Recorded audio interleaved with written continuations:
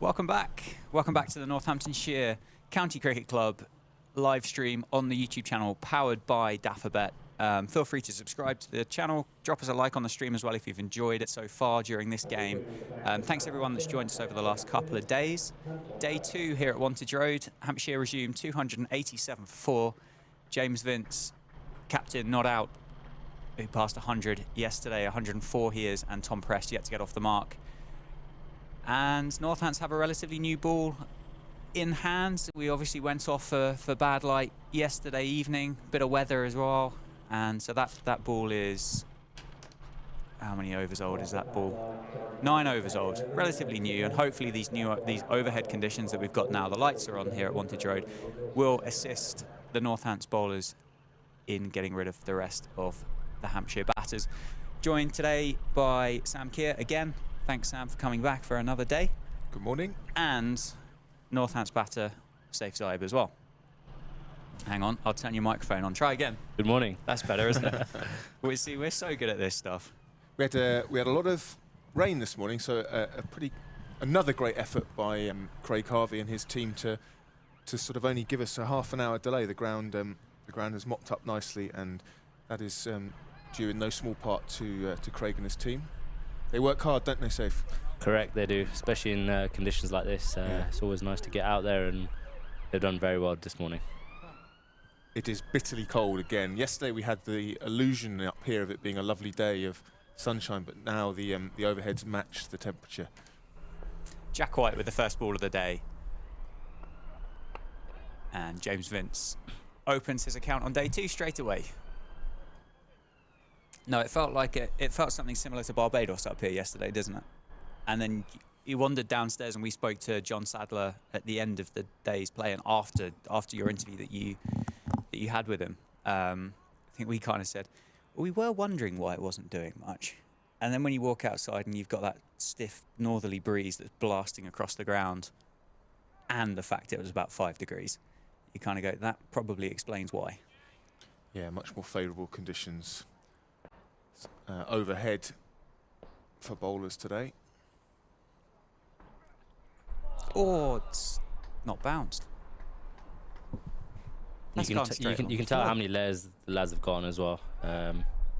They'll have packed extra layers today, extra skins, plenty of hand warmers. So I don't blame them. That shot through, didn't it? Not sure how that one's missed, really. That'd have been the perfect start to day 2 for Northants there. Caught Tom Prest off guard, that one. And that one's seamed away nicely as well. So promising opening signs from Jack White from the Lynn Wilson Centre. And how are you, Safe, anyway? Yeah, good, thank you. Was watching the live stream yesterday from the lads. Bit of a disappointing day in the end. A few obviously chances missed, but they'll be looking to make it right today. No, I think hindsight's a wonderful thing, isn't it? With the toss, and nice shape away from Tom Prest, again from Jack White. So a much more promising day or opening over so far from what we've seen. Yeah, John Sadler was saying he wouldn't necessarily have, hindsight is a wonderful thing, but he backed that decision to bowl first just because of we're close to the wicket that did so much last week. I think it would have been a bold captain, having seen what it did last week, to go, yeah, we're going to have a bat on this. I agree. To be fair, I think especially early on there was quite a bit being done with the ball, and Sando and Jack are very good exponents of the new ball. So, like I said, it was a bit unfortunate. Obviously, we missed a few chances, but hopefully they'll put it right today. Tom Prest opens his account with a 4 down to final leg off the final ball of Jack White's opening over. And have we got a bowler de-robing at the other end? It might take them a while if they've got as many layers on as what's safe as. Looks like Sando. Sando from the David Capel end, which is no great surprise. I thought the guys missed opportunities. We won't spend too much time talking about those. It's kind of pointless, isn't it, at this stage in the game? But I thought the guys did bowl a really, really good line and length through that first session. And it was one of those that, as we just said, the pitch didn't provide the same assistance as what it did the week before, but there was no discredit to the consistency that they offered up for the Hampshire batters. And considering so many runs was scored behind square, the run rate was still so low during that morning session, as James Vince gets off strike off Ben Sanderson's first ball of the day as well. I thought you got to give huge credit to James Vince and particularly Nick Gubbins. They played really well. I mean, Vince actually had to scratch a bit for his runs, which feels like a weird thing to say about James Vince, but Nick Gubbins looked incredibly organised and barely offered a chance all day. Against, like you say, decent bowling. They were never allowed to score runs freely, really. And with the drop catches, I have to remember 3 of them were the same batter. Oh, big appeal. Not much from Ben Sanderson and nothing from the umpire as well. I think that was certainly missing leg stump, maybe missing a fourth one there as well, but promising signs. Yeah, three from the same batter, and of course, if you get him the first time, then a new batter comes in against a newer ball. But actually, the other batters, the only other chance really was the Vince catch when he was on 25. I think I said 26 yesterday. 20 odd. Yeah. So whether it would have made a huge difference if Organ had gone in the, when he was on not very many versus 38. But you still want to take him, of course, just in terms of momentum and the kind of mood of the side and bringing new batters in earlier against a harder ball. But I think there's no doubt about that. This is so far has been a batter's wicket. Yeah, I mean Northampton, especially last couple of years, even if you look at like the T20 wickets, a bit closer to the centre, flat, quite flat wickets and quite high scoring ground. And I feel like when you get in as a batsman, you feel pretty settled. Early season, usually it does quite a bit, as you saw obviously last week and early on yesterday.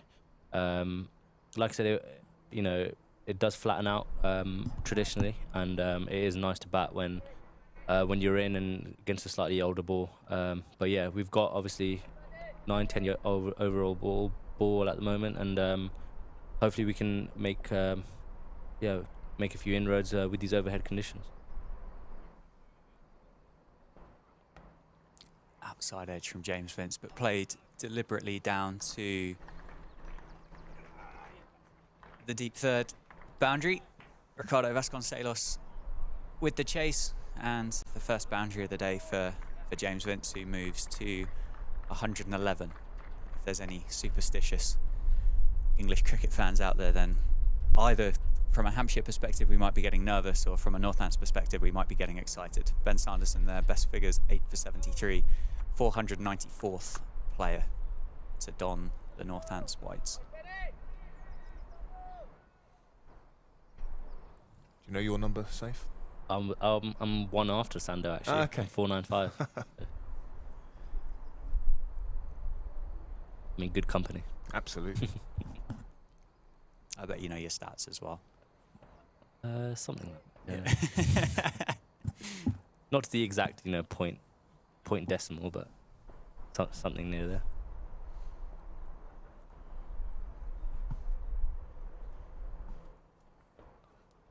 Ooh, short ball from Ben Sanderson. You don't see that much from Sando. No. So both Sando and Jack bowl, late 70s, would you say early 80s would be a fair kind of assessment?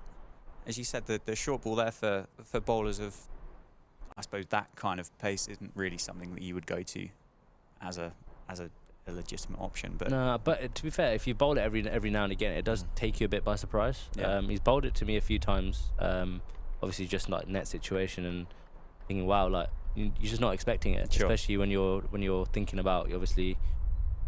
Your pads. He's trying to get your pads, trying to get you nicked off, and then all of a sudden there's a bumper at your face. It does take you a bit by surprise. Keeps you honest. Yeah. Jack White defended by Tom Press, picks up a single. If you are watching the live stream, you can get in contact with us here at Northamptonshire. You can tweet us at NorthampsCCC, or you can drop us an email, which is a new addition to the live stream. stream@nccc.co.uk. We had loads of emails yesterday, which was brilliant. Got a really, well, quite an unusual string of emails from Chris Tremaine's uncle, all the way from Australia, which was great. Told us about Chris Tremaine's childhood of sheep wrangling and other kind of sporting professionals in the Tremaine household, which was brilliant. We had people listening in from Cambodia, from Berlin, from Canada. So feel free to get in contact with us. Any questions that you might have for Safe as well. Safe's been brilliant over the first game and in these opening 9 minutes as well. Oh, played and missed by James Vince. So yeah, Safe, I'm sure, will be happy to kind of give an insight into the game from a professional perspective. Yeah, for sure. More questions the better, really. Yeah, we'd love to hear from you, and take this opportunity to ask Safe anything within reason. Correct, within reason. Yeah, we reserve the right not to answer them, I suppose, but we can always put them to him. It's interesting about Ben Sanderson's sort of surprise bouncer. I think James Vince is the kind of batter to bowl it at as well. He does like to take it on, and we saw yesterday things could have been very different if Chris Tremaine's bouncer, which he top edged down to fine leg, had been taken. Worth seeing if he fancies another dip. Yeah, for sure. I mean, it's definitely obviously like someone like Sando or Jack, and Chris bowled it very well. It's because he obviously comes from a slightly skiddier sort of point of view, Trem. So it makes it a little bit tougher to sort of line up as a batsman. James Vince down the crease, outside edge once more, straight down through the gap in between second slip and gully, and James Vince picks up another boundary, which brings up Hampshire's 300 off 91.4 overs. Yeah, using his feet to negate any movement through the air, which we saw plenty of last week, didn't we, from both Northants and Middlesex batters to combat those challenging conditions. I had a chat this morning with Gus Miller, who you were down in Newport with during the week for Northamptonshire's second 11, and he was commenting just how much the ball was doing off the seam as well at Newport. So it clearly wasn't a unique experience for batters here last week. No, it was definitely a challenge. Obviously, finished in 2.5 days, and one of those days was actually rained off. So. Yeah, it was a challenging sort of club wicket, and yeah, we got away with the win in the end. I think we had them 50 for 8 in the second innings, so and only like 20 odd to win in the second innings. So it was yeah, it was a nice couple of days off, which is always nice.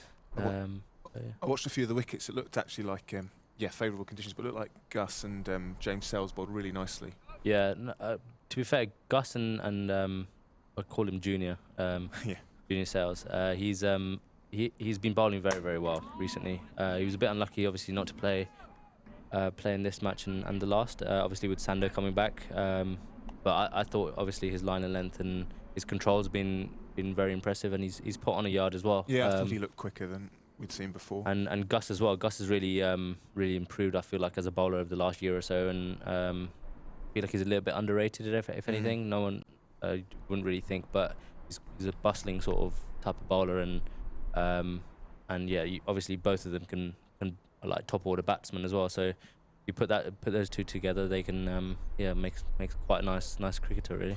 You can tell they've been spending time with Sando, because they like to bowl wicket to wicket, don't they? Yeah, I think. Well, the funny thing is, obviously, like last week when we played, this week when we played, literally the team chat was just ball straight. Yeah, so it was just amazing. It was barely a catch, was there? No, I think. Chance! Wicket. Ben Sanderson picks up the first wicket of the day. Tom Press goes for 5, caught at second slip, and Northants are hoping that's the start of a roll. Well, barely a catch in the twos, but one straight away in the slips. That's a fantastic start for Northants, just after Hampshire got their second batting bonus point. And yeah, it was always going to be a stiff examination for Tom Prest against this attack in just his 4th first-class game. But well done, Hassan Azad. Is that commentator's curse, you reckon? Or And is I think it's a commentator's gift. I think that puts you 2 from 2 now as well. I can't remember who you stitched up last week, but you picked up one of the Middlesex batters, didn't you? You can add. Was it Tom Holden? I think it was yeah. Max. Yeah. That's right. I think if you keep going, you'll start getting assists, I think. Did you see that clip on Twitter yesterday of the commentator cursing Ali Orr down at Sussex? I did see that. Yeah, Great. I did come across that. If it helps us, then Yeah, absolutely. more the merrier, really. We'll keep our mouths shut when we're batting. Correct. Absolutely. Ben Brown, the new batter for Hampshire. Very, very experienced cricketer, averaging 40 in first-class cricket. Only a couple of runs away from 9,500 first-class ones, which I'm sure Ben Sanderson will be doing everything he possibly can to make sure he doesn't get those 2 in this innings. And obviously scored that 95 against Surrey last week in the defeat at the Oval as well. The other thing we were talking about on the emails yesterday, when the runs were being piled up a bit and we were trying to sort of ease the pain a bit, was when fans have met cricketers in the wild, in circumstances they wouldn't have expected to necessarily see a cricketer, i.e. away from grounds. And I didn't actually get a chance to read out Joe Murray's.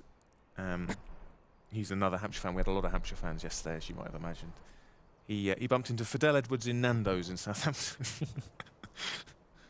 So thanks Joe. If you've met any cricketers out and about, then keep them coming in. But Nando's is a popular one, isn't it, with cricketers? They seem to love it. Yeah, I actually have a funny story. I met Joe Root in Nando's just randomly.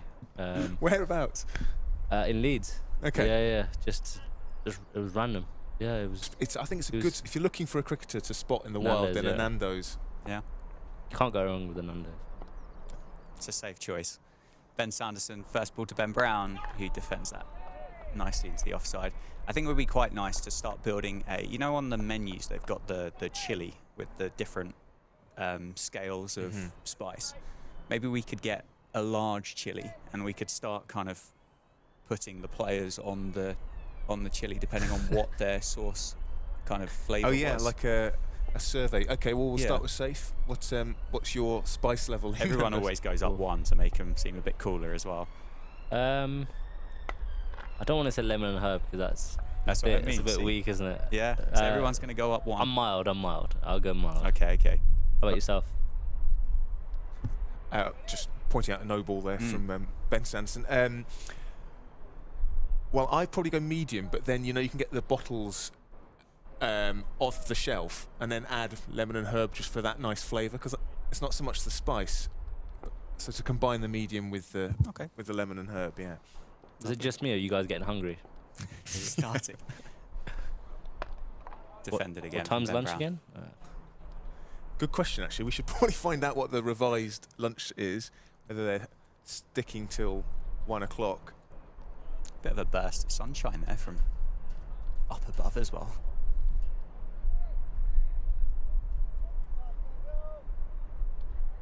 Have you got a local weather forecast that you can share with the viewers today? I can have a look. I don't know whether, as a Northants man, you've spent time looking at the clouds and think you kind of know which way things are coming in. I'm not the best at that, to be honest. No. Short ball from Sanderson again. What about you, Dan? I'm a mild guy. I'm not even going to try and pretend that... And what about your Nando's? Hey, I'm not even going to try and pretend to be cooler than that. I'm a pescatarian, so I only have the halloumi thing anyway, so I can't really claim to be a real Nando's aficionado. But sometimes you don't have a choice especially when you're with cricket people. And that is Ben Brown off the mark with just a single. To be fair, there's not many Nando's or some of the restaurants that we actually go to when we're away that are actually halal as well for like someone like myself. And yeah, like going to a Nando's and getting a nice vegetarian, I can't remember what it's called, like sweet potato or something, and wrap. It's just unbelievable. Especially you get used to it after a while, but yeah, it's unbelievable. Happy Eid. Thank you. And to everyone who's watching who might be celebrating Eid.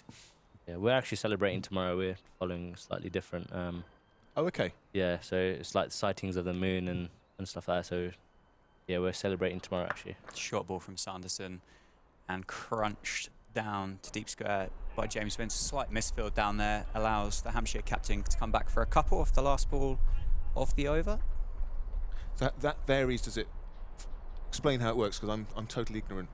Yeah, well, so a little bit. Obviously, don't know the full ins and outs, but it's sort of goes on sightings of the moon. So, sort of we've got our own local mosques that we sort of follow, and our local mosque didn't sight the moon last night after sunset. Yeah. So we're not celebrating Eid until Saturday. Okay. And then some Muslims and mosques, they follow the Saudi people, and how they whenever they sight the moon, and they're obviously celebrating today. So it's a little bit hard to explain at times, and but can be it's tough different sects, is it? It's not different sects. It's more like sort of sometimes it's just sort of which like mosques and stuff you follow. Okay, got you. So it's not really different sects or anything. It's just more who like we just go with what the local sort of people say, like rather than just reading about it on Twitter, and some people do it this way, but we just follow our sort of local. So it's whether that particular mosque sights the moon itself rather than understood. Yeah. That's interesting. Yeah. Thank you for explaining. Yeah, I'm not sure 100% sure if I've explained it 100%, No, but I've explained it the best way I have understood. You've helped us too, that's for sure.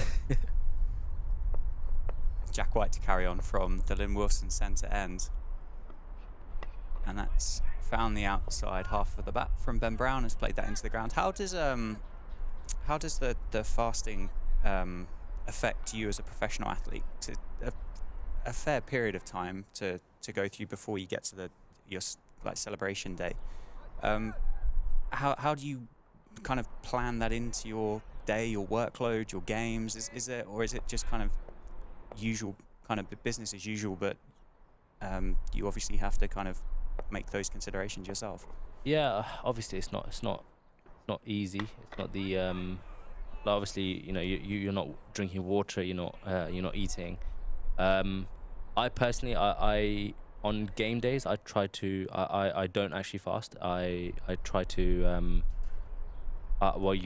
if you miss a fast, basically you have to make it up at the end. Okay. So I've got a few days to make up sort of straight after Ramadan ends, which is tonight. It's not easy. I've done it in quite a few training sessions, and I do it to all sort of training sessions, and it's not easy, especially when you've got like a running session or a gym session. But it teaches us discipline, and teaches us discipline's the main thing that obviously it teaches us, and it's not easy. It is hard, but you just get on with it, and there's a lot more to life than just cricket, especially for someone like myself, and I've this year whenever I have fasted, I've tried to make the most of it. Defended by Ben Brown once again. Well, genuinely thank you for sharing, and thank you for explaining. What will the celebrations entail tomorrow? Well, I'm actually not going to be at home. So for the last, ever since pretty much I've started playing for Northampton, so I've never actually been at home for Eid, which is actually a little bit of a bummer, really. Yeah. Because it's usually just a day you spend with your family and just eat loads of food, and nice. A lot of fried stuff, which is not good. I'm kind of glad I'm not there for tomorrow. But it's run out chance. Oh no. Well worn by Ben Brown to save the overthrows there. I think you heard him say "ow" on the effects mic. That was great. On the fleshy part, I think. That's not what you want in this weather. No, that's gonna. No, don't rub it. I think is what people say, isn't it? Correct. Yeah, sorry, Saif, you were saying. Yeah, so it's I'm not going to be at home tomorrow, unfortunately. It's just sort of you have your Eid prayer. I think it's usually about 8:30 in the morning at the local mosque, where just everyone just sort of comes, and then you just sort of go to people's houses and just eat loads of food, and it's just a really like happy and sort of joyous time for us. And and then you just, like I said, just eat loads of food, and you just because obviously, you know, you have 30 days of when you're not fasting, sort of, where you're fasting during the days, and it can be a bit of a weird feeling at times for quite a few people eating at like 10 o'clock in the morning. Of course, yeah. But then again, you're eating, it can be like something really like fatty, or just like a trifle, or, you know, a lot of sweet stuff at like 9:30 in the morning, and it's just like, what is going on? Yeah. So, but yeah, it's just a really happy and joyous time, and just sort of time that we get to spend with your family and stuff like that. So yeah.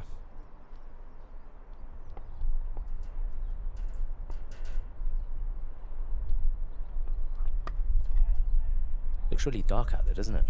It really does. Yeah. We haven't quite had the windows tinted yet on this side, which I think is probably proving our benefit on a day like today, but it does look very dark.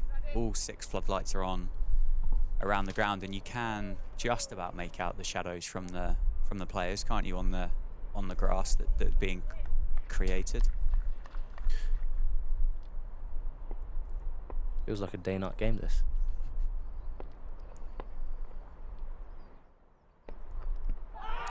LBW shout again from the slip cordon, but no interest from Ben Sanderson, and no interest from the standing umpire either. I think that one was sliding down, but yeah. Nice to see Jack White and Ben Sanderson challenging the new man, Ben Brown. Well, you'd think if Northants can take another couple of quick wickets, particularly if they can get Vince, if they could keep Hampshire to, optimistically, 350, 370, then you're not out of the game, especially if you can score at a slightly quicker rate than Hampshire have been. That's just over 3 at the moment. It was under 3 for much of yesterday. Having said that, Abbott, not going to make it easy. No Barker, which offers perhaps a bit of relief at one end, but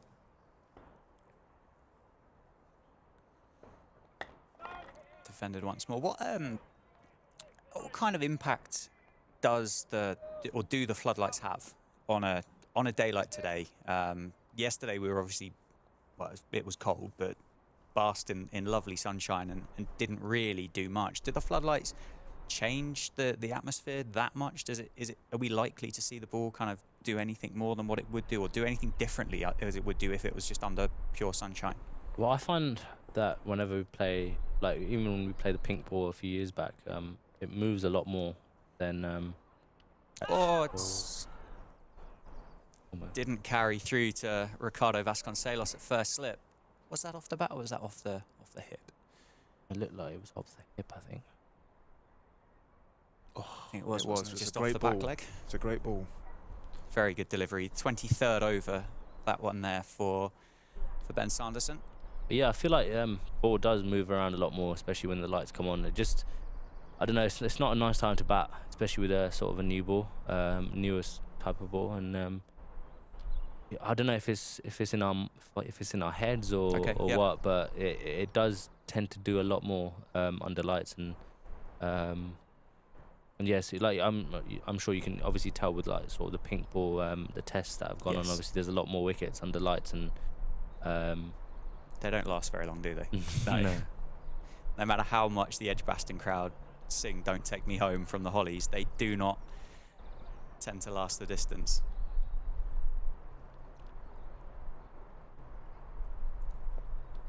Jack White to James Vince. Defended once more. Safe, we've had our first question, and it is on the topic of food. We've discussed Nando's and we've discussed the Eid feast, but this is slightly different. This is from Jolly767. Can I ask Safe what the team typically eat/drink at tea? Surely not cucumber sandwiches. And we are going off for a bit of rain. Well, that came quickly, didn't it? It certainly did, didn't it? I didn't want to say I thought I might have noticed something, but on come the covers, off go the players, out go the stumps, and we're going to have a little bit of a break here. It does look like there's a bit of a break in the clouds. Yeah, I'm not sure how long this will be. On. Are you happy to stay and chat, yeah. Safe? Yeah. Whilst we've got a few questions.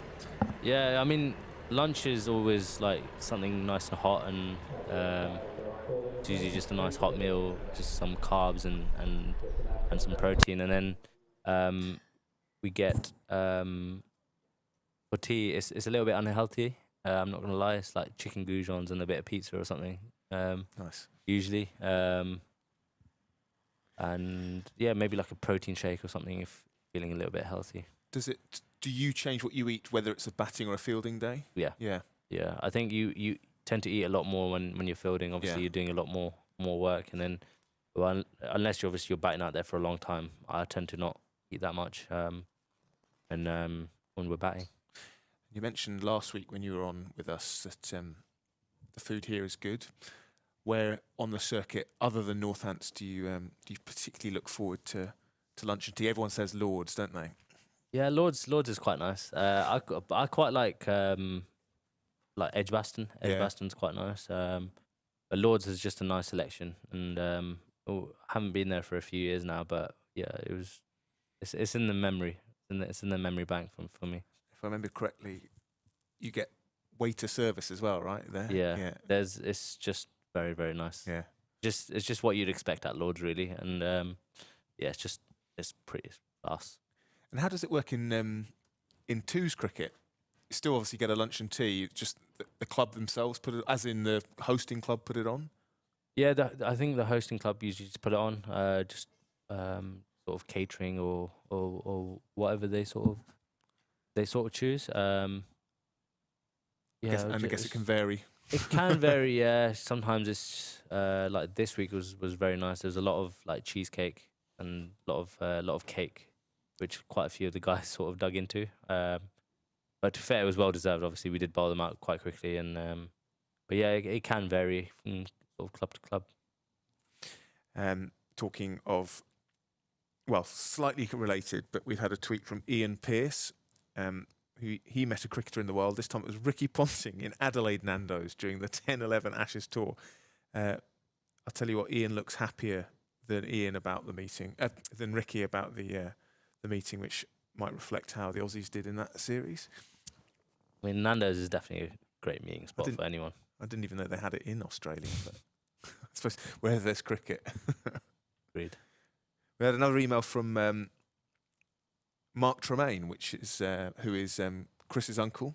He's out in, well, he says Sydney, but I think the family farm is in a place called Yeovil in New South Wales. And he says, greetings again as we close in on 9 p.m. here in Sydney. Playing cricket in 8 degrees weather is not something we experience in this part of the world that often. Have you done a winter away? Yeah, I went to New South Wales, nice. Albury, Yeah. Albury Wodonga, when I was 16, 17. So What an experience. it was pretty cool. You learn a lot about yourself. I was out there for 6 months, and it was just great cricket and just great to be pretty much by myself and sort of experiencing that part of the world. And what about your game during that time? I mean, the standard of grade cricket, people talk about it being pretty intense, sort of the most intense club cricket you can get. Would you agree with that? Yeah, it was pretty intense, especially for a 17-year-old going over there.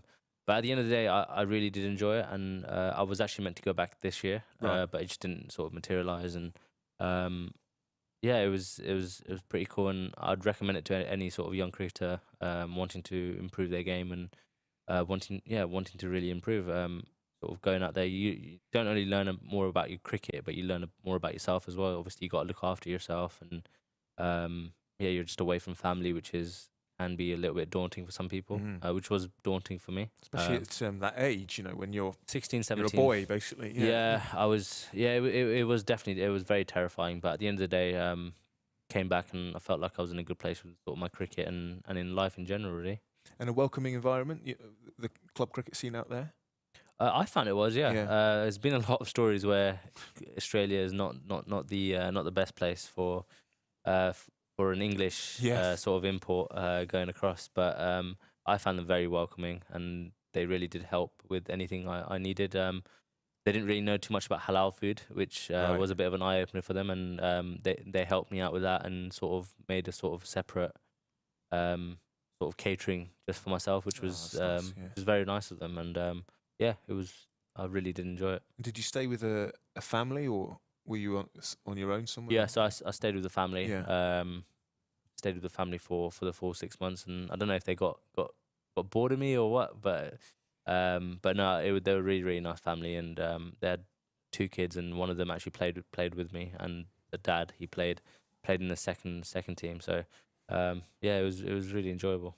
And what about your cricket? Did it go well? Cricket wise, I did okay. Yeah. I played a lot of cricket. They do like regional stuff out there as well, so I went did like a bit of that sort of midweek. Every Wednesday, Thursday, I used to play a game, and then there was a festival as well in Melbourne, which was quite cool. But yeah, it was just sort of playing cricket every day, which was the reason why I wanted to go out there. And yeah, just sort of finding your own motivation to sometimes like go to the gym. Like, we're quite lucky here where you got people to like, okay, you got to do this. But out there, I just felt like, finding that motivation by yourself to do stuff in the gym and stuff like that really did put me in good stead. And you sort of see stories where, or nowadays you see video clips of suddenly, Josh Hazlewood's turning out in grade cricket. Did you come up against any sort of big names during your time? No, I didn't. Andrew McDonald was actually meant to be playing for us, but he had like an Australia A, coaching gig. Obviously it wasn't that important, but he did come to watch a few matches. Played against Darryl Tuffy. Yeah. I think he played for New Zealand. Yes. Yeah. Played against him, and I think he's actually the coach of the team that I'm playing that I played for now. I played against like some good quality sort of like few like New South Wales like under-19 players and stuff like that. So no, it was very, very positive sort of experience for myself. Feels like a rite of passage for a lot of sort of young cricketers to go on that first winter away, and certainly better than the indoor school, right? Much better, yeah. But the thing is, you're playing cricket at the end of the day, and you're playing cricket in nice weather and sort of outdoors rather than indoors, and just sort of with the Merlin machine and stuff like that. So it's just sort of playing cricket for as much as you can. Like I've been to Australia, like I've been to Pakistan a few times, just sort of just play out there. Been to South Africa. I'm quite lucky. Like sort of I've been to all these places. So you played club cricket in Pakistan. Yeah, that must have been a great experience. Yeah, it was pretty cool. Actually, like first time I went out there, I played with like Shadab Khan. Yeah. Because me and him like sort of same age, and pretty much like grew up playing with him out there. I went when I was like 14 or 15, and I played with him, and they love it out there. You've got so many like sort of net bowlers, and you're literally playing cricket every single day for however many hours you want. I was meant to do schooling out there, but there was not much of that. So yeah, but that's right. Because so your dad sent you to go to school for a year in Pakistan. Is that right? Yeah. So I was meant to go to school, but I was. I don't want to tell him, but I was kind of bunking it off for a bit of cricket. But hey, it's turned out all right in the end, right? I guess so. But yeah, he shouldn't. Hopefully, he's not listening to the live stream right now. But was that a daunting experience? No, because I've got quite a bit of family out there. Yeah, like my granddad, grandma. I've got a few aunties and uncles out there, so just stayed with them, and it was really cool. Just sort of playing cricket and playing with people who loved cricket, and it was just a really, really cool, nice experience. And I've every time I am free, I do go over there and play cricket. Yeah. This year I struggled a little bit, but the year before I went out for a month. So just sort of. It's great just to play some cricket, really. And how do you compare the sort of club cricket environment of playing in Pakistan versus New South Wales?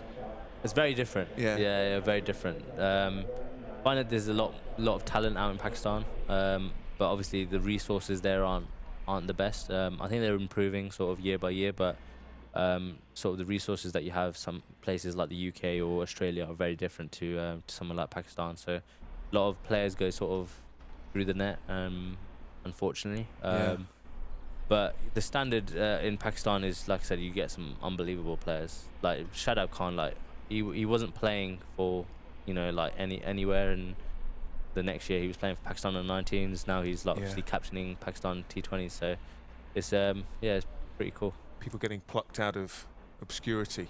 Yeah, like you hear loads of these stories, sort of players that have like with taxi drivers or something like that, and all of a sudden out of nowhere they have like one net session, and then the next session they're like PSL like tryouts and then next thing you know they're like just like superstar. So it's it's pretty cool how players like that can actually come out from there.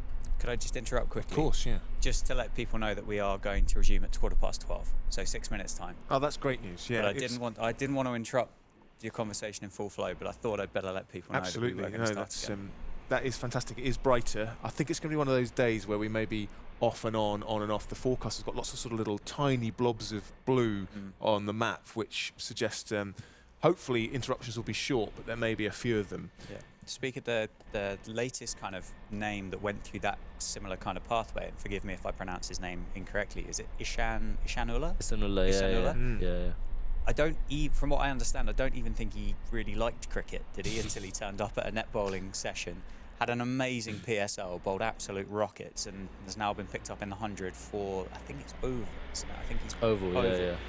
Which, as you said about the story of taxi drivers, factory workers, and everything like that, is quite a ridiculous pathway. So it's funny. So last week we were playing in Leeds in Wheatwood, and we were just out with some of the lads, and in came a few of the Yorkshire sort of coaching staff. Otis Gibson was there, so I was at the Superchargers with him last year. So obviously we had a little bit of back and forth, and I just asked him, like, obviously he was with the Multan Sultans, which is where Ishanullah sort of came through last year, and he said honestly it's an absolutely amazing story. Like, he literally just came out of nowhere. He'd never played, like, he'd just been playing like a little bit of like tape ball cricket, and he was raw as anything, and he literally didn't know what a run up was or anything like that. He just used to run up from wherever, and but he could bowl like 140, 150 like consistently. And Otis, he doesn't want to like give credit to himself, but he said that obviously he worked on like run up and sort of having a little bit of more clarity in what he was doing. And yeah, like now look at him, like he's probably one of the fastest bowlers in the world, and he's hitting people on the head for fun. And yeah, like obviously with the 100 and stuff like that, he's becoming sort of a household name very quickly. Yeah, well, he had such a good PSL, and yeah, like you say, he's, I think, Oval Invincibles in this year's 100. Yeah, fascinating for people to see him in the flesh over here as well. And it's so interesting what you say about, well, you described it as resources, but also structures of cricket. So in English cricket, it feels like there's quite a rigid pathway to the pro game, whether that's, through, well, I guess initially club cricket, and then your county spots you, and then you're in the academy and the age groups. And people slip through the net in a different way in that system. But I guess in Pakistan, what you're describing is that you can have people who are bowling at 95 miles an hour, because they're, just playing tape cricket with their mates or in tape ball cricket competitions, that sometimes they can slip through the net that way as well, and it takes that bit of chance and luck for someone to spot the talent. Yeah, I mean, here we've got such a nice structure. Sort of, if you want to get into the pro game, you do well in club cricket. There's academies, and unfortunately out there there's not really that much. It's sort of who you know and the contacts that you have, and unfortunately for some people they just don't have the resources to sort of even try out or get from one place to another, and it's a little bit sad, but I think people, the structure and stuff like that over there is sort of slowly improving. I think they've cut back on the amount of teams that they've got out there in terms of first class cricket, and to sort of have a bit more of a rigid structure for up and coming players, and hopefully we can get more players like Ishanullah sort of coming through. I mean, you saw people like Haris Rauf and Naseem Shah. These guys are like 23 and under, and Shaheen Shah. So these guys are world beaters at that age, and you can only imagine with the other, however many players there are still out there that haven't actually been picked up. Yeah, and I guess the flip side is, actually, if you sometimes leave people to do it their way, then yes, they might be unorthodox in their technique, but the raw material is still there at 23. Whereas sometimes I think you can almost overcoach youngsters, and if that would be a shame if that was lost in a system where, if there's more and more modelling of players from a young age. If you then lose the kind of rough diamond that comes from nowhere and does it his own way, but does it. Yeah, I think, well, someone like Isanullah, he's raw for a reason, and you know, like obviously if he was, you know, told to like bowl like a certain way when he was a bit younger, maybe he wouldn't be as, you know, exactly as he is now. So but at the end of the day, like you do need a structure and sort of a pathway to sort of go through, and sure. And hopefully things out there do improve, and yeah, so hopefully we can get more people like that, and hopefully they play for Northampton and take many wickets. There's something I think the English game could learn from that approach, though. Like those almost talent camps, aren't there? I think from my understanding anyway, I was lucky enough, I went to a Peshawar Zalmi one last year, not to try out, but to kind of experience it. I did get to bowl at Inzi. I didn't get him out. But anyway, that's by the by. But I think not even run out. Not even run out. No, I wasn't even good enough to do that. But I think those kind of opportunities, those kind of talent camps, they could genuinely be something that we could see clubs, franchises, teams, etc. kind of start doing a little bit of a roadshow for. But then I suppose on the flip side to it, there is an abundance of cricketers that have gone through pathways and academies and youth systems and everything like that, isn't there, to potentially English cricket to turn around and say, we don't really need to put them on anyway.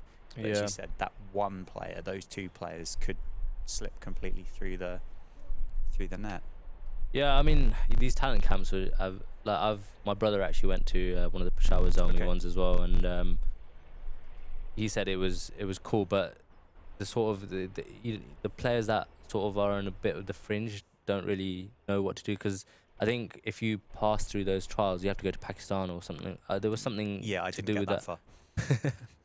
But yeah, there was something to do with that, and obviously people, you know, someone like my age, you know, they're working for a living and they don't have the time to take a couple of months out and go to Pakistan, and so it is a little bit unfortunate. But obviously the pathway, you know, in the UK, I think is the structure that we have. I feel like is good enough that if a player was good enough, sort of they can push him through, and you know, there's second team cricket opportunities, and you know, there's even like we've had so many, like someone like Sando obviously, and Gleeson and you know, these guys you've sort of Jack White, I mean you can name, I can name loads, like sort of who've come through and, you know, through the minor counties and sort of bit of second team cricket and straight into sort of first class, and you know, you hear these stories sort of everywhere, and I think if we were to ever lose that, I think that would be a big shame.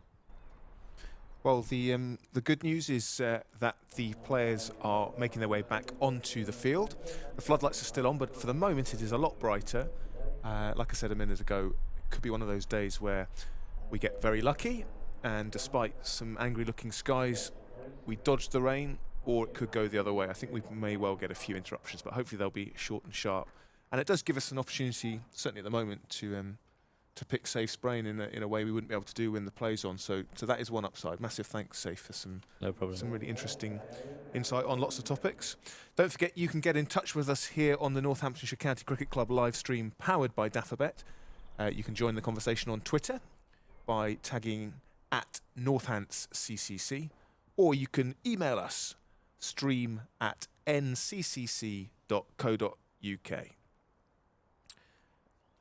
So we'll be resuming with Hampshire on 309 for 5 in their first innings, having just reached the 300 mark and picking up a second batting bonus point. James Vince, 116 not out now, and Ben Brown, the new man, after Tom Prest was dismissed for 5, well caught by Hassan Azad in the slips off Ben Sanderson. He went for 5, and now Ben Brown is there on 2. It will be James Vince that takes strike. And from the Lynn Wilson centre end, with 5 balls of his over remaining, it is the man we were just talking about, Jack White.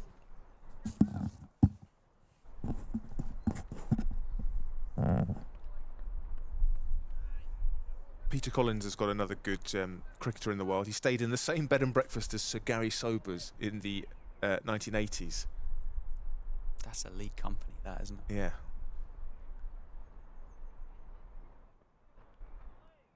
Yeah, imagine it must, I mean, what Sir Gary was doing in a B&B, I don't know, but keeping it real.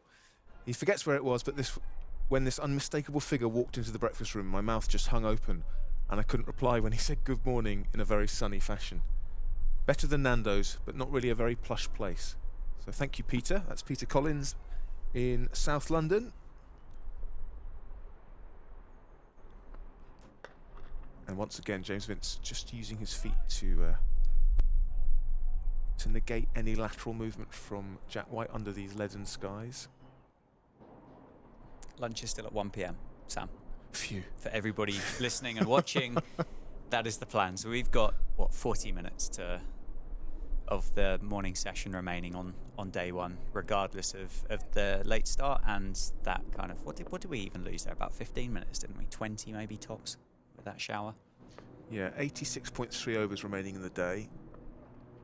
Oh, that's it. a trademark Ben Brown short arm pull. He doesn't get hold of it, and it ballooned up off something, but safely away from Luke Proctor, who's at mid-wicket. It's gone nowhere, isn't it? Yeah. See Ben Brown play that shot a lot. Brings him a lot of runs. Yeah, he gets very deep in his crease, doesn't he? Mm. And he sort of almost shovels it sort of through that square leg area. He's played well in recent years at Northamptonshire. You must know him quite well as well, don't you, from your from my Sussex previous days, yeah. Previous jobs? Yeah, I worked closely with him when I was the media manager at Sussex. And any tips on how to get him out? Probably asking the wrong person. Right. Well, based on what Safe's just said, you probably want to be targeting his pads, but he's pretty good off those as well. Or maybe he does play quite forcefully, maybe look to nick him off, but I really feel like I'm not the person to ask. He is very good off the back foot. But yeah, his scores of, since 2019, scores of 156, 60 not out. These are scores of note. 46, 39, 95. So in 10 innings, he's scored 250s and 100, and he's averaging 54.12. Yeah, he's a very annoying bowler to sort of batsman, sorry, play against. Yeah, I feel like you can get him out, but he just sort of he always finds a way to score runs. Nuggety, isn't he? Sort of. You're never going to say, "Oh, what a lovely player to watch," but he gets the job done. Was a lot of runs. Yeah, he scored 95 at Surrey last week to get Hampshire out of a lot of trouble in that first innings. And he has got his 9,500th first-class run today as well. Yeah, he's a determined guy. Plays the game hard. He's lovely off the pitch. I really enjoy Ben's company when I catch up with him.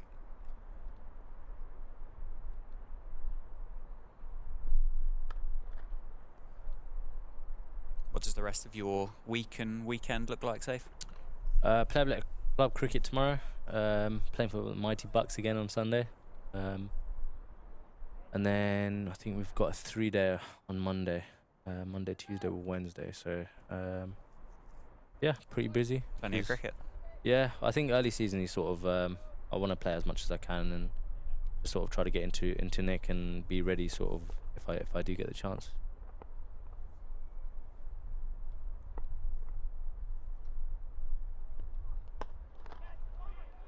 Oh, and Ben Brown nearly sends James Vince down the river. With he set off for a single. James Vince obliged, but the change of mind came pretty quickly. But luckily, James Vince, from a Hampshire point of view, was able to turn without incident and get back. Gareth Berg having a little bit of a warm up at Gully there. A few looseners. Might be seeing a bowling change in the not too distant future. Do you feel with your batting, and I guess you can only speak for yourself personally, could you bat every day if you wanted to? Like, would you find that beneficial, or do you need kind of a day or 2 days off to reassess your thoughts or whatever that might be? Or if you could bat every day, would you? I guess would be the question. Probably yes. but would it help me? I think I'm not sure.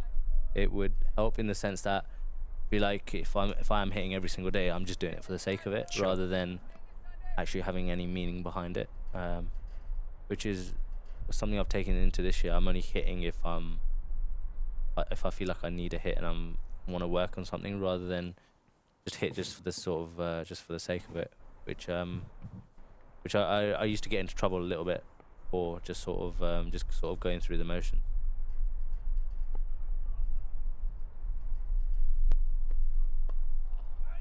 Like, it's funny, like every time I go home, my dad's always like, "Oh, you fancy a net, fancy a net." And yesterday was the first time I said yes to him. I reckon in about last 6-7 months he's been pestering me. He's like, "Oh, you want a net, you want a net." Yesterday was the first time, and I just, yeah, like first 5-10 minutes I was fine, and then I just wanted to just like be like, "All right, I'm done now." Like, so. Does he dog stick to you or does he bowl to you? No, he dog sticks. Yeah, he dog sticks. So he might have been taking this really personally over the last few months. That Safe's going, "Nah, I don't fancy it." Yeah, I mean, thing is, good dog sticker as well. No, he's No, not very good. he's not very good, unfortunately. Like I said, hopefully he's not listening. But yeah, Just had an email, Sam, from Safe's dad. Yeah. I'm gonna say I'm getting a call.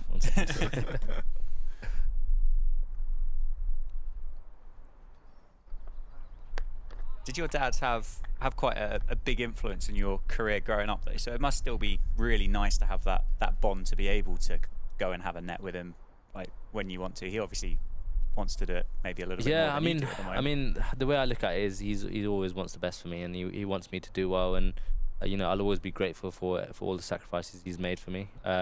Just sometimes it can get a little bit too much. I actually mentioned him on Sunday against for Bucks, actually. Scored I just scored 50, and all I could hear from the boundary was like, "Calm down now, calm down." And I was just like I'm 24 now, and for the last like maybe 6 years he's just sort of left me alone, and I actually spoke to him about yesterday with him, and I was just like, "Look, you got to stop doing this," because the last thing I'm thinking, the only thing I'm thinking about is, I can't get out here because my dad's gonna grill me, and I'm just like, I spoke to him and he didn't take it very well. Shout for LBW, but I think going down past leg stump stifled appeal, really. Yeah, he didn't take it very well, unfortunately. But bless him, like he only wants the best for me, and he wants me to do well. So yeah, that's all. Sort of his intentions are good, which is the main thing. If he didn't want the best for me, then it'd be a little bit standoffish, but he's been pretty cool, so.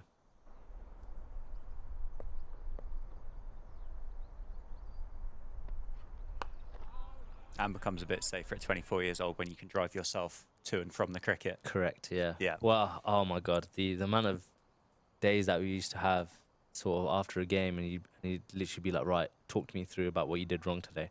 And I was just like, all I want to do is just close my eyes and just like sort of, and the drive back home after a game of cricket where you haven't done too well is not very good.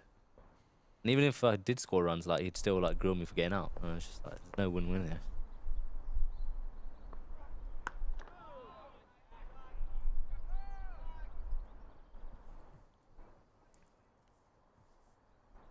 He still plays as well, which is he's still got that love for cricket, and he comes to watch quite a few like the T20 games whenever he's free. So yeah, his love for cricket has always been there, which is nice for someone like myself to have that sort of support. Yeah, and I guess for all the sometimes when it's like, "Dad, give me a break," I guess he's pushed you to get to where you are. Correct, yeah. Big shout for Looks LBW. out, That looks better. Safe likes it. So does Jack White. But unfortunately, for Northamptonshire, the umpire doesn't. He was certainly back in his crease. Ben Brown. Oh, That's out there. I'm giving that. difficult to see what was wrong with that. I guess the umpire thought it hit him outside the line, but on replay, that look pretty adjacent. And like Saif was saying, Ben Brown does back deep in his crease. Yeah, difficult to argue against that one. Deemed to be not out by the umpire, though. Adjudged. Yes. No offense to Ben, but he's like myself. He's not the tallest No, exactly. of. And He's not James Vince, where you can sort of you can say height was a bit of an issue, but. We were saying yesterday, Jack White this season has been the unluckiest man in county cricket, we think. I think last year he was as well. I mean, I was speaking with him earlier on, and he was like, "What do I need to do to take more wickets?" And I was like, "I don't have an answer for you, to be honest." Like, I mean, to have the same batter drop 3 times off your bowling, 2 in and over. Yeah, it's tough. It's tough. Doesn't help that he's the grumpiest man in the world as well. So. Whoa. Well, I can sort of understand why. Accusations going I can understand why when he's not had any luck. Apparently, we were told that his GPS trackers had him doing 24k yesterday as well. So was that after the drops, and he was just sort of doing a few laps? Well, there was that, and then there was also having to go from fine leg to the right hander, fine leg to the left hander, down in front of us here at the Lynn Wilson Centre End, where it's a long walk from one end to the other. Yeah, I think it was 1.5 kilometres on the wheel, kind of, after the third drop. John Sadler said he thought he was just going to walk off. Bless him. This is good from Northampton, though, because they're just making it hard to score runs, as they have done really all game.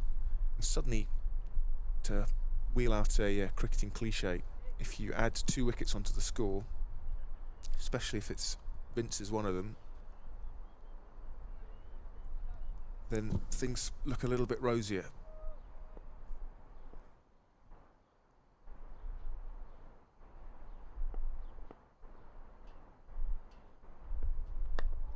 Yeah, Liam Dawson's the next guy carded for Hampshire. So they come at you quite hard, this Hampshire lineup. There's not an easy, doesn't get much easier, does it? As you said yesterday, with the amount of runs that were scored last year by Hampshire, with the hundreds that were shared amongst the batting lineup, the averages that you spoke about as well, is probably, with all due respect, until you get to Mohammed Abbas, where you get to that kind of stage, you go, oh, we're in the tail now. I mean, even with someone like Ian Holland and at 9. Yeah. This game, obviously Fuller would be at 8 usually, but Ian Holland, he opened last year, didn't he? He did, yeah. Yeah, he did. So. Well, I think the stat last year was 7 of their 14 championship players averaged 30 with the bat, and 10 of their 14 averaged 20. Wow. At least 20. So, yeah, they keep coming. Which is why...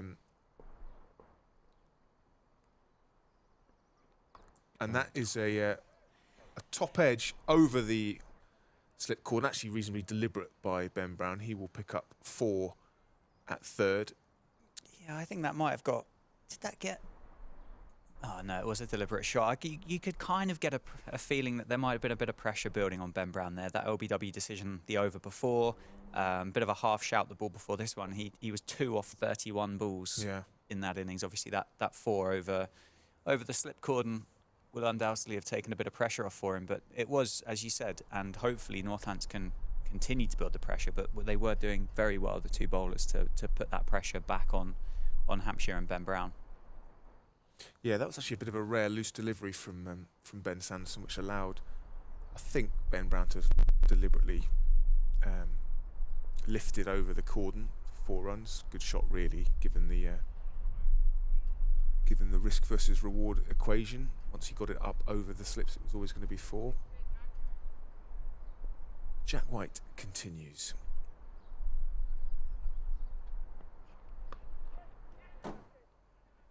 Bit of shape away, isn't there, for Jack White this morning from the Lynn Wilson centre end. Looks like he's getting a bit of movement off the seam that we didn't see yesterday. He's bowled very nicely this morning, Jack. Being a little bit unlucky not to get a few more wickets, but I said to him this morning that wickets will come. Like, sometimes they'll just come in clusters, so hopefully he can get a few of them. change in the field with an extra man now on the onside. And that one sort of tails in at Brown, which might explain this change in the field. Jack White perhaps turning the ball around in his hand and looking to bring it in to Ben Brown, especially after seeing it whack into his pads in his previous over. So we have 2 slips, a gully, a backward point, an extra cover, a mid-on, shortish mid-on, mid-wicket, square leg, and fine leg, deep fine leg. I think that also reflects Ben Brown's favoured scoring areas, tucking it into the onside or pulling it round the corner. But yeah, Jack White definitely now looking to bring it into the right-handed Hampshire wicket-keeper.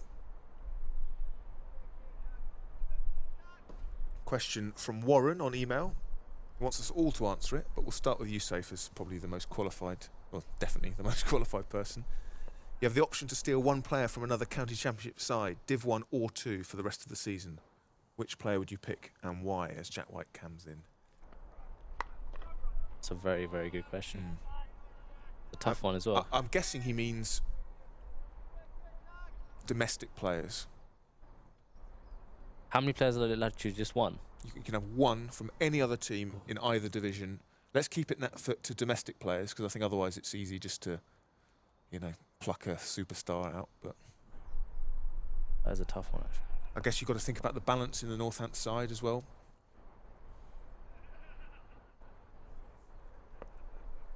Might have to give me a second. Yeah, actually. of course. You have a think as well, Dan? Yes, I've got a name. It's a great question from Warren. Yeah, go ahead, Dan. So, Chris Tremaine obviously goes off, doesn't he, at the end of this game? So, straight away, I'm thinking bowler. Yeah. And we're talking domestically. I think at the moment, I think Ollie Robinson. Not going to see much of him, though. Good point. Can I change my answer? Daniel Worrell. Yeah. That's qualifies as a local player. Yeah. Yeah. I think he's facing him last year. He was very, very, very, very good. And obviously he does it every week in, week out. And as a Surrey have got a very, very good local player on their hands, really. Yes. Surrey through and through, brought up through the ranks. Through the academy, through the age groups. I'm sure there's a Surrey somewhere in Australia. Almost certainly. Yeah. Sam Cook, Jamie Porter would be very 2 obvious choices, wouldn't they? One of the steal is a nice word as well. It's kind of like we'll just come and take you away. Yeah, exactly. Someone like Sam Hain at Warwickshire. He's not the worst player. No, scores a lot of runs. He's had an outrageous start to the calendar year as well. He is very, very good. He's improved a lot in sort of the T20 stuff last year or so, hasn't he? Really taken off in that as well.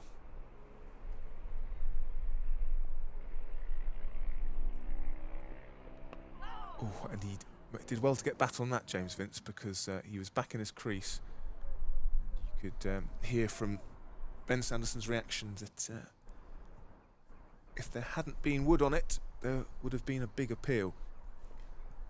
2 longer spells from the 2 today, isn't there? That kind of little rain delay has helped extend those, but nice to see Luke Proctor and Northants sticking with their... Yeah, nice attacking field to Ben Brown as well. Not giving him any freebies. Oh.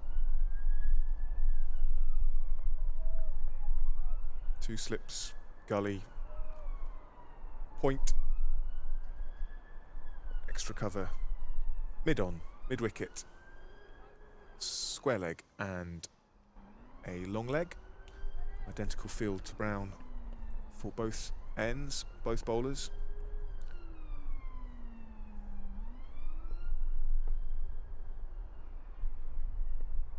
Oh, and ball that tails in. Brown looks to dance a couple of steps down the track and whip it through the onside, but he misses it entirely. And that man Jack White doing the fielding once again. Exactly. Adding to his. So that was giving us leg byes, was it? It was. Yeah, it came off his leg. Okay.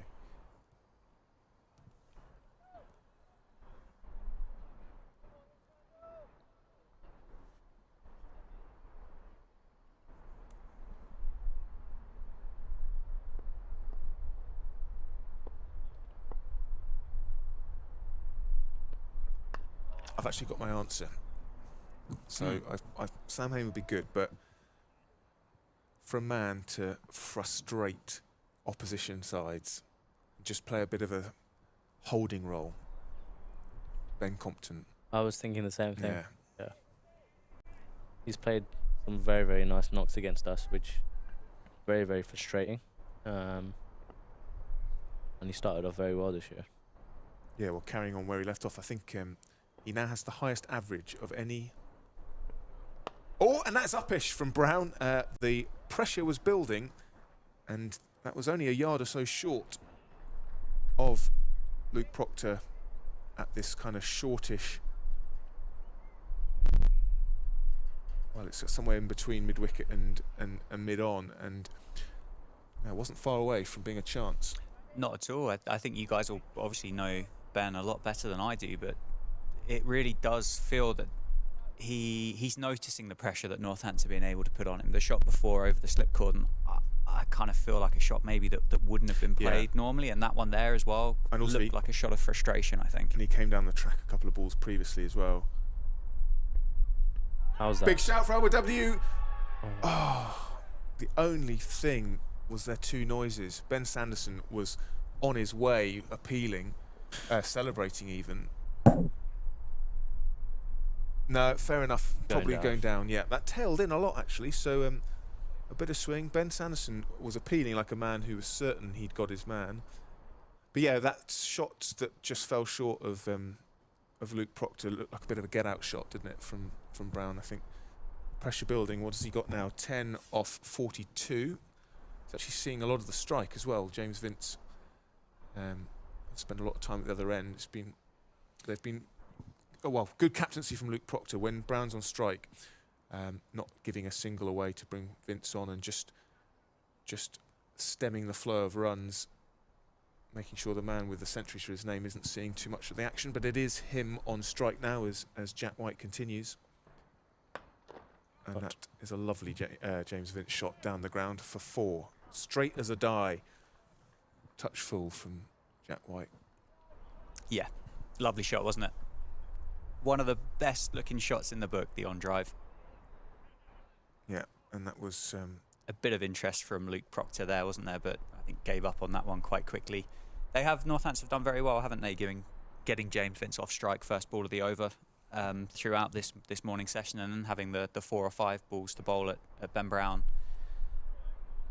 After that ball, I reckon, might be a little bit soggy as that's disappeared into the covers, I think, which I'm sure isn't going to improve Jack White's mood any way, shape or form. Lands in a puddle and the ball stops swinging, or the seam gets a bit soft, and it looks a bit darker over to our left-hand side as well. Or it lands in a puddle and starts talking a bit more. Starts seeming a bit more, yeah. Not sure if this is another chance to see the on drive. No, that was the last ball, which just nipped in at Vince. Bit of extra bounce as well.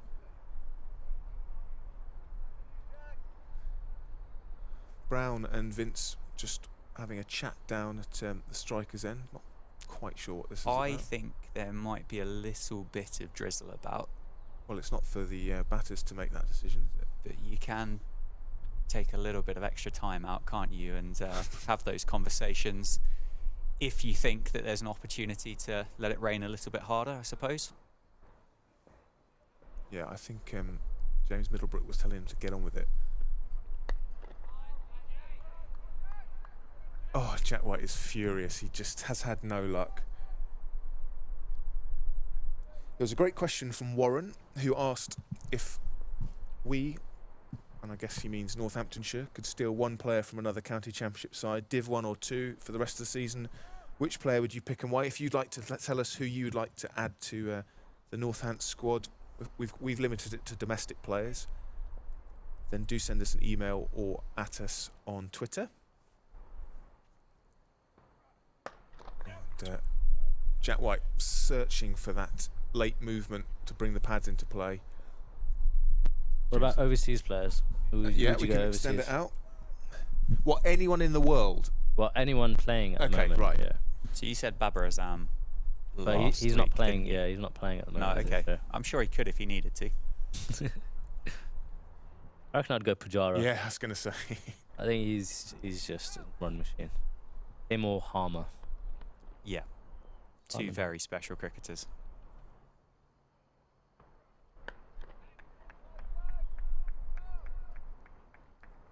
Jack White is getting, I think I was just off camera, but he ran to do the fielding off his own bowling when I think probably Rob Keogh would have been very happy to do it himself, but Jack White was making a point, I think, and he hurled the ball at Lewis McManus. Frustration just bubbling away for Jack White, and he has had no luck, as we keep saying. Those drop catches yesterday, and then what looked like a very good LBW shout this morning. Yeah, over 100 overs in the field now for Northamptonshire. Is there any players that you and the team would look towards to be the cheerleaders at this stage of the innings? I guess it must be incredibly tough out there, not only because it's 102 overs into the game. It's very windy, it's very cold. There's probably warmer, well, certainly warmer places to be than stood on the outfield at Wantage Road than today. I think Procky, like I said last week, he's sort of he pushes the team to sort of be better in terms of, you know, in times where you don't want to be on the outfield, or in times of like when, you know, you're 100 overs into the innings, you got to have someone to stand up, and Procky is definitely one of those people that wants to stand up. Oh, what a shot from James Vince. Just let the ball come to him and then punched it through that vacant cover area. Beautiful shot. We've seen a couple of lovely shots in the last few overs from James Vince. He's a very nice player to watch. Well, he wasn't yesterday to begin with. He looked really scratchy. But I guess when you've had a tough start to the season, sometimes you've got to get your runs ugly, haven't you? But we are seeing the best of him now.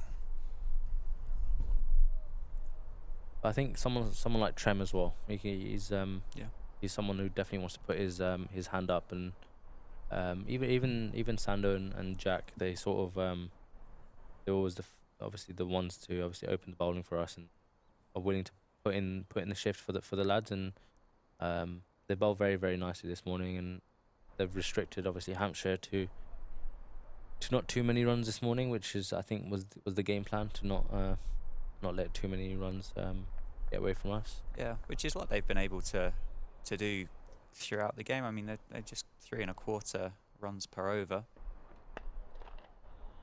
Lewis McManus now up to the stump, so the wicketkeeper traditionally has a really important role with regards to a cheerleader in a cricket team as well. Is Lewis the kind of guy that's going to be geeing the guys up as they come steaming in?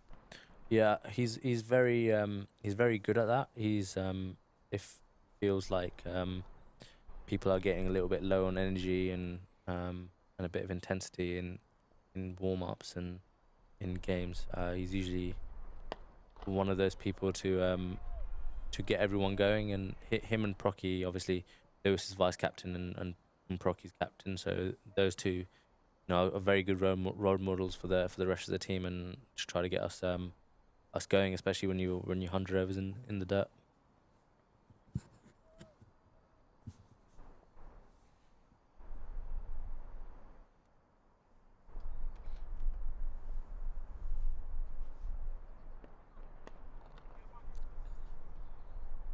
James Vince off his pads for another single. How long are you with us here, Safe? Don't feel like you have to sit here all day, but equally... I'm here all day. I'm here all day, John. Okay.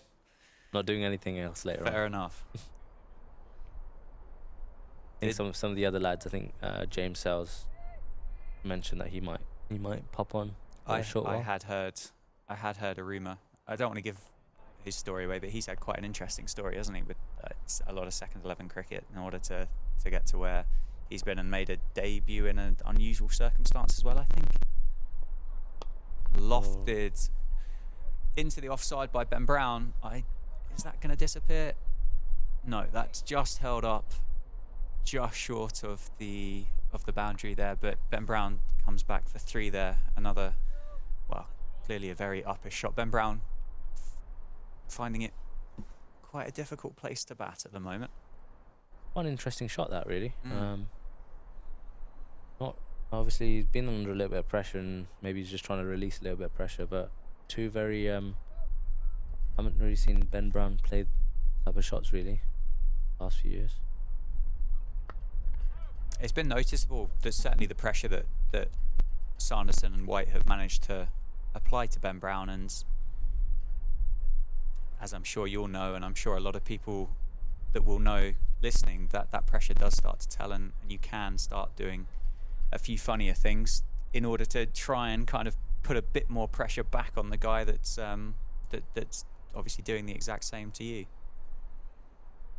Yeah, I mean, that's probably exactly what he is doing. It can be quite frustrating for our bowlers, especially when someone's blocking it, all of a sudden they play a shot that goes for 2 or 3 runs or even a boundary, and it is very frustrating. And I do feel for someone like Sando, who's obviously bowled 27 overs, long time, and he's really putting in a shift, and yeah, like hopefully one goes to hand, but yeah, it is very frustrating. Yeah, absolutely. Change of bowling from the Lynn Wilson Centre, and the first one of the day, Captain Luke Proctor replacing Jack White for the spell here just before what we all believe will be lunch at 1 o'clock.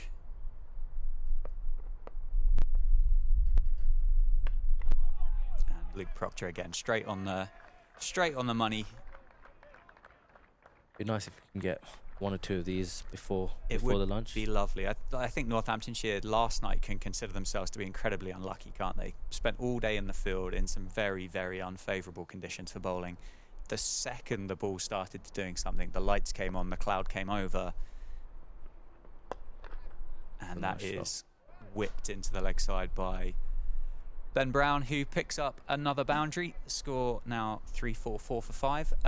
Lights came on, cloud came over, and the umpires judged the light to be too bad. I think it was 2 balls after Northants had picked up the wicket of James Fuller as well. Yeah, don't get rewarded after spending a tough day, as you said, in the dirt.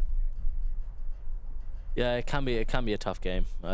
Even somewhere like when we went to Kent, that first day was just overhead conditions were just really, really cloudy, and it was quite dark, but they sort of they bowled there pretty much most of the day, and then the next day when we came, we only had 1 wicket left and sunny. Not really much going for us in terms of short ball bowling. From Luke Proctor. Yeah, overheads do play a massive factor, especially in sort of Div 1 cricket. That's what makes cricket such an interesting game, I think, for the spectators. The fact that it can change in minutes. Not only it can obviously be vastly different depending on where you are in the world, but as you've just said, the conditions can change quite quickly in the space of 10-15 minutes,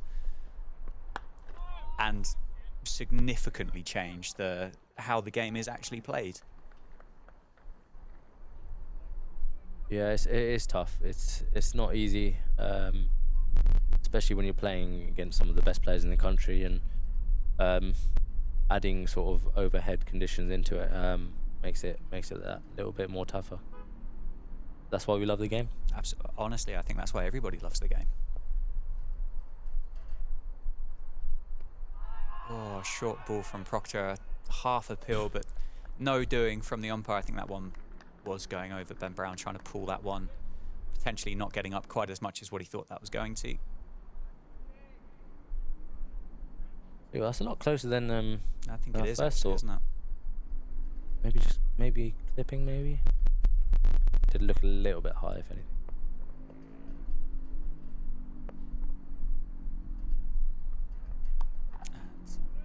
Played down this time by Ben Brown out to deep square. Clearly a tactic and a ploy that they're looking to exploit for Ben Brown with a fielder out at deep square and another one at deep fine leg as well. But that is the end of Luke Proctor's first over of the day. Gone for 5, 345 for 5 now.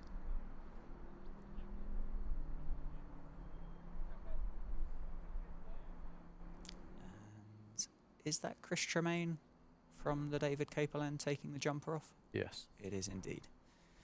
We'll have a change of bowling for the first time from the David Capel end as well then. Runs just feel like they're coming a little bit easier now. This partnership now worth 42. It felt like minutes ago it was, 10 or 12.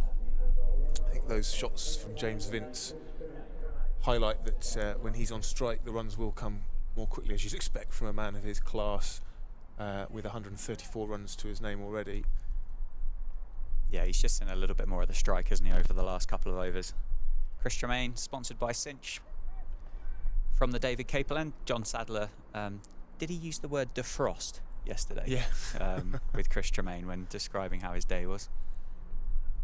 I think it was described as the coldest he's ever played cricket in. I think was what was. Doesn't surprise me, because I'm not sure he's played cricket in England in April before this year. So it's going to be very few places in the world. I suppose maybe Dunedin could get a bit cold. I don't know if he's played any cricket in New Zealand, but yeah, we were firmly in the single figures yesterday, and as what we're saying we are today.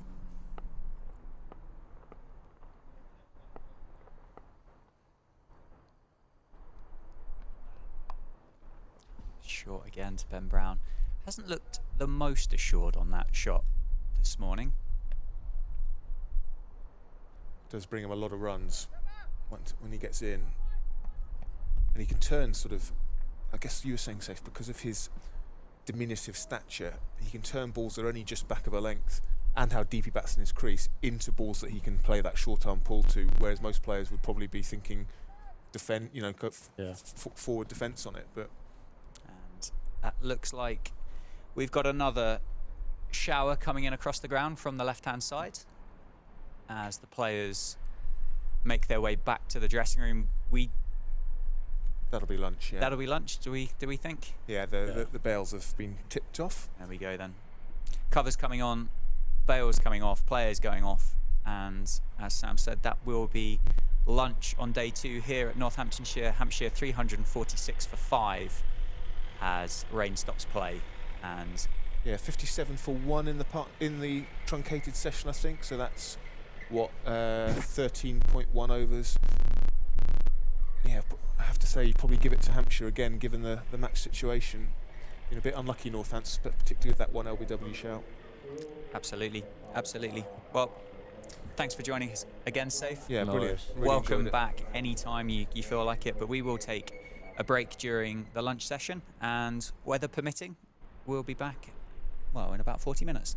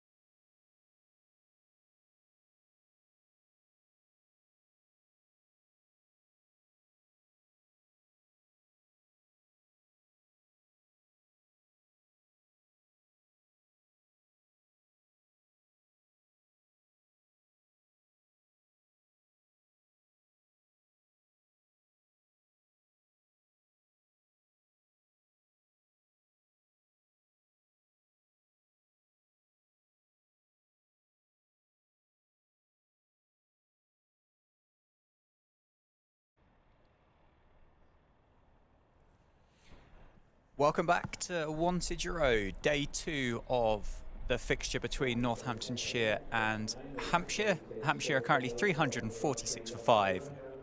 Captain James Vince, 134 not out, and wicketkeeper Ben Brown currently on 19. Chris Tremaine to bowl the remainder of his over from the David Capel end. He's got 4 balls left. We went off for a bit of rain and took an early lunch. But Chris Tremaine to James Vince. And a little bit of shape off the seam, back into Captain James Vince.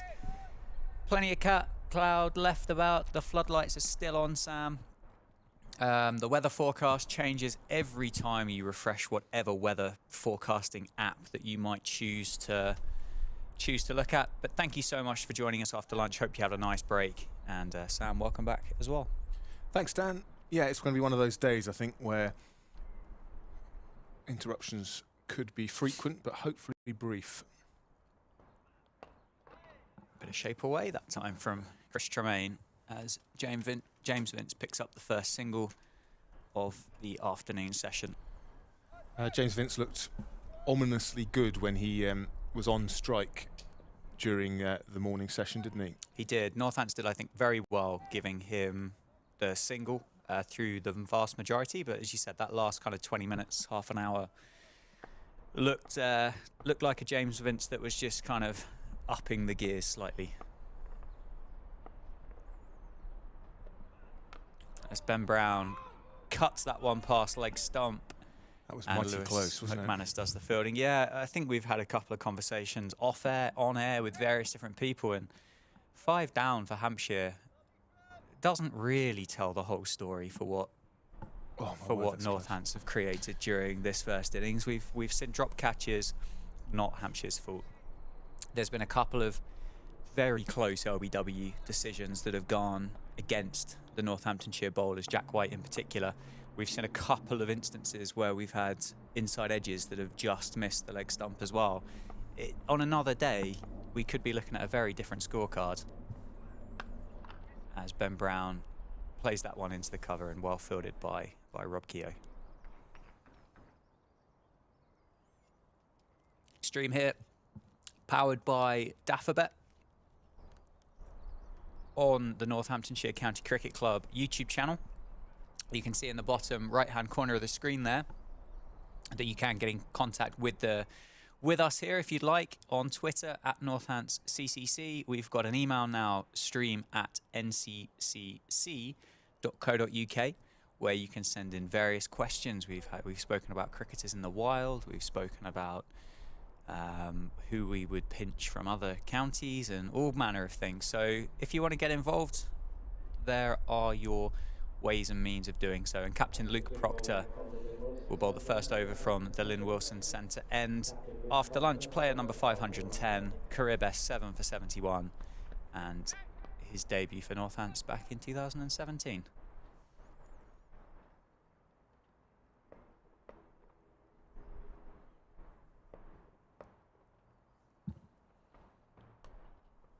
And that's tucked off the legs by Ben Brown for 4 down to fine leg off Luke Proctor's first ball after lunch, which brings up the 350 now for Hampshire.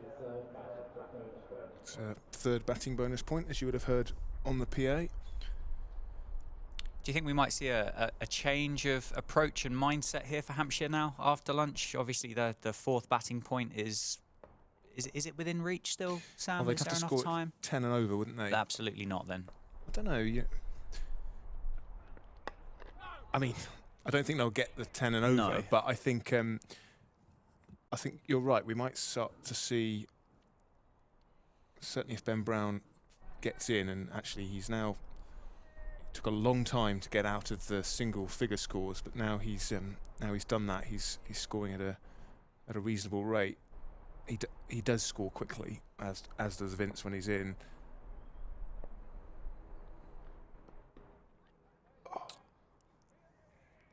I think that's going to be another leg or a leg bye for Ben Brown there. LBWs could be very difficult for Ben Brown there, looking to give himself room and open up the offside. And that leg bye brings up the 50 partnership as well between James Vince and Ben Brown. 21 and 24, sorry, their respective contributions off 81 deliveries. Yeah, it's always come from nowhere, that 50 partnership.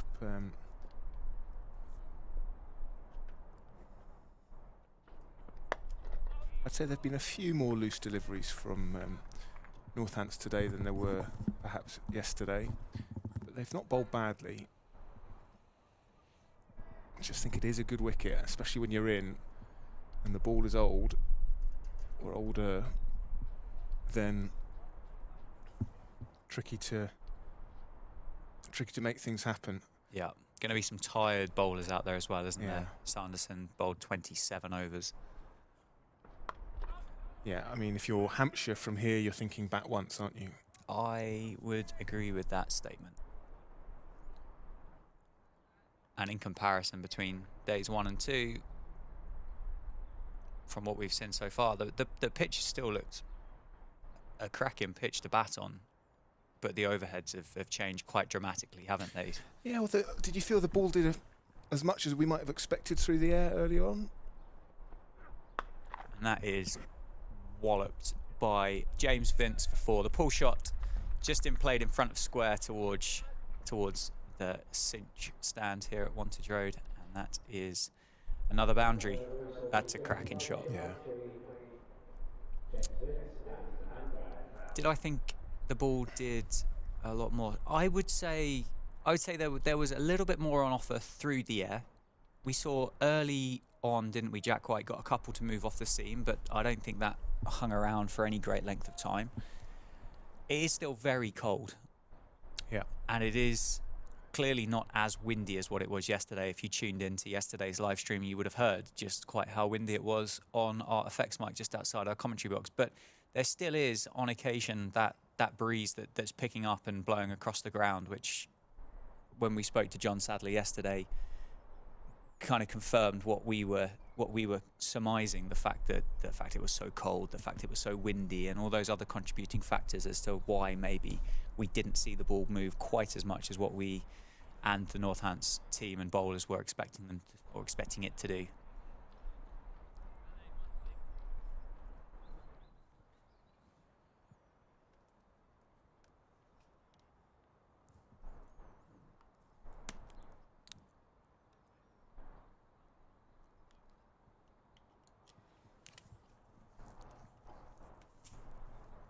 Just waiting for a sub-fielder here as he makes his way onto the pitch. Hopefully he's not out there too long, because he hasn't brought a jumper with him.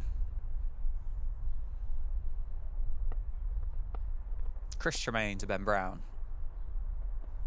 Again, opens up that offside and cuts that in front of point, and will pick up a couple of runs. It's yeah, certainly looked like a lot more of an attacking Ben Brown post-lunch than what we saw pre-lunch.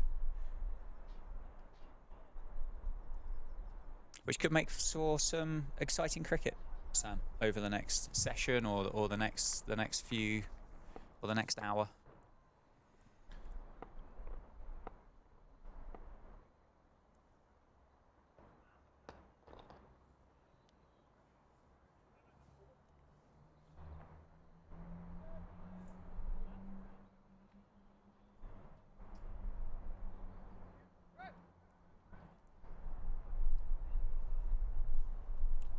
So the sub-fielder, the Northants player, the only one without a jumper on, the exception of Chris Tremaine, is George Weldon. Congratulations to George. He has picked up his first contract with Northamptonshire for the 2023 season.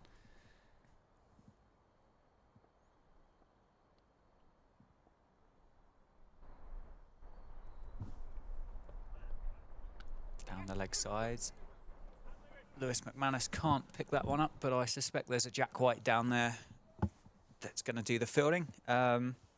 George Weldon tipped for success in the white ball game by Academy Director Kevin Innes. So look forward, Northants fans, to seeing a bit of George as his career develops here at Wantage Road.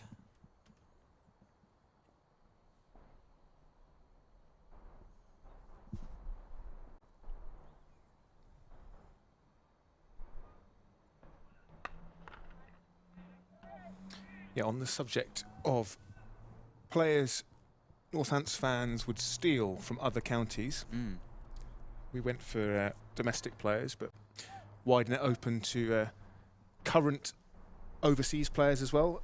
Let us know who you would like, if you could have anyone from the circuit, Div 1 or Div 2, to add to Northants' squad.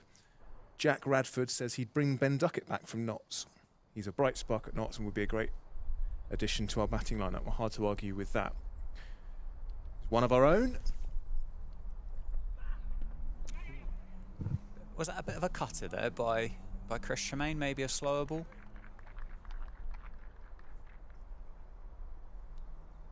Yeah, if you'd like to send us your suggestions, as Dan mentioned, you can do that on Twitter at NorthantsCCC or via email, which is stream@nccc.co.uk. stream@nccc.co.uk.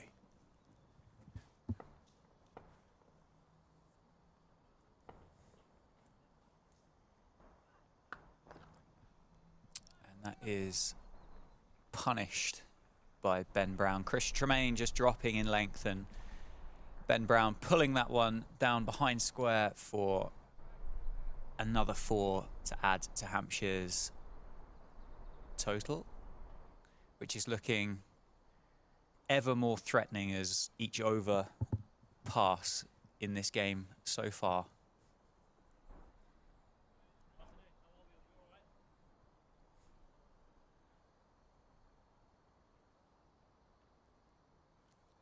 As you can see there, the flags above the ground staff maisonettes, not quite, well, not at all actually. It doesn't look like there's any wind out there, does it? But I can tell you there's still a bit of a breeze. Well, there certainly was when I walked back round after my pasta at lunch. Yeah, they've come out with intent, Hampshire. I think. Can you remember what the score was at lunch? I can't. It was just shy of 350, wasn't it, I believe? Well, I can tell you there's some big puddles where that cricket ball's just come back from as well. Yeah, well, those last 2 overs, 19 runs, so maybe maybe the 10 and over race for 400, I mean, yeah, it's on. So they've got to get 400 by over number 110. 110. Yeah, 110 overs bowled. Okay. So another wicket would give Northants a second bowling bonus point and 33 runs in 18 deliveries. Well, it would be sort of IPL stuff, wouldn't it? Yeah, and I mean, if Hampshire are going to go for it, it does give Northamptonshire an opportunity to pick up that extra point as well. As James Vince drops that one into the leg side. I don't think they'll be sitting there thinking we're targeting 400. No, but if it happens, happy days. I think they'll play their shots, won't they? Yeah. Ben Brown in particular looks a lot more aggressive, doesn't he, after lunch? Yeah, I had another email, this one unrelated to anything we've been talking to. Makes me a bit jealous, actually. Oh, okay. Oh, steady. Ollie, watching the stream from my massive yacht on the Mediterranean and thoroughly enjoying it. It looks a bit greyer there than on my massive yacht. Oh. One more for Ben Brown. All viewers welcome. Yeah. I think possibly a wind-up. Quite possibly. It certainly isn't a humble brag, is it? That's for sure. Yeah. There are other words for massive. You don't just have to use the word massive to describe your yacht.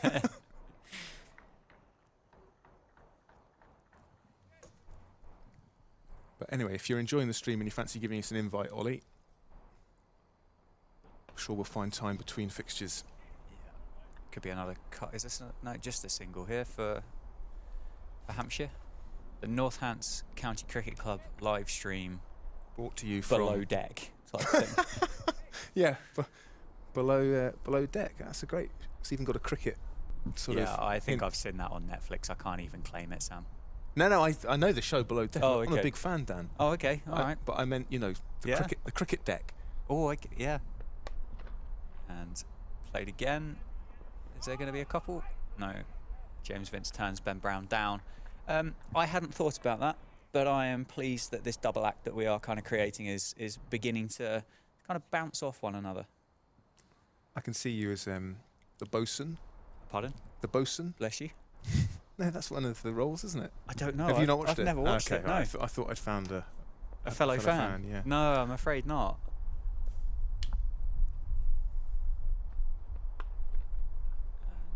one more. Rotating the strike well and runs coming easily. What does a bosun do?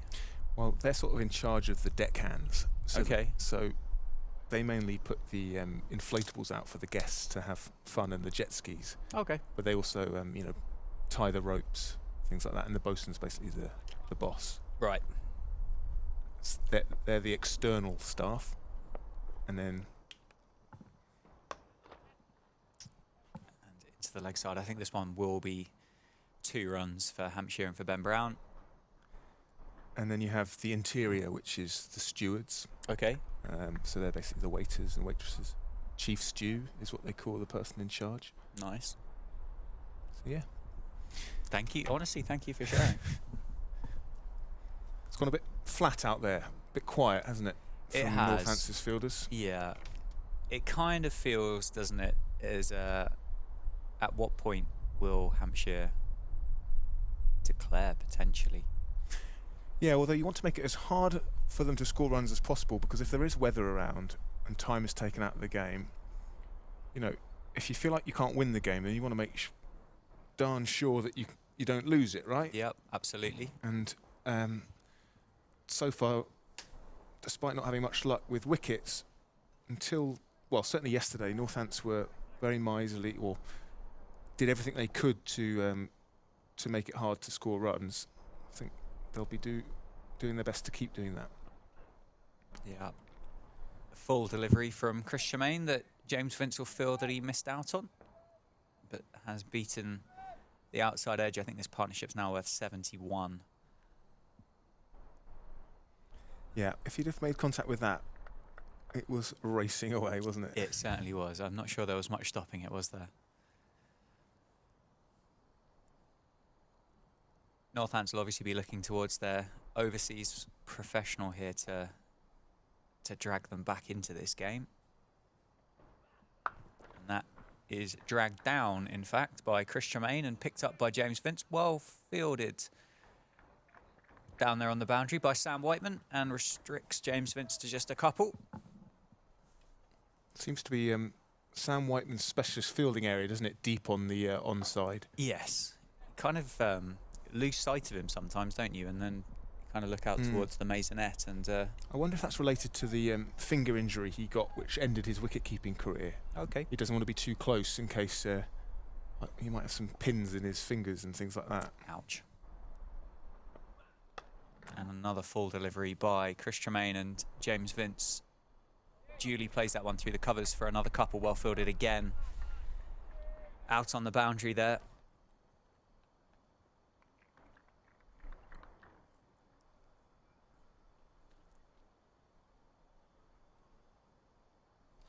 Hassan Azad there moving from the cordon into an orthodox cover, extra cover fielding position. Just the one slip for Chris Tremaine.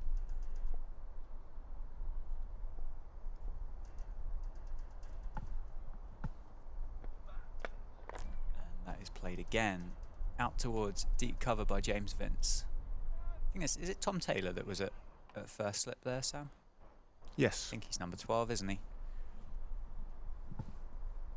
Yeah. He'd So obviously be looking to make his first appearance of the season in the not too distant future, I'm sure.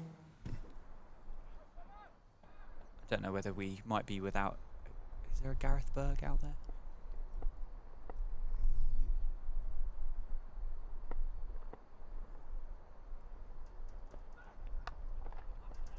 And again, it's offside. Ben Brown running hard the first one, but James Vince not interested in coming back for the second. 380 for 5 now the score. it's a tactic here, isn't it, to bowl full and wide with those men post sweeping on the offside. I guess it, in theory, it gives Hampshire 1. Yes. But stops them scoring 4. Yeah. Yeah, we can set fields, can't we, to this type of bowling. Is there a man down here in front of us at deep third? No. Kind of open the bat face slightly as that goes up top from Chris Tremaine and well fielded again by Sam Whiteman and keeps that one down to a single. Very well picked up, and a very good arm back into Lewis McManus. Yeah, 109 overs gone, 381 for 5. So if that final batting bonus point is to come, they will require 19 off the next over.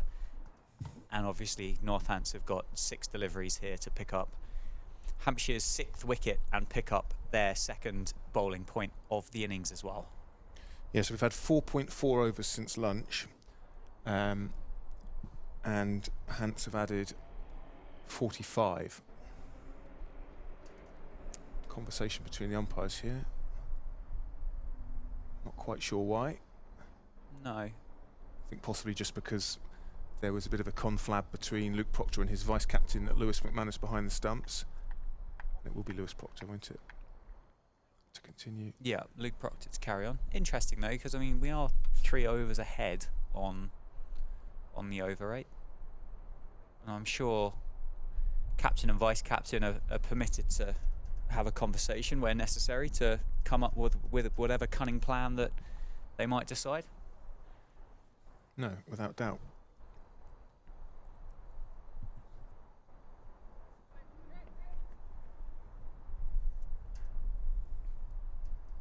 So we've got a fine leg, deep backward square and a deep point, I think, are our fielders on the boundary. And the fielder at deep backward square picks that one up, and Hampshire rotate the strike once more.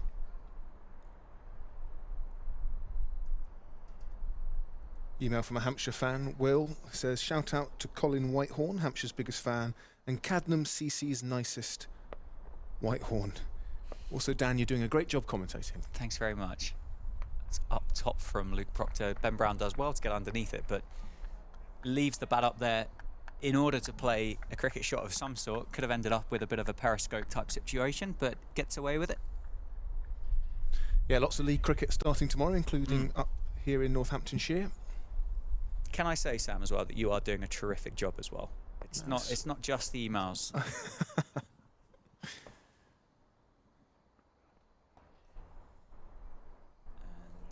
Down to fine leg for a single. So unless something ridiculous happens here, we will have 3 batting points for Hampshire. But James Vince has, in fact. He hasn't, in fact. I nearly fell for that one, Sam. James Vince is on 149. And James Vince is now on 150. 150 runs for Hampshire's captain, James Vince. Little bit of luck yesterday, wasn't there, with the drop catch down at fine leg off the bowling of, was it Chris Tremaine? Yeah. But other than that, it's been chanceless. Strike rate of 63, so he's not hung about. 150 off 235 balls. Well batted, James. Huge credit to James Vince. He didn't find it easy early on. His top score before this innings this season was 18. He grafted, he rode his luck, and today he's looked imperious. Nicely played by Ben Brown into the deep on the offside. 110 overs, so that is it. No more bonus points up for grabs for either side. Or do we have what? We have one more delivery. So there is still bonus points up for grabs here. James Vince out for 150, 2 points for Northamptonshire.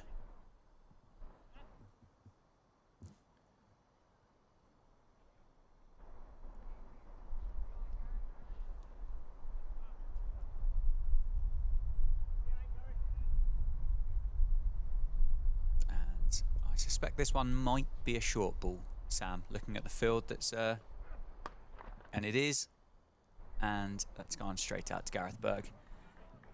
Deep square. So as I say, that's 110 overs completed, and that is the opportunity for the bonus points done and dusted for these two sides. So Hampshire with 3, Northants with just the 1. And a congratulatory pat on the back by Ben Brown to his captain.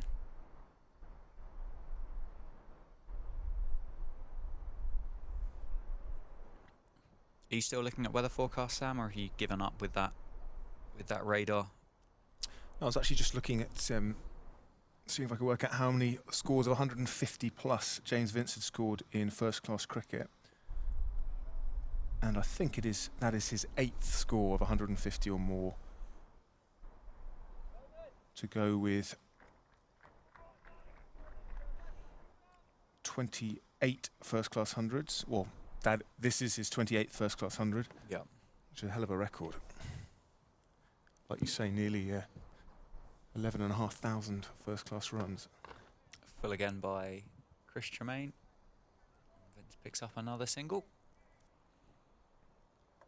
No, he's a terrific player, and I think I said yesterday, didn't I, on form, and at points I think we've seen a full-flowing kind of James Vince. There's certainly been some shots that have been iconic or as recognisable to James Vince as what you would possibly come to expect. But he really is kind of an admission ticket alone, isn't he, when he's on form, to come in and watch a guy of his quality. Rotating the strike very well. Singles coming very easily here to Hampshire. But as you said about Northants, kind of just trying to kind of add as much time to this innings as possible. Quite happy to give up the single rather than giving up 2s and 4s and 3s and other numerical values that you can score on a cricket field. It's difficult to know what else they can do, really.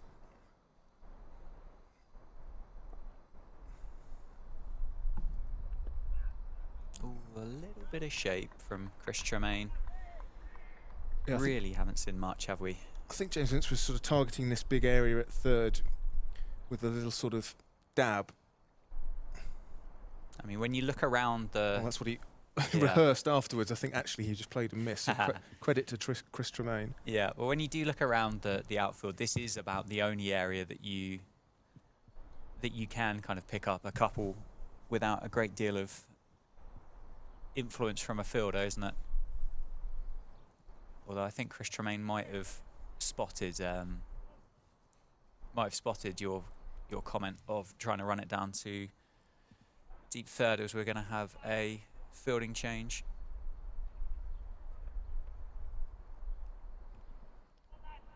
Yeah, it's been a bit of an eye-opener for Chris Tremaine after 2 helpful wickets in his opening 2 games of English first-class cricket. This has been a different prospect for the New South Welshman. Yeah, it's been tough, isn't it? Wicketless so far, 20 overs, none for 74, which included that drop catch from James Vince yesterday. How different things might have been. I was just thinking as well, like how different maybe we could be talking about the bowling conditions if we hadn't have had the temperature and the wind factor that we've had over the last couple of days as well.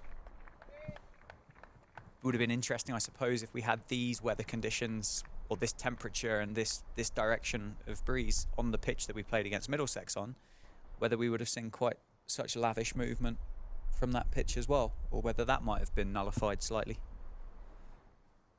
I think most of the movement against Middlesex was off the wicket, wasn't it?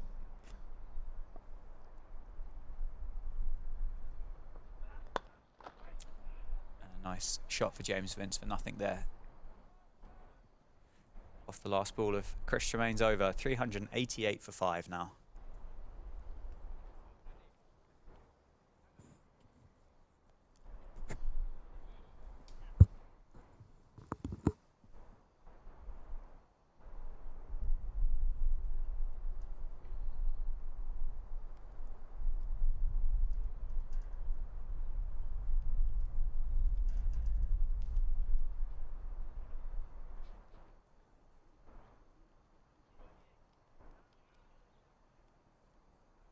Captain to continue from the Lynn Wilson centre end. I'm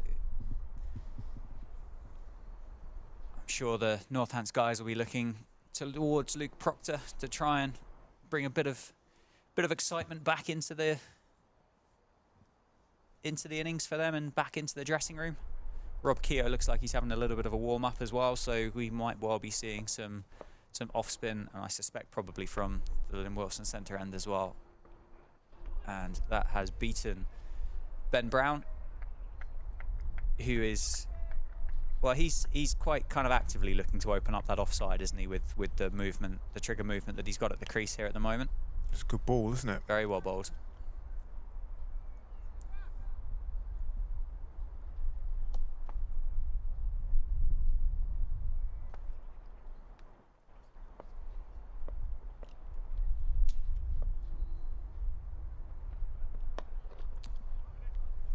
Hampshire look for 2, but not on this occasion.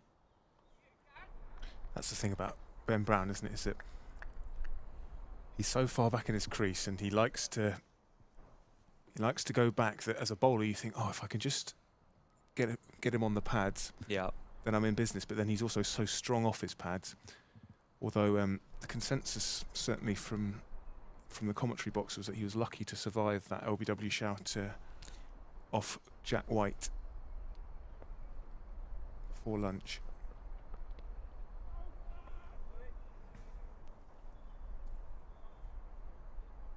And from the luck that we've seen Jack White get over the last 2 games, it possibly wasn't that big of a surprise, I don't think.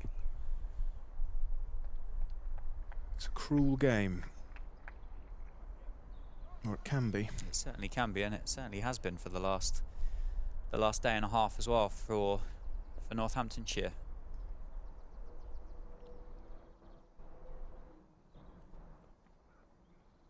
And short ball from Luke Proctor that James Vince plays at.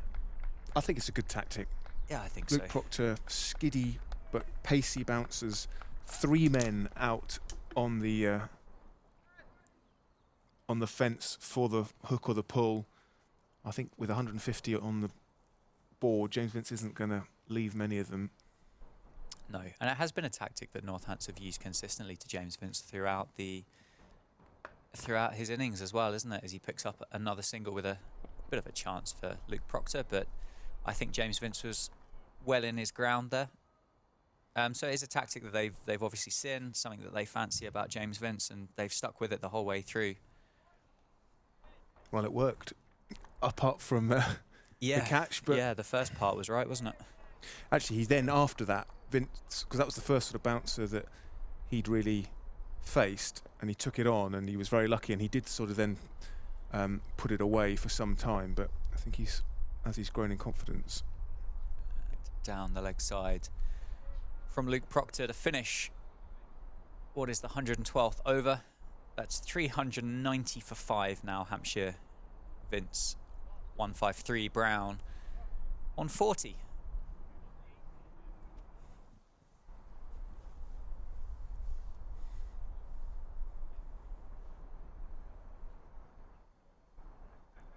So our first look at Ben Sanderson after the lunch interval.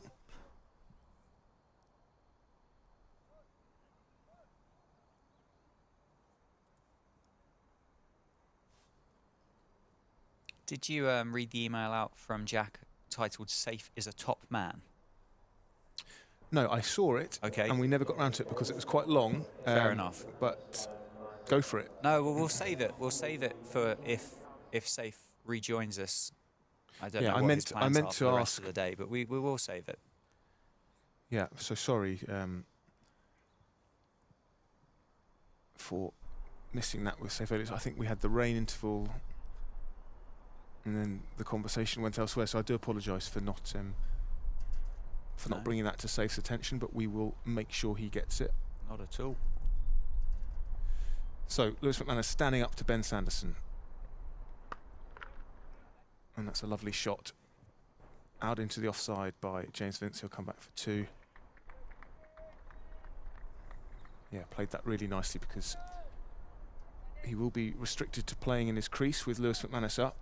So to be able to punch off the back foot, a useful skill to have, and James Vince plays it very nicely indeed.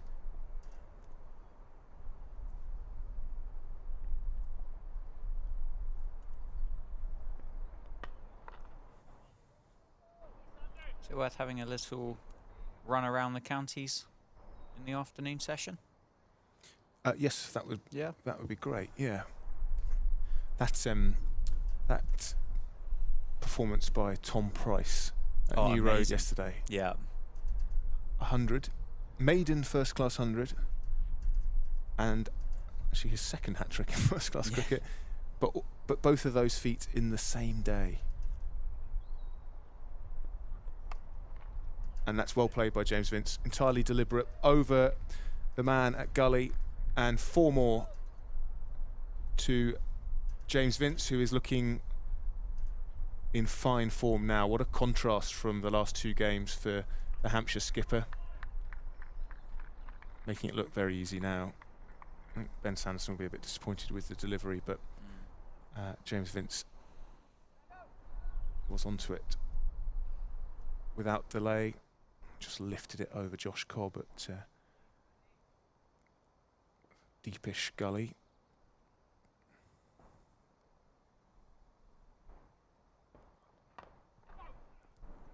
I think I saw on Twitter this morning from Lawrence Booth that feat. Big Northampton fan.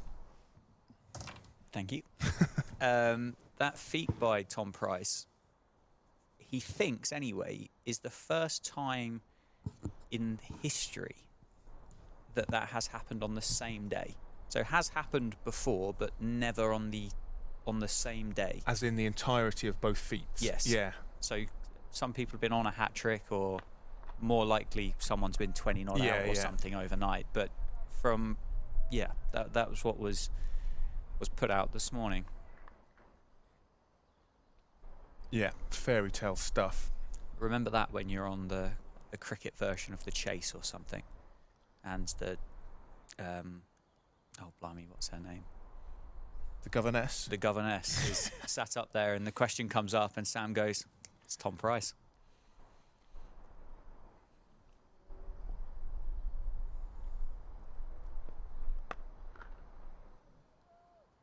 Yeah, 23 years old Tom Price. In just his 17th first-class game. And he's already got 2 hat-tricks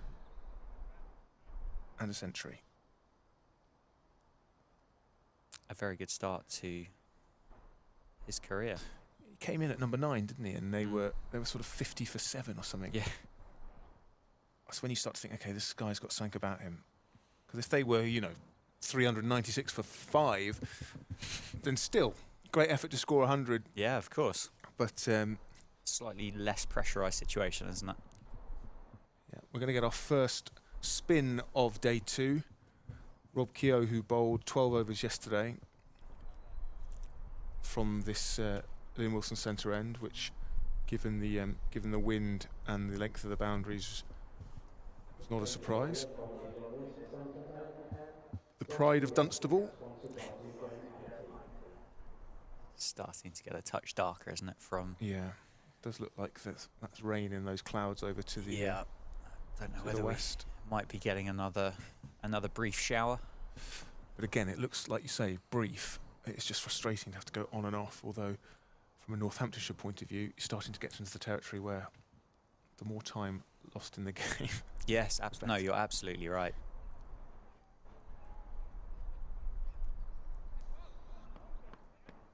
And I can't possibly imagine, and I guess like Ricardo would be the perfect person to ask, but what it must be like for a top order batter, having spent a day and a half, maybe longer in the field, to then suddenly switch to, I better put my pads on, and thinking about facing up and opening your innings.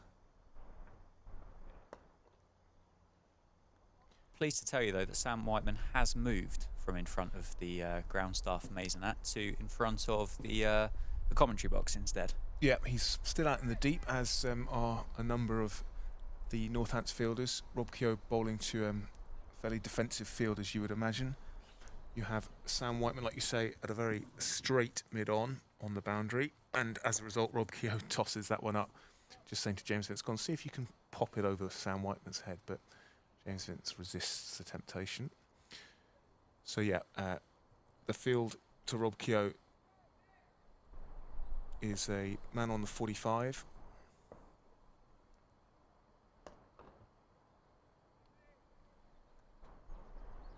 So rotating the strike quite quickly. It's difficult to get 10 or 9 fielding positions out.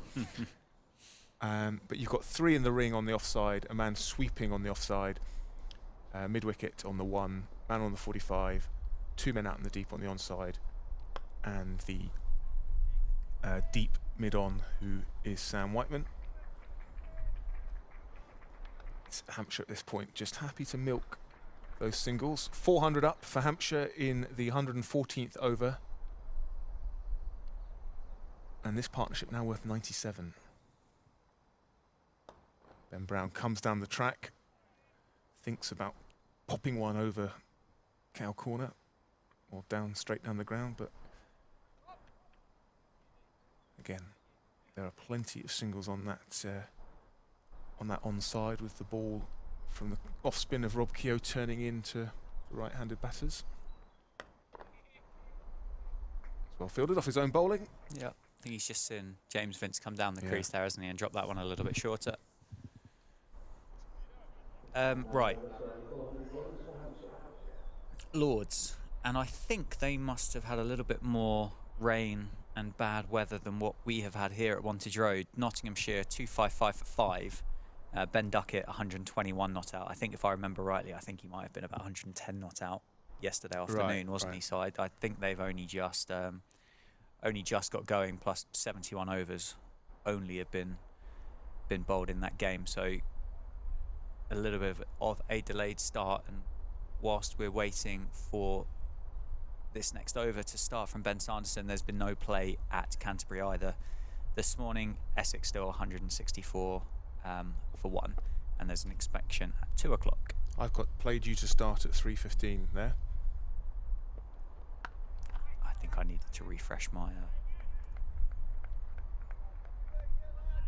my screen. With Essex 164 for 1, a result looks a bit tricky. Yeah.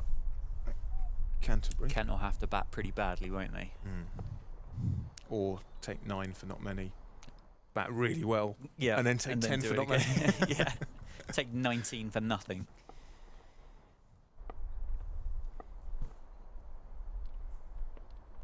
Sanderson elicits a full shot from Ben Brown, but it is wide of Josh Cobb at that deep gully position. And it's 4 more to Ben Brown, brings up the 100 partnership. Off just 134 balls, 47 runs each off the bat of Vince and Brown for that partnership, which after a slow start as Ben Brown navigated some good bowling from the Northampton seamers, the runs have come much easier since. And Ben Brown now approaching his half-century. That wasn't too far away from Josh Cobb, who is positioned where he is at that deep gully for exactly that reason. No, it flew past him as well, didn't it? Yeah, I don't think you could say Ben Brown was in control of the shot, but... No, but as you said about Tom Price's innings of 109, you are entitled to a little bit more of a licence, aren't you, when your team 405 for 5? No, well, he's a like all good wicket-keeper batters, he's very good at ramming home an advantage set up by the top order. Ooh, and last 2 deliveries, Ben Sanderson's just got them to lift a little bit on. I don't know if that's a bit of moisture in the track. Yeah.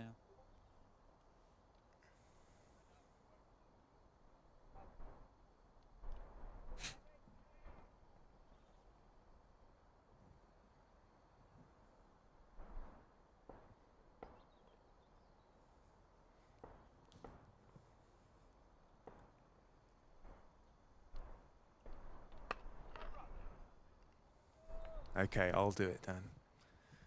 I'd rather you didn't. Tweet in from Damon. I think he's a Dan Jads fan. If I had to choose one player to add to the squad, then surely it has to be Dan Jads to open the batting.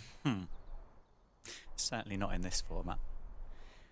Or you think you might get a game in the Northampton? No, I don't. I don't think I would get a game in the White Balls squad.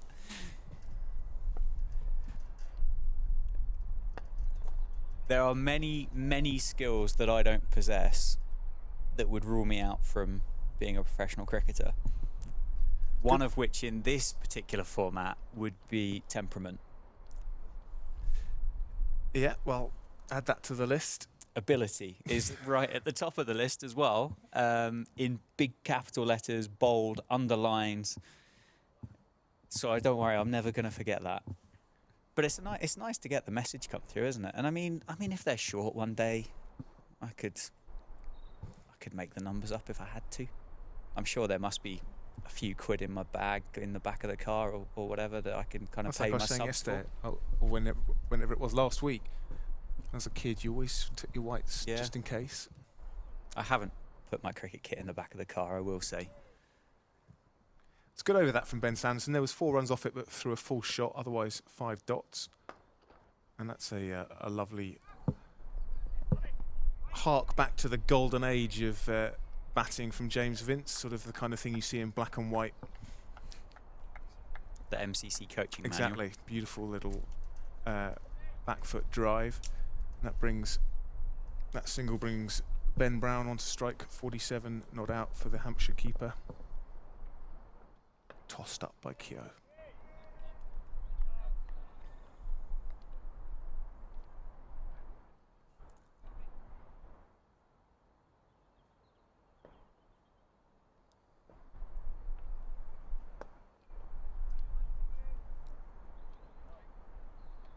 I think if we're going to get a sprinkling of rain, I don't think it's going to be that far away now, Sam, if we're going to get it or not, or whether it is going to pass us over this time. Yeah, and the groundsman is parked firmly on the John Deere tractor. Was that a wrist spinner there from Rob Keogh, or have I made that up, Sam? Another look. It was well played again by James Vince, but your eyes are better than mine if you pick that from up here. If it wasn't, the producer doesn't have to put a replay on the screen. Still a little bit of drift there from Rob Keogh. Still not much going off the pitch, is there? No, he nearly Ben Brown nearly ran past it. He's got a faint tickle on it to save his blushes on 48 not out. He's now on 49.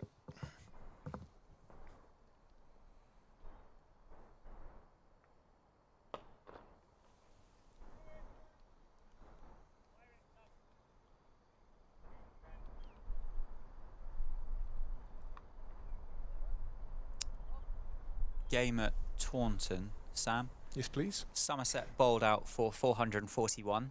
Tom Abel captain 151. James Rue wicketkeeper 117, and Jack Leach loves a not out, doesn't he? This time 40 instead of the famous one. 40 off 32 balls, including 7 fours and 1 6 for Jack Leach. Well, you know, England player doing England stuff. Yeah. Speaking of England players doing England stuff, James Anderson, 28 overs, 5 maidens, 5 for 76. Gosh. 20 overs. In response, Lancashire 31 without loss.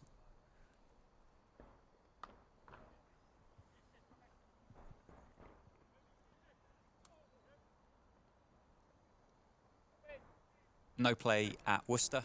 I've seen a picture of the outfield, and there are a fair few puddles down at New Road, so no update on that one. Worcestershire 118 for 7, which was the overnight score, I believe.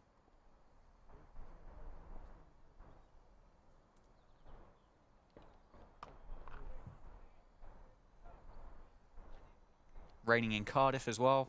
Start delayed. Durham 382 for 6. Overnight. And has there been any cricket down at Hove? They're having lunch at the moment, so... Late lunch. It sounds like it, doesn't it? Continental. Yeah, quite. Well, pass, not sure why. Anyway, Sussex 357 for 9. Tom Alsop, ex-Hampshire, 95. Wicketkeeper Ollie Carter, 64. Jack Carson and Henry Crocombe, the two not out batters.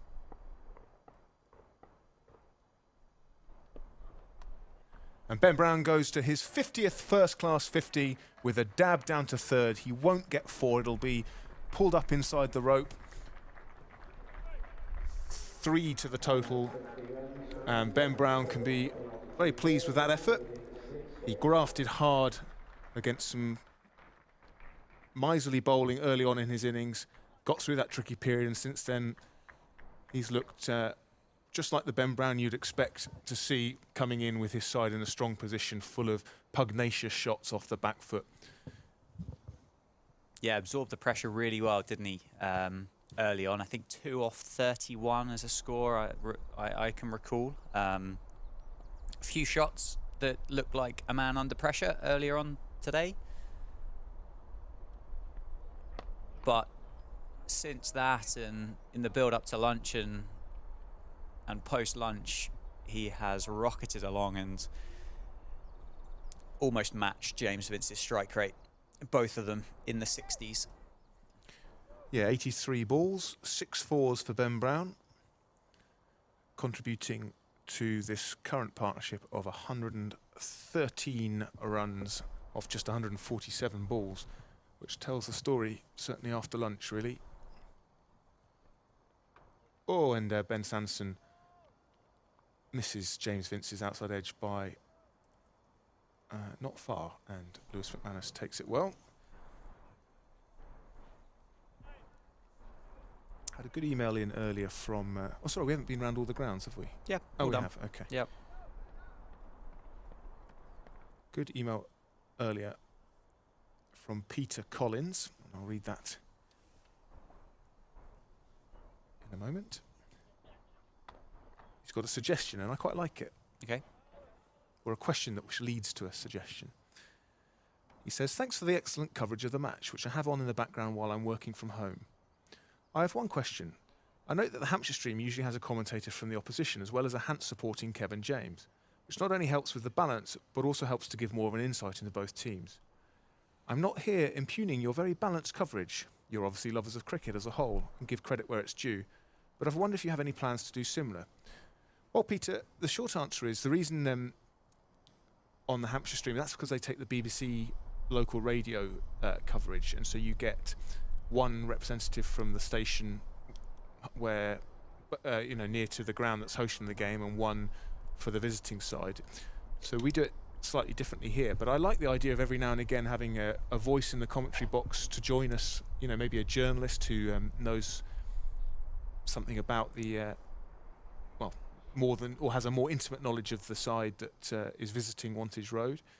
So yeah, we'll certainly keep an eye on who comes into the ground from the opposition camp, as James Vince comes down the track and gets a 2 bounce 4 over cow corner. Lovely use of the feet there, James Vince coming down the track and meeting the ball before dispatching it wide of Sam Whiteman at mid-on. The type of player that James Vince is, with the T20 experience, the white ball 50 over experience that he's got, this game and this score could move along and could change quite quickly if that is the... Yeah, well, 421 for 5. With Liam Dawson still to come. Yeah, and Ian Holland can bat. Kyle Abbott can bat. But yeah, I think these two will now be looking to push the accelerator even firmer than they already have. Reverse sweep from Ben Brown, played very nicely indeed, but he'll only get 1 for it. Gareth Berg does the fielding, running round from mid-wicket. Yeah, well, the field is spread, as you'd expect, and we're now sort of in the waiting for a declaration territory, I think. Hampshire will want to add a few more before they do that. Try and bat only once in the game. Yeah. Do you know a guy called Matt Ellis? If I do, I apologise, because I Well, I think he's obviously watched your content. He says Okay. he'd like to volunteer for some backyard cricket if you ever need someone. Okay. Yeah. He said he'd make you look like you would fit into any format of the game. I don't think so. Tossed up by Kyo. He's varying his flight. Some of them are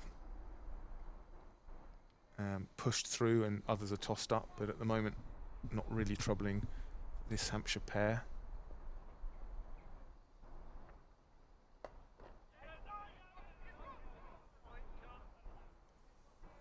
Good news is the radar has changed once again, and I don't think, famous last words, but I don't think we're going to get anything more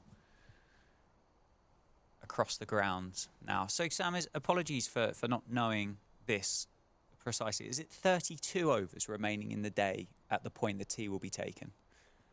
Yes. So this session could end up being about 3 hours long then, in that instance. Or would tee get taken before that? Because we've been back from lunch for getting on towards an hour now, Yeah. and there's still 32 overs to bowl before we get to the 32 overs left in the day stage. Yeah, well, I think in theory that is exactly the case. It's only on day 4 where tea is an immovable feast. Blimey. Feast being the... Obviously, it can change at the start of the day. You can say, well, we've got 110 overs to bowl, so... but I don't know, because we've had... What the weather that we've had. Yeah, I don't know if that changes things. And that is one thing, the amount of cricket we all watch, both you and I and also everyone at home, the one thing I never feel completely certain of is what's happening with tea. That's when you have to ask your mum, isn't it? Very good. Gareth Berg, who actually bowled very nicely yesterday, picked up the wicket of Felix Organ, which will have relieved him, having dropped the same man himself 3 times in the slips. And I think this is his first bowl today, isn't it, Gareth Berg? It is. Yeah. Yeah, we haven't seen him so far. So he bowled 18 overs yesterday, 1 for 45, including 5 maidens. So right up there with the best of Northampton's bowler. They all bowled well yesterday, actually. I was going to say they've been looser today, but actually I think they've just had to try more things, try and bowl straighter. Yeah. Bit fuller as well, I think, at points. To try and get those wickets. But let's see if Gareth Berg can break this partnership.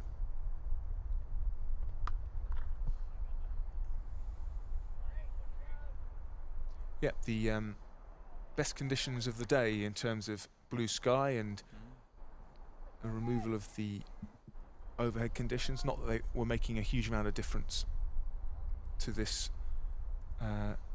what are we now, nearly 40 over old ball. But once Northampton's come to bat, I'm sure they'll be happy to see some blue sky overhead.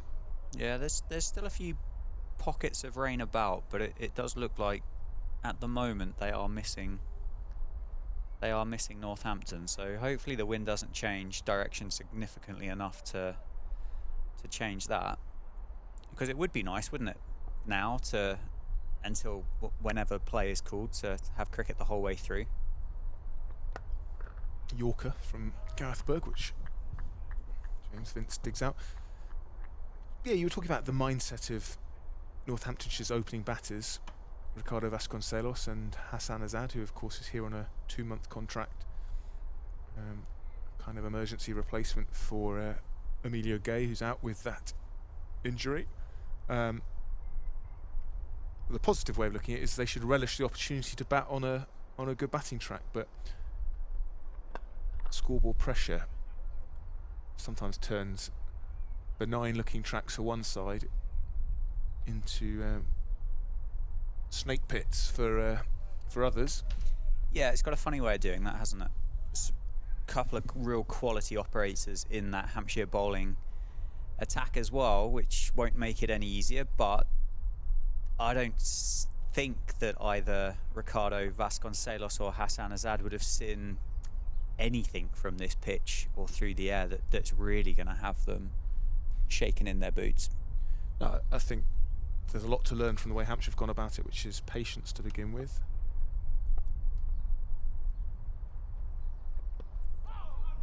And, Ben Brown looks to shovel that out into the onside. I think he gets a thin inside edge onto his pads, and there's no run. Yeah, thank you so much to everyone who has joined us today and yesterday, and indeed for the Middlesex game last week, whether you're supporting Northamptonshire or just a cricket lover. And that was pretty close to a wide from Gareth Berg. I think umpire James Middlebrook showing some mercy on the Northants fielders. Yeah, wonderful to have you with us. Do get in touch. Been brilliant to have so many of you in touch. As the camera zooms in on it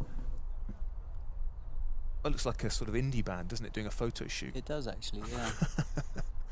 Few tinnies, and why not? Yeah. Friday afternoon, the weekend is here, and where better to start the weekend than at Wantage Road, with the sun now out in full force.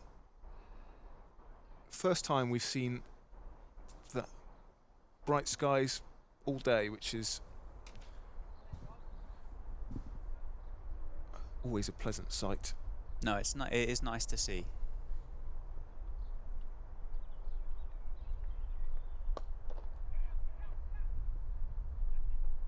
I don't know why, but I've got it in my head to say that they can't turn the floodlights off either, can they? If they start with them. Don't know why that's in my head. Now, I hadn't heard that before.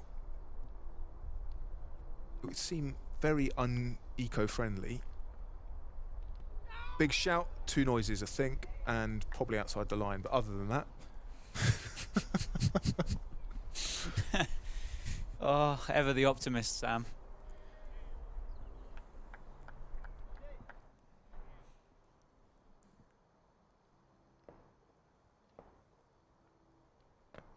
That looks better, and he's gone! Rob Keogh darts one in, and Ben Brown looking to manoeuvre it once again into the onside.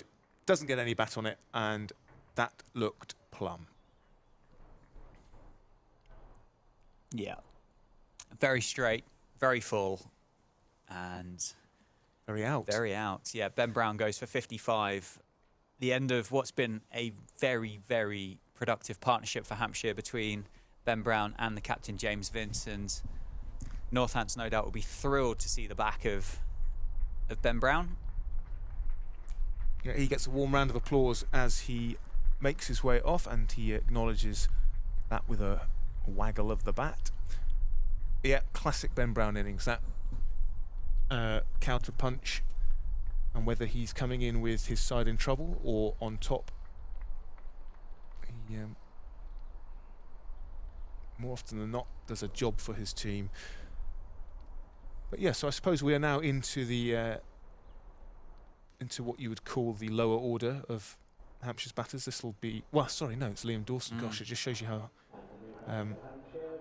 how low they bat. I mean, Liam Dawson's batted at number 3 plenty of times for Hampshire, but he's coming in at number 8 today.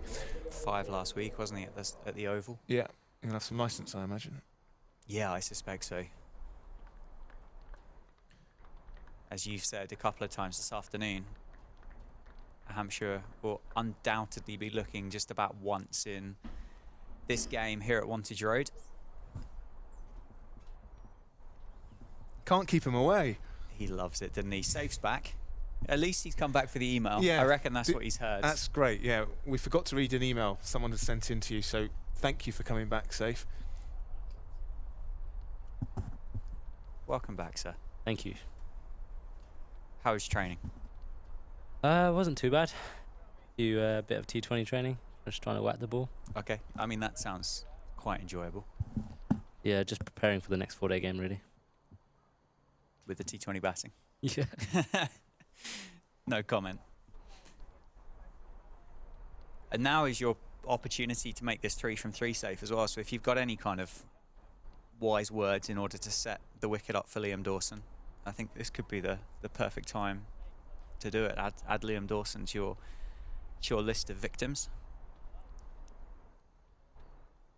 Haven't got one just yet.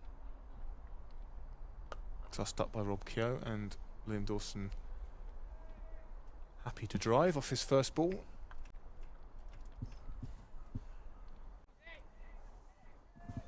Nice to get Ben Brown there, wasn't it?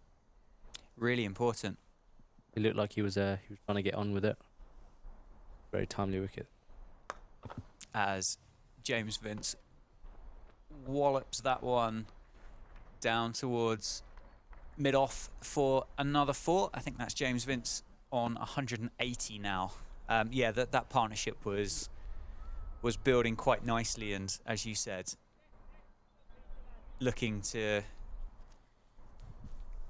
both looking to be more aggressive. James Vince with a couple of these shots now, using his feet against Rob Keogh and hitting aerially down the ground. I don't suppose Liam Dawson. Oh, is that carried? Just short of Rob Keogh, I think. Just short. I don't think that was far away. Didn't look very far away from up here. James Vince has now scored, I think, 221 runs this season, 180 of which have come in this one innings. Yeah, I don't think you're making Northamptonshire fans feel any better with that statistic. No, it just shows you the contrast to the start of the season he had. Yeah. He and Ben Brown now both into the top 8 run scorers in the divisions, 8 and 7. Do you think these guys now for Hampshire have got a licence, or is there still kind of let's get a score in mind if we had roles reversed here and Northants were batting at 433 for 6? Yeah, I think they can be a bit more positive. These two players at the crease at the moment, very obviously experienced, and not just in 4-day stuff, in T20 stuff as well. So I think they'll definitely look to put their foot down a little bit more. Gareth Berg to carry on from the David Capel end. Sam, did you want to open up the email titled "Safe is a Top Man"? Yeah, so this is from Jack. Can't make it today due to work responsibilities, but he's tuning in on the stream. Thank you for joining us, Jack. He has a favour to ask Safe. He's got his hands on one of Safe's quarter-zip jackets. I hope legitimately. Hasn't just nicked it out of your bag. I hope so too. He was hoping he might be able to sign it. You might be able to sign it for him next time he's at a match. Yeah, that's not a problem.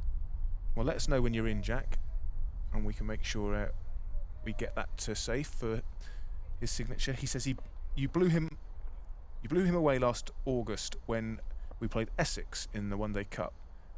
It was the best batting performance I'd seen live at Wantage Road. Bit of a missed call and not picked up cleanly by Hassan Azad at what looked to be a bit of a fly slip, kind of fly gully kind of area. I don't know whether that would have been close enough for Liam Dawson at the non-striker's end or not, but regardless, wasn't picked up. Carry on. Sorry. No, I talked over the place. Sorry. Yeah, he said best batting performance he's seen live at Wantage Road. Considering the fact you retired injured and walked back out to help us get over the line was even better. So high praise from Jack. Thank you very much. Inside edge from James Vince. So yeah, Jack, let us know when you're next in the ground, and we'll get that signed for you with Safe, who you've successfully charmed with your praise. That he'll give you a signature on the jacket you've got. Definitely does help the charm. Or he can get his jacket back. One of the two. Looks like that surprised James Vince. A touch there from Gareth Berg. Lewis McManus up to the stumps, which we saw yesterday whilst Gareth Berg was bowling. It's popped a little bit off a length since lunch from this end, hasn't it? Ben Sanderson was getting it to do that a bit as well. Yeah, it seems to have livened up a touch from this end. It's been a peculiar kind of pitch to watch over the last couple of days. Some have kept really low. Oh, genuine edge from James Vince, who picks up another 4. Hands on his head Gareth Berg there, and a few of the other Northants players as well. I think that is the first genuine edge from James Vince since yesterday.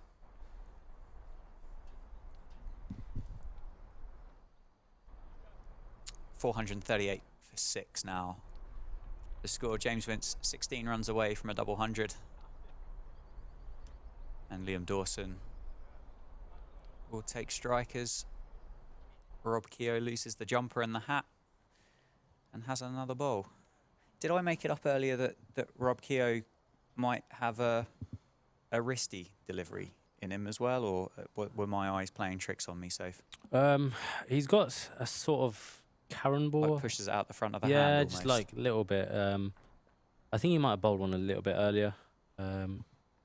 He has got it in him. He has been sort of working on it. I've never really seen him bowl it in a game, but yeah, I think he might have bowled one a little bit earlier.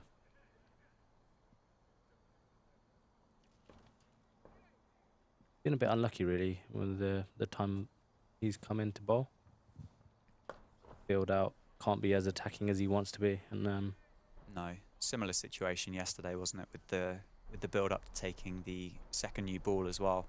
But I suppose as a spinner and as a finger spinner in the early rounds of the county championship, I suppose you're probably resigned to that kind of role, aren't you?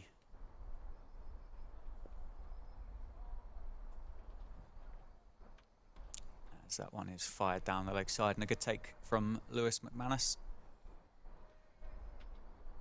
I guess unless you're Simon Harmer, you can sort of bowl 20, 25 overs. Jack Leach down at Somerset, isn't he, as well?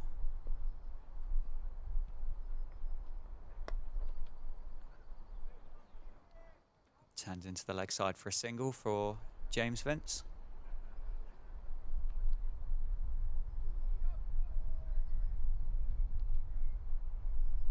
Right, I'm calling this one. Through the gate. Okay, there we go. I'm calling it. This will go viral if it does. Didn't quite work. No. It's worth a go. Liam Dawson picks up another.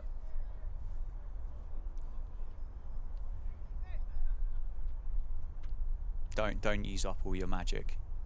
Safe in desperation. Oh, well, I was 3 from 3, so. True. A nice shot. Yeah, played into the offside from James Vince, who picks up a single off the last ball of the over. Have you been in many situations similar to this? In the field for a long time, getting on for what, like a day and a half now? 442 for 6 on the boards. Captain, probably talisman batter, the not out guy as well.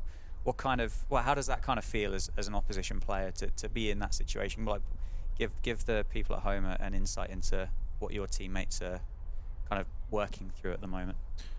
It's not an easy position to be in, sort of with the field spread, and you're going at a runner ball, and you know you can't be as attacking as you want to be. It is very, very tough from a captain sort of point of view. You just seem like you just can't get any sort of momentum and any, you know, especially, you know, if you take a few wickets and stuff like that, then you can build a bit of pressure, but it doesn't seem like that we can do that at the moment. Almost just seems like we're just sort of happy to let them take a 1, especially Vince won a ball, and then try to put a bit of pressure on Liam Dawson. I mean, that's the only way I guess you can play it, especially the way that Vince has played all day. And I think it was the same with Brown as well. Yes. He was playing quite freely towards the end, and yeah, it's not an easy position. It's a nice position to be in as batter, but as a fielding side, it can be quite tough. Yeah. Driven by James Vince off the bowling of Gareth Berg as well. Almost just like you're almost like sitting and hoping that they're going to make a mistake. So it's not like you can almost force your hand, and it's it can be a tough position to be in as a bowling captain, and as a bowler and a fielder as well.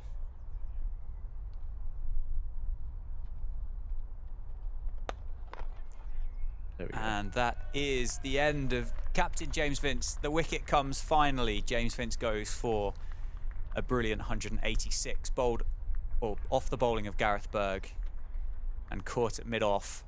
7 down. Now Hampshire and hoping for the wicket, and it's turned up. Correct. Yeah. No. Well, I guess in times like this, it can work. Sort of just sitting back and just waiting for the batsman to make a mistake, and you know it's worked there for Bergie. Vince had played an absolutely amazing hand there. Yeah. I mean, 186. A gem of an innings. Very, very, very well played. I mean, he's a fine player, and he showed his class really. Yeah, thoroughly enjoyable to watch. That drop yesterday has cost 140 odd runs there as well, which is not going to be looked back upon fondly. But in comes Ian Holland next, the next man for Hampshire, USA international.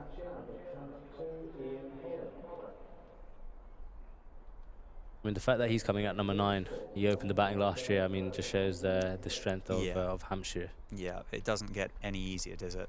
So hopefully they can build a bit of pressure, take a few hopefully wickets, a few fielders inside the circle. Yeah. A few catches, and hopefully they can build a bit of pressure and take these last 3 wickets quite cheap. Yeah, it'd be nice from a Northants perspective to take the thought of a declaration out of the mind of the Hampshire team, wouldn't it? And kind of say, well, we've actually bowled you out and you don't get exactly what you want. In terms of, I guess, then all eyes would be looking at Hassan Azad and Ricardo as well. I said to Sam earlier, neither one of them, well, they've stood at first and second slip for a lot of the day, and neither one of them would have seen the ball do masses through the air and off the pitch. So I suppose that isn't going to strike fear into them. But having been in the field for quite as long as what they had, that's going to be a bit of a mental challenge to overcome, isn't it? To quickly stick your pads on and get out there and front up against the new ball. Yeah, it's not an easy position, sort of opening the batting, especially against you know the likes of Hampshire's sort of attack. But both of them, you know, they've looked good when they have played in the last few games, and hopefully they can get through the new ball for us and yeah, get through that. First ball for Ian Holland, defended back to mid-on from the bowling of Gareth Berg. Yeah, as you said, Hassan's looked really prepared and quite comfortable with taking time out of the game and playing that kind of slower innings. I think against Middlesex, I think his strike rates were in the 30s, I think. Ricardo, I think, a slightly more natural flowing batter. Defended once again from Ian Holland. But I think those two styles, and Ricardo was saying last week, he really enjoys batting with someone that plays in a different way and therefore complements what he's looking to do as a batter at the crease. Yeah, I mean, if you've got someone that you can bat around, it does make life a lot easier for the rest of the batsmen. Defended once again.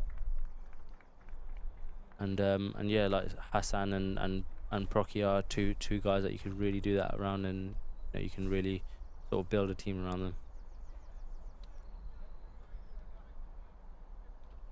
Sam, Ian Holland was a player who I managed to come up with some incredibly fun facts about, but I don't really want to use them all up in one go, as he gets off the mark with a shot out to deep point. As I mentioned on his way out, he is a USA international, played 21 times for the United States, including 15 ODIs and 6 T20s. Born in Wisconsin. You spent a bit of time in the States as well over the winter. I did, yeah. Did Rob Keogh play in that competition as well? Rob Keogh and Luke as well. Yeah, yeah. And the Atlanta I played in the Open same. Or something. Yes, yeah. So I played in that as well. There was quite a few guys from the UK actually went over to play. It was a 4-day tournament in Atlanta. Cool. It was a cool experience. It was just very rogue. Tell us more. Well, we played on sort of on clay and like a mat over the clay. Okay. So yeah, it was an interesting.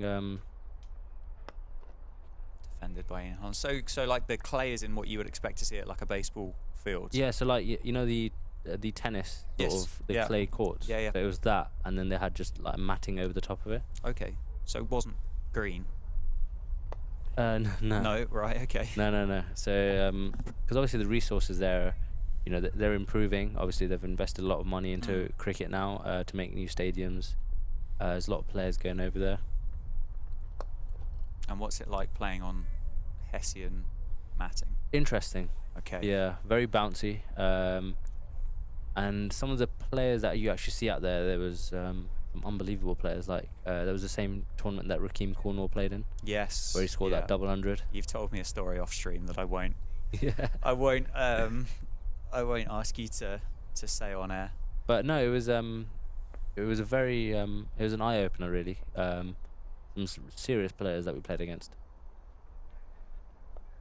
Hopefully can go back again next year really. Yeah, that'd be good. Bit of turn there from Rob Keogh into Liam Dawson. So how did that come about? Say, who organised that tournament? Just through my agent. Yeah, he just sort of he said, "Do you fancy playing?" And I was like, "Yeah." Like, Who's organising the tournament itself? so it's like it's just like owners, just local sort of businessmen in the US invested in and bought a team in one of the tournaments. There's quite a few tournaments going on over there, T20 tournaments. Some of them that was literally a 3-4 day tournament, and then they move on to the next one, and then yeah. So there's a lot of different tournaments.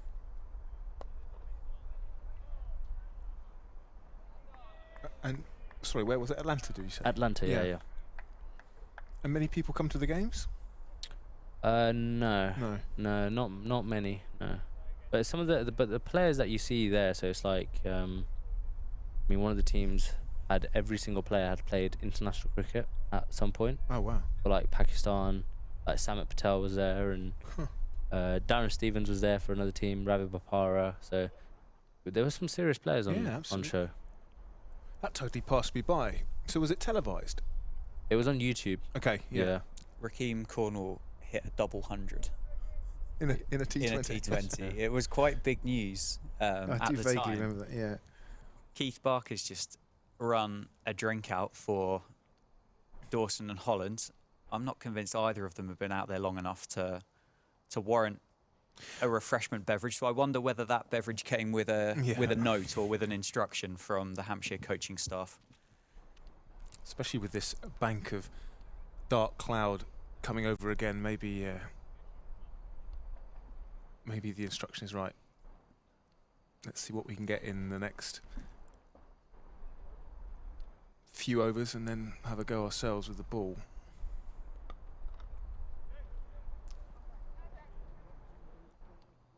And Liam Dawson picks up a couple.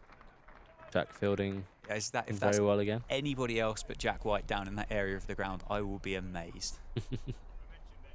And so did you were you just there for that tournament, or did you spend some time either side in America? No, I was just there for that Okay. that time. I was going to stay.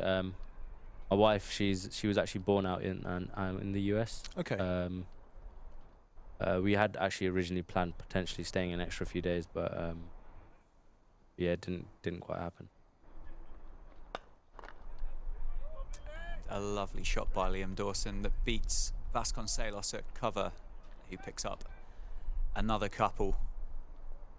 And were the grounds themselves, were they usually sort of baseball pitches, or what sort of ground were you playing on? It was just it was strange. So we got there at like 1:30 in the morning, Yeah. and at 9:30 was our first game. Okay. So it was and it was just a normal park. The outfield wasn't the best, and it wasn't where you were like expecting some of these players to actually play. Yeah. But yeah, like the cricket in like total was very, very Yeah. good standard. It was just it took a bit of time getting used to. Obviously, a lot bouncier, and later on in the day, the mat actually like loosens up a little bit, so it starts spinning a lot more. Wow. So Okay. it's yeah, it was a challenge to say the least.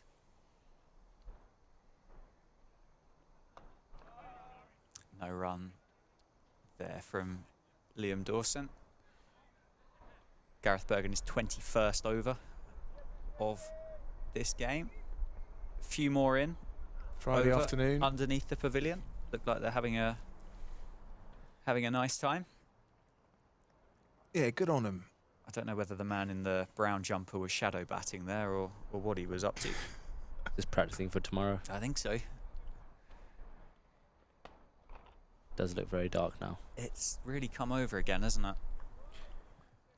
I did say it wasn't going to rain, so if there's any certainty in life, it probably will. And Hampshire bring up 450 runs now in the 124th over. Liam Dawson on 10 and Ian Holland on just 2. And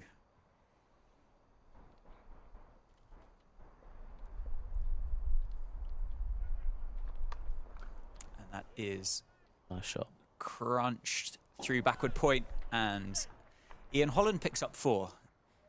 And that is going to take some retrieving from under those covers, I think, unless it's gone right underneath. Nope. In the gutter, which is exactly the place where you don't want your cricket ball to end up, isn't it? If there's ever a bit of fielding that sums up Rob Keogh as a player, then the effort he put into stopping that with the side 454 for 7, the declaration on the way, but he gave everything to cutting that off, didn't he? I mean, if it only takes you to watch a few videos and clips of his fielding in some of the T20s last year and previous years to show you how good of a fielder he is. And yeah, obviously as a bowler and a batsman as well, like he's just really got the all-round package. What's he like as a character? Kind of from up here, and he strikes me as a bit of a leader, guy that's going to stand up in a batting scenario, a guy that's obviously prepared to bowl some pretty tough overs as well. And as we've just seen, a guy that's prepared to throw himself about. Looks like the umpires are coming together to have a chat. I don't know whether it's starting to drizzle about. I think there are a few spots in the air, but I think it might be the light more than Is anything. it? It looks very similar to the Quite gloomy, isn't to it? the light we went off in last night, but I don't think it's going to last long because No. there's some more blue sky coming. They have waved the covers on, so on comes the tractor. And the players make their way off for another break, the third one of the day, with whichever part of the weather forecast is stopping us play this time. But as you said, Sam, it doesn't look like it's going to be that long until either the light improves or the rain stops, whichever one of the two is the choice. I'm just going to fetch the effects mic in to stop that getting wet. Yeah, good idea. But this could be a great opportunity for a bit of Ask Safe. So if you've ever wondered Safe. what life is like as a professional cricketer, any questions for Safe, then you know how to get in touch. Twitter at NorthamptonCCC. At 3 of them. NorthamptonCCC. And email stream at get this right. Stream at ncccc.co.uk. We got there. And we've had the effects mic brought in, so We in definitely my have panic, them. That's a camera. That's not an effects mic. it's coming. It's there. Good news. Yeah, so do get in touch with us, and we can put any questions you have to Safe, whether you're a Hampshire or Northants fan. Then find out what life is like on the county circuit. Hopefully we won't have too long before we see some more play. The umpires are still out there in the middle, just keeping watch over conditions, and I think we have gone off for bad light rather than rain, although with a few spots in the air, the main covers of the wicket have come on. The county grind. There was a couple of years ago that, who was it? Chris Nash was going through and like ranking service stations or something. I suspect you're kind of a dab hand between the group as to deciding which of those service stations are the best in the country. Probably spend more time at those than what you'd want to. Yeah, unfortunately, usually Burger King or McDonald's or something like that. So it's not the healthiest of tough to eat, but Does it change as the season goes on? At the start, everyone's having sort of salads from M&S, and then by September, when everyone's dog tired, it's like, yeah, I'll have the Whopper. yeah, well, it's a strange one because like I think this year we've changed it a little bit. Our S&C Chris Lorcan, he managed to bring in these like food prep sort of companies called Good Gains, so that and he asked them obviously to bring them for whenever we go away. Yeah. Which is obviously helps. You know, you're not eating unhealthy food sort of at a service station or yeah, not getting your like protein and carbs in sort of before a match. So yeah, it does help. Looks like this might be amongst the heaviest rain that we've seen throughout the day. It's actually visible outside the window, which I think is more than what we've had so far, as the ground staff pick up the bigger covers to cover off the bowlers' run-ups as well. The hose pipes are coming off the top of the cover. Yeah, it doesn't look too good, does it? No, I don't know whether we might be in for a little bit of a longer delay, if nothing else, to allow for a bit of a clean-up afterwards. Yeah, it's coming down heavily, but there is blue sky behind it. The wind is still reasonably strong.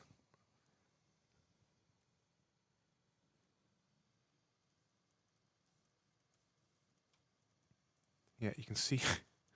Yeah, it looks like very, very heavy now. Yeah, so the ground staff rushing on with the run-up covers.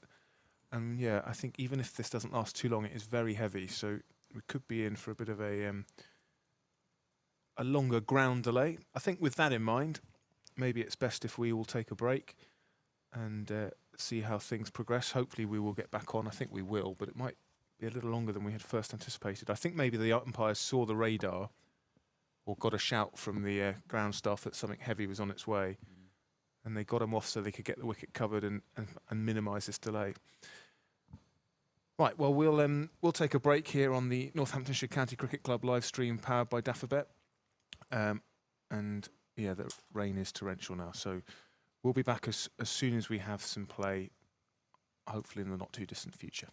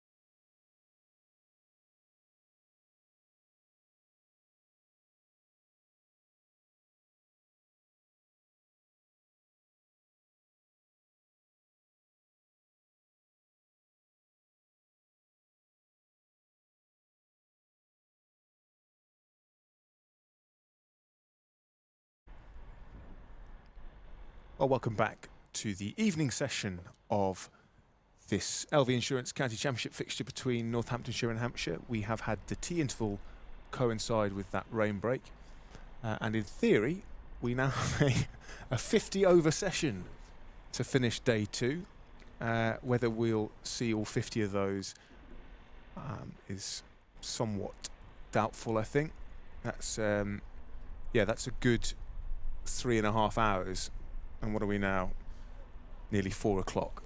That's an outrageous evening session, Sam. If that were to happen, I think Safe's got wind of that, and he said, "Well, I'll give you 10 more minutes, and I'm off." Yeah, delighted to say Dan and myself, Sam Keir, are joined by Saif Saib, the Northants batter, who very kindly spent some time with us today, as well as last week. So your last chance for any questions for Saif. He'll be with us for the next 10 or 15 minutes, and you can get in touch with us via Twitter, which is @NorthantsCCC, or via email, which is stream@nccc.co.uk. As the last of the covers leave the pitch, the groundsman on his John Deere tractor, just dragging those off, almost taking out Ian Holland and Liam Dawson on the way, which might be one way of ending this innings. But steady. So we've got a lengthy evening session. As you would expect, Hampshire have come out for a little bit more. We don't know how much more, but you'd have thought at the very least they're thinking, drag Northants out for another little bit in the field. Don't let the openers get too comfy, which I suppose you can't blame Hampshire for doing, as frustrating as that is from a Northants point of view.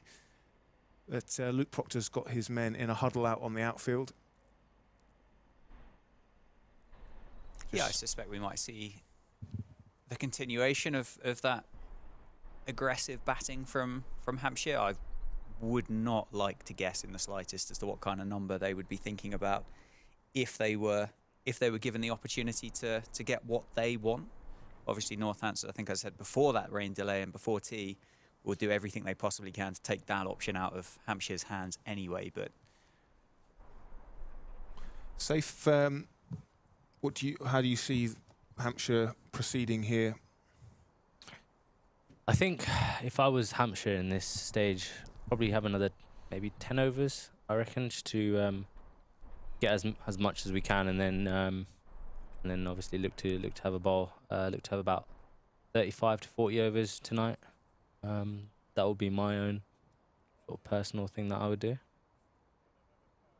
But they've still obviously got a bit of firepower with Liam Dawson and Ian Holland, so they can definitely do a bit of damage. So hopefully the lads can control that as much as they can. It'll be Rob Keogh's off spin to get us underway after the break, and he actually resumes here from the Lynn Wilson centre end, having bowled a long spell before tea, a longish spell. This will be his 7th over of that spell, and it'll be Liam Dawson not out on 10 to face the first delivery of the extended evening session.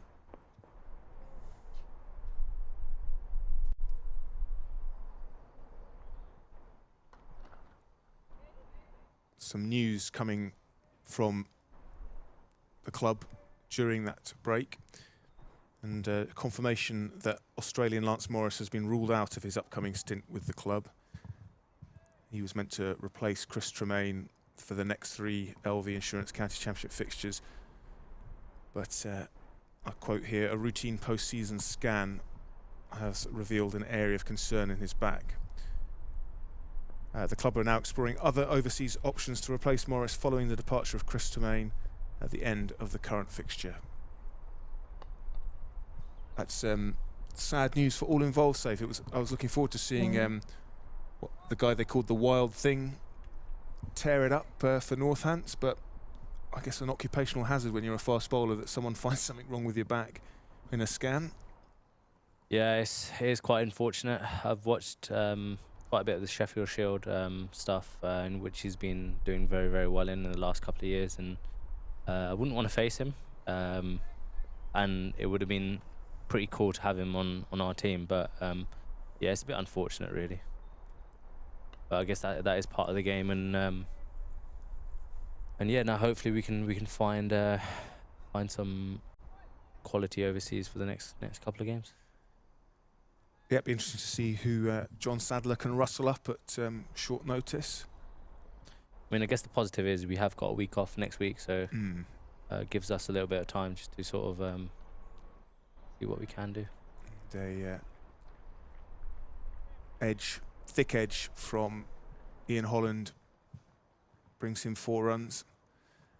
Here we go. We've got a message from a certain Mr. Simon Kerrigan, caught for a keeper when the batter's sweeping and the view is obscured. So thanks to Simon in his email. Any offers for Safe Sibes UK9 cricket spikes, and send us a note. You interested, Dan? I don't think they'd fit me. Otherwise, I could have been brokering a deal right now, Sam. And Dawson looks to sweep, and he doesn't quite middle it, but well, in fact, he didn't hit it at all. It's leg buys. I did see in the week the Postie had turned up with half a dozen new pairs of trainers and spikes and various different things for you, didn't he? Yeah, that was a nice surprise. Yeah, that was a nice surprise. It always feels like Christmas every single time. Postman comes and delivers some new kit. Very, very nice feeling. Do you have like a rogue pair of spikes for the T20 Blast? Are we going to see you rocking yeah. up? Oh, okay. I do, yeah. You don't have to spoil it. We can wait and see in the summer. But I wore them on the weekend with Bucks. Okay. Just just try them out. Yeah, well, naturally, yeah. Yeah, just see if they fit the T20 sort of demands of T20, and I can say that they do. So okay. Are they a colour? They are a colour, yeah. Are you gonna? Is it a surprise, or can we get? Not really. I think there's quite a few people have already seen them, but yeah, they're quite flare. What colour are they? I don't know if I can say that yet. It's Gareth Berg resuming his spell at the David Capel end into his 23rd over of the match and his 5th over of this spell. Doesn't sound like you're going to need your binoculars during the summer then if you're going to be trying to locate safe on the outfield. Well, I've got 2 pairs. I've got one very, very bright pair and one like it just looks cool. I spent a lot of money on them, so. Wow. Okay. Yeah. So this is why you're selling the other spikes to try and recoup back. Yeah, I need gotcha. a bit of cash. Dinked down to 3rd by Liam Dawson. Picks up a single. It's always nice when your mates are listening, though, isn't it? Just to try and stitch you up. Yeah, I mean, Simon did say that he wanted to buy a pair of spikes off me, but never quite got back to me. So, I mean, he is just helping, yes. Well, very nice to hear from young Simon in Preston. Safe, any tips for the aspiring talent Simon in Preston? Yeah, just keep keep being jovial as he enjoy your game. Enjoy the game. That's the most important thing. Enjoy the game, correct. Don't let that love go. And tuning into the stream suggests that plenty of enthusiasm still from young Simon in Preston. He'll be gone once saves goes. Don't you worry about that, Sam. I can guarantee you'll be watching every single ball of this match. No, he absolutely loves the game, and it's always a pleasure to be around Simon. I mean that in the best way.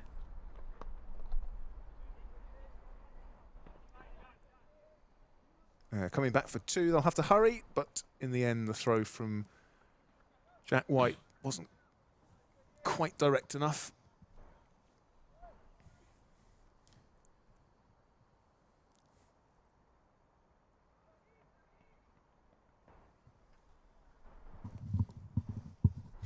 I'm actually really looking forward to seeing Northamptonshire back, because I think there's a chance to just let Gareth Berg bowl this ball. That has just evaded Hassan Azad at backward point, but mopped up by Rob Keogh. Yeah, you know, it's going to be tricky, but if we, you know, get through that new ball and hang in tonight, then it'll do a world of good for the guys' confidence at the top of the order, and show that you can go toe to toe with, you know, two of the best opening bowlers in the division. So actually a really good opportunity for, certainly for Hassan Azad and Ricardo Vasconcelos at the top. Yeah, I think Ricardo's could do with a few runs, obviously, for his own confidence. You know, he's a class player, and when he does score runs, he's always very, very nice to watch, and it'll be, yeah, when he does play at full flow, he's probably one of the most elegant sort of batsmen to watch. So it'd be nice to see him score a few runs and hopefully get through the new ball today and bat for as long as he can, really. We talked about it last week, but the difference in styles between Hassan and Ricardo, again, I think could play in Northamptonshire's favour, particularly on a wicket like this, where Hassan can grind them down a bit, and if Ricardo gets through the new ball, then perhaps he'll be able to, like you say, play one of those flowing innings that we've seen over the years.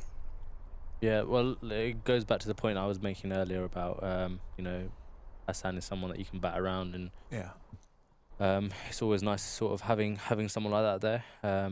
So yeah, hopefully they can complement each other well and start us off on the right foot.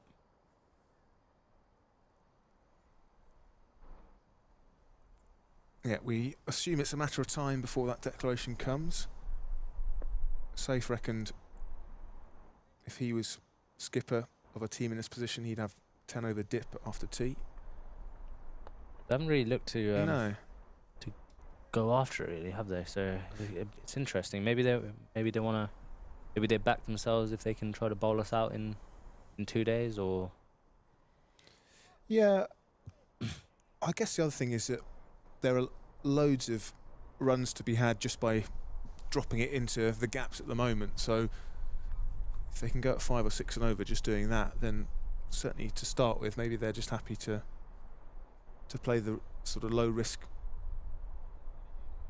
Yeah, I mean, if you are going at 5, 6 and over, and then with the odd boundary here and there, it's just sort of there's no really any need to take a risk, is there? So.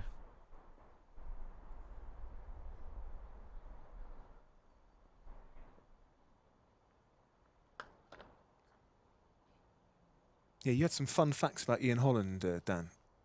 Yes, going back, well, similar to your below deck conversation that we had earlier. 2012, he appeared in a cricket reality TV show in Australia called Cricket Superstar. I think I did know that. It was sort of like an X Factor for cricketers. Yeah, Alan Border was the Simon Cowell type head judge figure. Two very similar characters. Pass. I don't know. I've got no idea.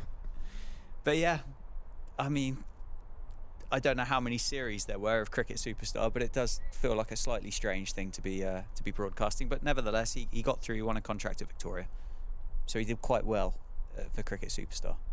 Now, in Cricket Superstar, on Cricket Superstar. That link between reality TV and cricket, I think my wife assures me that someone who was on Married at First Sight was a first-class cricketer as well. Really? Yeah. Married at First Sight, Australia. I can't remember his name. No? No. I don't think reality TV is not really up my street, I'll be honest. Wasn't there a guy on Love Island who then ended up doing some stuff for the BBC who was a big cricket fan or something like that? So Hugo played for England, the PD stuff for England. No, but that's not who I'm thinking of. No? He's like ended up hosting some pitch side interviews during the 100 and things like that. Chris Hughes? That's who I mean. Yeah. Was he Love Island? Yeah, Love Island, yeah. Yeah, I have to have. I don't know how I know that, by the way. It's all right, safe. This is a safe space. Maybe I watched it 1 or 2 episodes. That's well swept by Liam Dawson. He's been looking to turn Rob Keogh round the corner, and that's exactly what he's done. That's not a good line, is it, from Rob Keogh there? I think if you want to sweep a ball, then you'd quite an easy ball to sweep that. Yeah. Where would you like it, sir?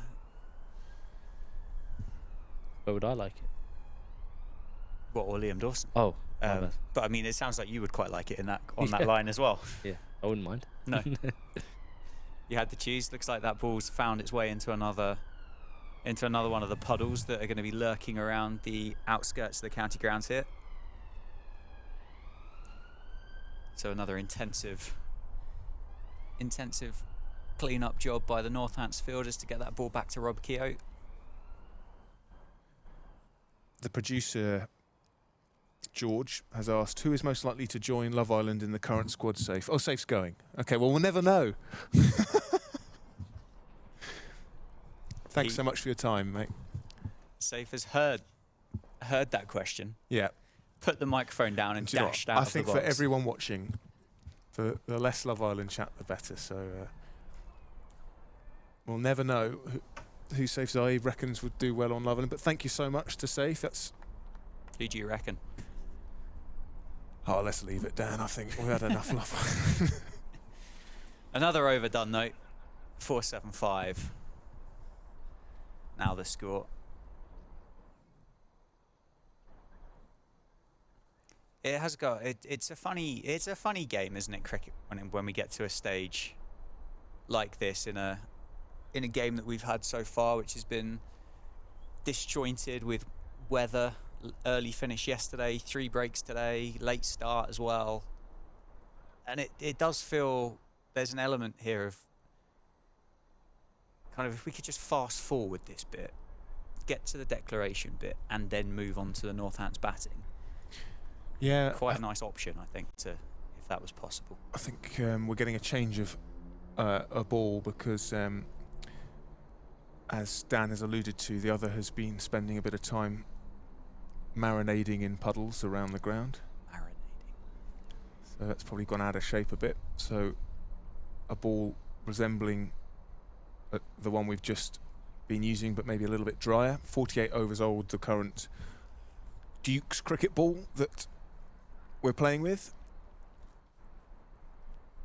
Yeah, but then having said that, that's this kind of waiting for the declaration, it does just grind the fielding side down, and I guess Hampshire will just be hoping that extra bit in the field where everyone's thinking, come on, get on with it. Yeah. It's a psychological thing, isn't it? Yeah, there's definitely a skill and definitely a tactic in it, isn't there? Not going to deny you of that. I think we spoke earlier, didn't we? Cricket does funny things to different people, but I'm not really convinced that Ricardo or Hassan would have seen anything from this pitch, which has been good to bat on over the last day and a half, to really kind of put any kind of fear on them. They'll be looking at this Hampshire scorecard and the way that James Vince and Nick Gubbins batted, the way that Ben Brown batted, the way that Dawson and Holland are currently building this partnership as well, and think, well, I mean, if Hampshire can go out there and score runs on it, why can't we?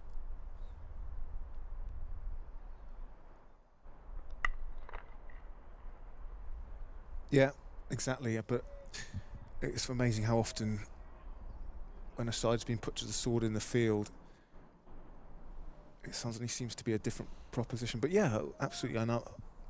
Let's back those guys to make the most of these favourable batting conditions. The weather is now set, I think, pretty fair for the rest of the day. Yeah, looking out the window, certainly the cloud looks a lot higher from the left or the right-hand side, doesn't it? As we look at the pictures from this Garethburg over, which can only be a good thing, Sam. And another good thing if you are local to the ground, as per all the other county championship games, it is free entry at Wantage Road after tea. So Friday evening, you fancy popping down? Loads of cricket to watch as well. Plenty of cricket left. In theory, 46.3 overs remaining in the day. So why not come and start your weekend at Wantage Road. Enjoy a Friday evening. Hopefully seeing the Northants opening pair seeing off this imposing Hampshire seam attack. Of course, no Keith Barker. Yeah, it looks slightly more friendly, doesn't it, without Keith Barker? Yeah, for sure. Like I think you mentioned earlier, Mohammed Abbas and Carl Abbott all taking 50 wickets last season.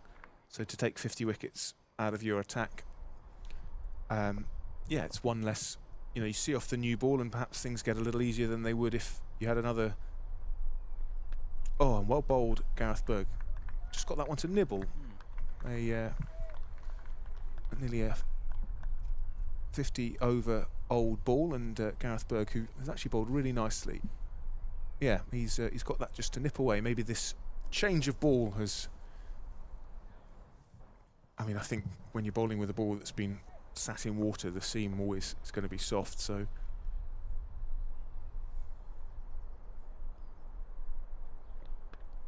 Oh, well taken by Lewis McManus. For a second, I thought I heard a nick, but just beating the outside edges. Dawson looks to. Just a bit of extra bounce there, wasn't there? I think, which there has been from this end, hasn't there? there? Has.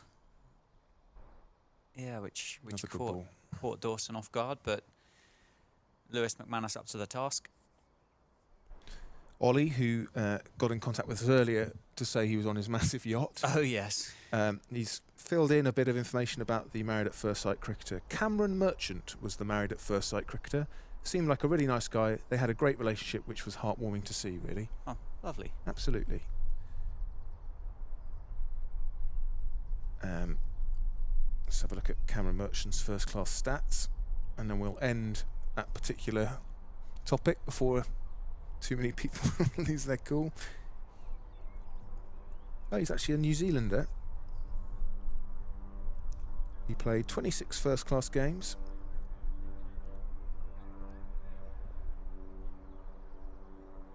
Averaged 30 with the bat.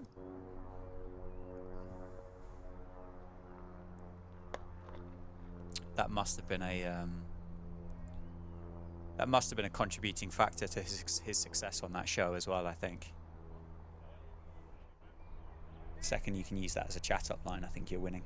Yeah, on the right side of my first-class average is the right side of 30. Yeah. Marry me.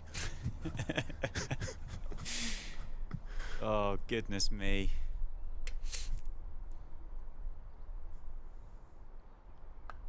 Bit of turn from Rob Keogh. But I think that whole conversation is exactly what 129 overs in the commentary dirt does for you. Yeah, and if he batted at number 3, then it would be Married at First Drop. Thanks for letting me take a sip of my drink there, Sam, before you shocked me with that one-liner.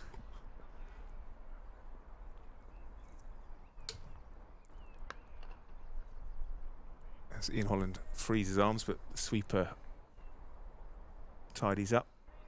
Just one, and both batters now on 20. Partnership worth 38. No, he wasn't. Sorry, he wasn't a New Zealander. Don't know where that came from.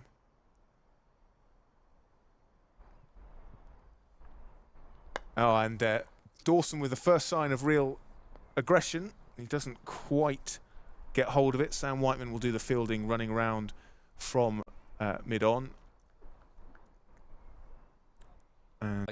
Is Ian Holland on his way off as well? Yeah, I think we have the declaration. Yeah, Vasconcelos, the quickest man off the field. Yeah, so Liam Dawson, LBW to Rob Keogh for 22. So Hampshire have sort of done what they wanted to do, which was just force Northants back out into the field for that short period after tea and the rain interval to see what they could add and just drag the Northants guys back into the field. But they have declared 482 for 8 in 129.5 overs. And now, after 10-minute turnaround, it'll be a chance for Ricardo Vasconcelos and Hassan Azad, who are the only two Northants players to have actually left the field. They've been given special dispensation to go and get ready, whilst the other guys are all walking off together, which is a nice show of solidarity. They've stuck at it for 129.5 overs. And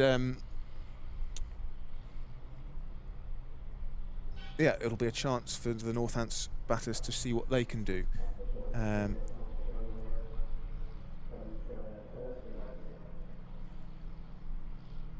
Let's just go through the Northants bowling figures as the Northants supporters applaud their side off the field. I think they recognise that other than those drop catches, the guys didn't do a huge amount wrong. Ben Sanderson, 30 overs, 5 maidens, 2 for 101. Jack White, who was extremely unlucky with 3 drop catches and an LBW, which looked pretty out from up here, being given not out on the field. 24 overs, 2 maidens, 2 for 89. Chris Tremaine had James Vince drop when he was on 25. Vince, of course, went on to make a big 100. 21 overs, 2 maidens, none for 74. Gareth Berg, who was probably, at the end of the day, might well have been the pick of the bowlers. He bowled a very nice line and length, 24 overs, 5 maidens, 2 for 70. Luke Proctor, 10 overs, 1 maiden, none for 42. And Rob Keogh picking up 2 wickets for 97 off his 20.5 overs. Of course, we can't wrap up this innings without talking about those fantastic knocks from both Nick Gubbins and James Vince. Nick Gubbins with 125 and James Vince with a monster 100, 186. His first big score of the summer, and a big score it was. Nick Gubbins, I think, now up to 3rd in the run scoring charts in the championship. He's kind of gone under the radar, but after that knock, people might be taking a bit more notice. Dan, your thoughts on those 129.5 overs? Tough for Northamptonshire, as you said. I don't. It is really harsh, isn't it, to go back to that over yesterday? It's clearly the talking point. The drop catch from James Vince in the deep as well was just a 30-minute period for Northants that they would really like to forget, isn't it? But other than that, I think you summed it up quite well with regards to the bowlers. I don't really think the Northants guys did a great deal wrong. I mean, they were difficult to score against early yesterday, difficult to score again early today, managed to build significant pressure against some of the Hampshire batters, not all of them. And they came up against 2 guys, Nick Gubbins yesterday, who, it was a chanceless 100. Really, one of the best that you'll see this season, I think. And they came up against a guy in James Vince that they gave a life to, who's one of the very best in the circuit. He's scored countless amounts of runs, a number of international caps as well, and no real surprise that a player of his quality was able to put together an innings of such quality and put Hampshire to a position of 482 for 8 declared, as you say, which I think is a positive declaration. And I am honestly looking forward to watching Northamptonshire have a bat on this pitch that has been good to bat on for the last 5 sessions. The heavy roller is on it as we speak, which is only going to hopefully make it better as well. But it will be a tough test against Mohamed Abbas and Kyle Abbott with the new ball. Yeah, I think the opening pair just need to put the last day and 2/3 out of their mind, as easy as that sounds, and just be assured that there are no demons in this pitch thus far, and if they can somehow see off Mohamed Abbas and Kyle Abbott, then things will get easier. Mohamed Abbas, of course, the leading wicket taker in the division so far with 15. That's a ridiculous average to carry on his his Hampshire career, really. He's been sensational for the county. Kyle Abbott has actually not started the season quite as well as perhaps he would have liked. Keith Barker not playing, so he'll be keen to nip a few out. But again, maybe some encouragement there for the Northants guys. So we should be underway in 5 minutes' time.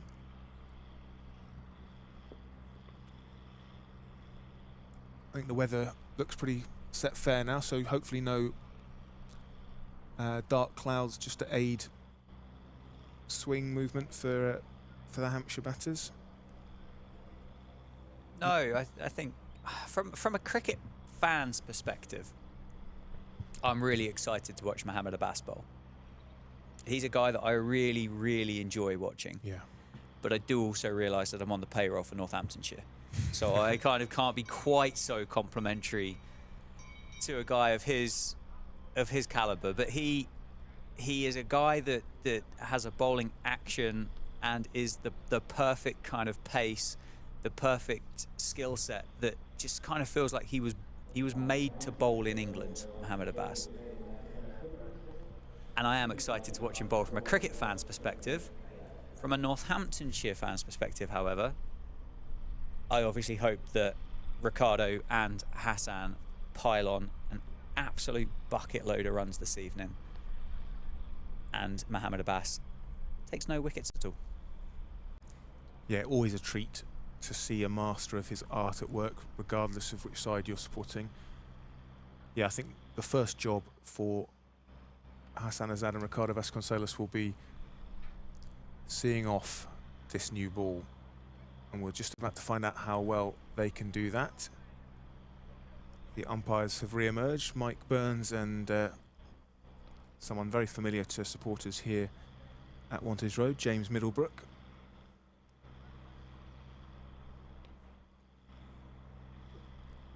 Don't forget that entry is free after tea during championship matches here at Wantage Road. We've still got 43 overs scheduled to be bowled.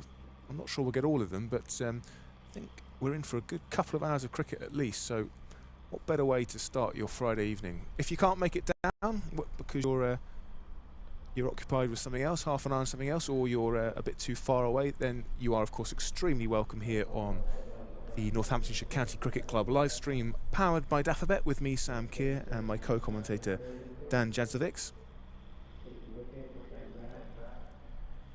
As the players make their way back, the umpire's just emerging into shot with the groundsman just giving the pitch a extra heavy roll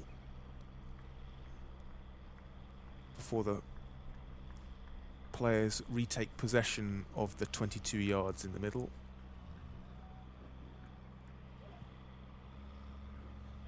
Of course, our opening batters will be, as we mentioned, Ricardo Vasconcelos, who I think will take first strike, and the man who is here on a 2-month contract, Hassan Azad. He's looked solid so far without, perhaps scoring as many runs as he would have liked, but he is a very well organised player, a man who averages around 40 in first-class cricket, which is not to be sniffed at.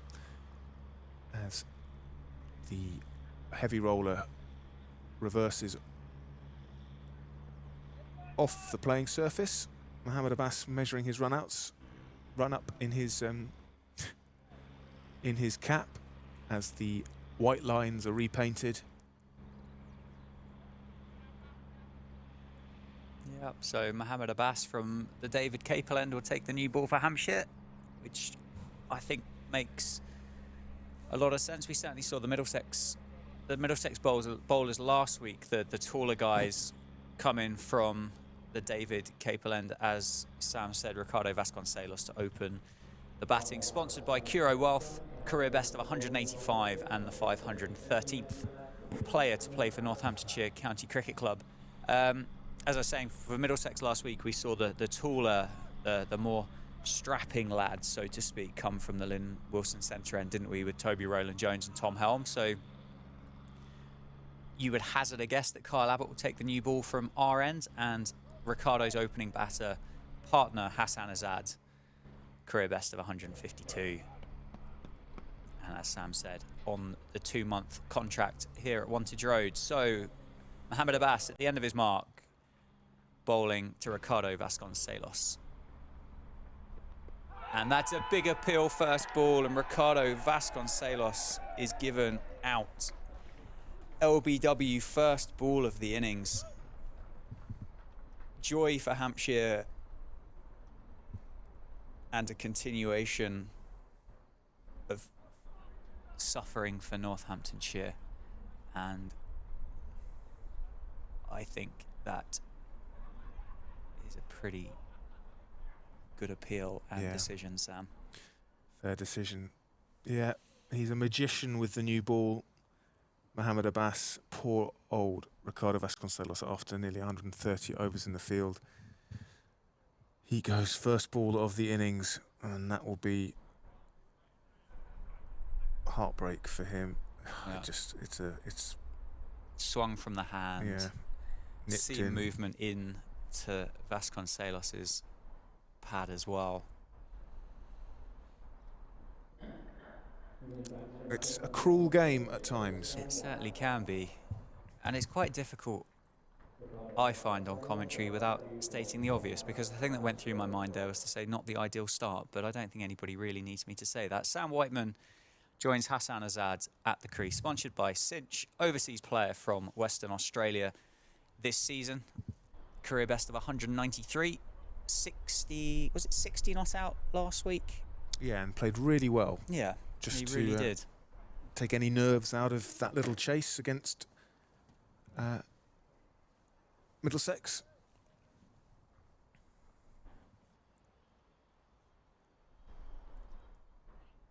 It so often happens, doesn't it? Really does. It really does, Sam. Quite lavish seam movement as well compared to what we've seen so far during this game. But here he comes again. Into the pad again. Might have been a little inside edge on that one. The slip cordon look interested. Mohamed Abbas looks interested as well, but We saw a few deliveries today from Ben Sanderson and then Gareth Berg just pop off a length from this end as well. So that'll be another thing for the Northants batters to think about when they're looking to cover their off stump.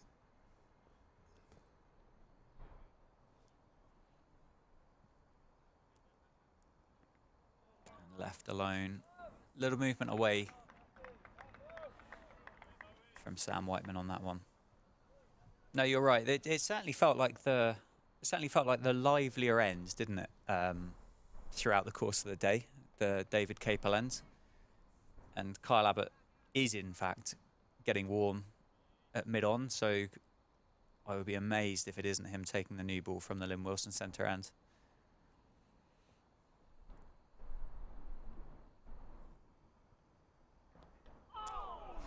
Squared up this time. Sam Whiteman does well to play that one into the grounds. There'll be plenty of noise, plenty of excitement, and some very, very attacking fields from Hampshire after the hard work that they put in with the bat earlier on in this game. 4 slips, a short leg, point, cover, a mid-on, and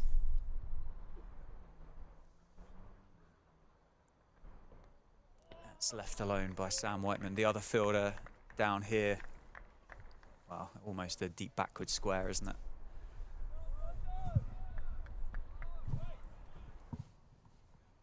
This is going to be tough.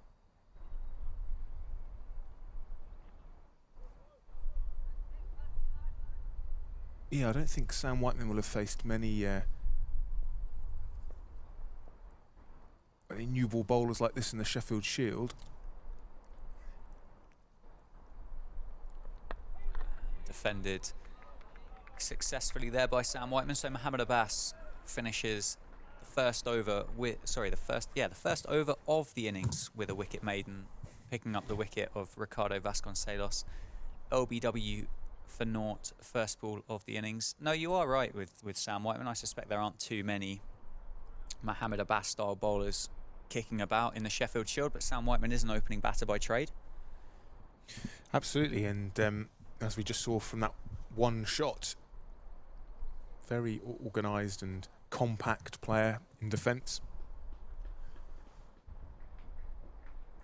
Kyle Abbott will indeed take the new ball with Mohammed Abbas from the Lynn Wilson Centre ends. Played 11 test matches for South Africa, which included 39 wickets as well. So a very experienced and very skilled operator for Hassan Azad. Hassan defends Kyle Abbott's first ball into the offside successfully. You think he would probably have played a few more test matches if it hadn't been for the decision to go down the Colpack route. He certainly did well when he had the South Africa shirt on. He was quite a quick bowler in his day, wasn't he? He's got a little older, he's lost a bit of that pace, but he's metronomically accurate. And defended out into the slip cord. Reminds me a little bit of Andre Nell. That type of tall, broad-shouldered seamer from South Africa. I know I was reading up about him before I came up. The story that South Africa were, well, in light of injuries, weren't they? But they were really desperate to get Kyle Abbott back into that fold, of which he turned around and said, "No, I don't want to." Well, he certainly found a decent second home at Hants. And the first runs for Northamptonshire come off the bat of Hassan Azad as he tucks that one into the leg side and picks up a couple. So the score moves on to 2. Kyle Abbott has the 9th best figures on Test debut.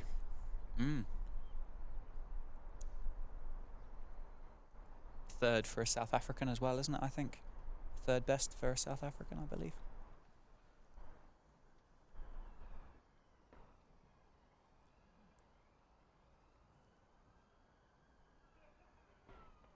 Down the pitch by Hassan Azad. Kyle Abbott beats his outside edge and goes through to Ben Brown. Interesting to see the Northants batter use his feet quite so early on in the script here. Yeah, something that was, sorry Sam, but something that was quite successful a week ago. I don't mind it at all, especially against the new ball. To take LBW out of the equation.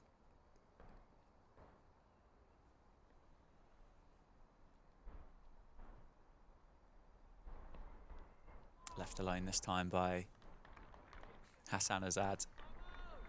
Yeah, you mentioned those South Africans on the list. Actually, one of them very well known to Northamptonshire fans. Lance Klusner, 4th on that list of best figures on Test debut. He took 8 for 64 in Calcutta in 1996. Saw plenty of him at Wantage Road and did a job more with the bat, actually, back in the late noughties, mid to late noughties.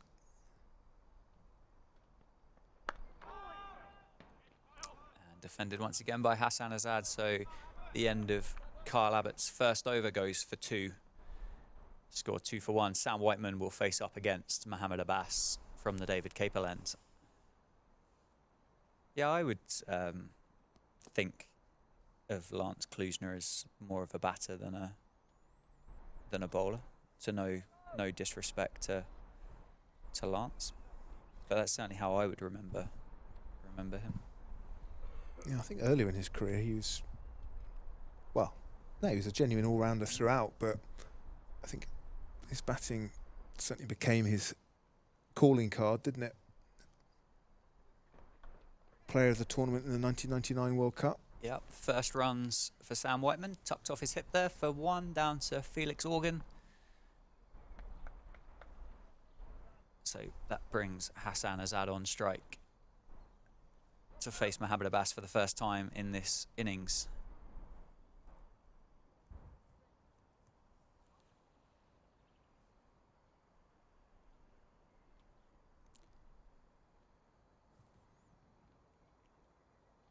And now it does become the difficult time now, doesn't it, to talk about the batters without wanting to curse. Yeah, commentator's curse.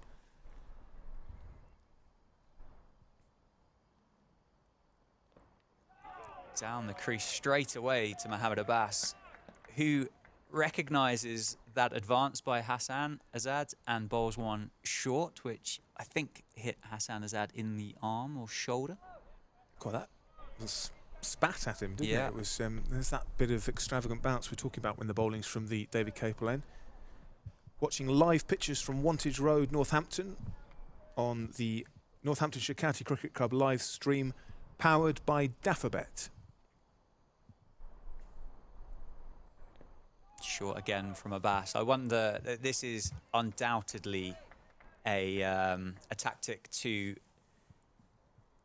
take or put Hassan Azad back into his crease and take that option away from him. The square leg umpires just had a chat with Hassan as well, potentially about advancing too far down the crease, which I'm not quite sure. Danger area, I guess. Yeah, obviously parts of the pitch are protected from players, and if you advance too far down, you're in danger of going in those. No advancement this time, and lets that one go past to Ben Brown. The irony would be, in a different format, a batter is allowed to charge down the crease at any point and continue to do so. Yeah, it's an interesting one. I mean, the batter's got to be allowed to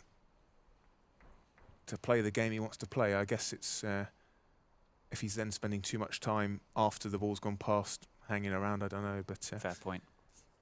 I don't think he's taking a guard down there, is he? So no, he is outside of his crease, as you'd expect, but again, clearly the word that came in from the square leg umpire has changed something in Hassan Azad's tactic, which is a shame if that was his ploy on how he was going to combat the skill of Mohammed Abbas. We had viewers from all over the world yesterday. Germany, Cambodia, Australia. But I wonder if we've got a few tuning in from Pakistan now. Mohammed Abbas has got the ball in his hand. And runs again for Hassan Azad, who picks up another single and will take the strike and face up against Carl Abbott in the next over. If you are tuning in from Pakistan or anywhere else in the world or in the country to watch this exciting and enthralling test between bat and ball, do let us know. You can contact us on Twitter at NorthantsCCC or via email, which is stream, STREAM, at nccc.co.uk. So do let us know where you're watching from, who you think's going to come out on top of this duel between bat and ball.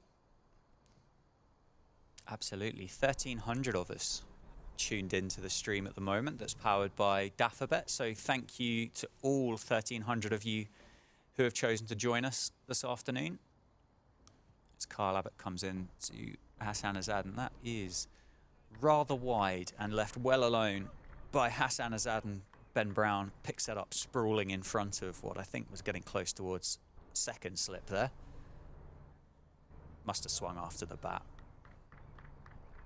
But yeah, if you are enjoying the stream, there is a little like button on there which helps the club out.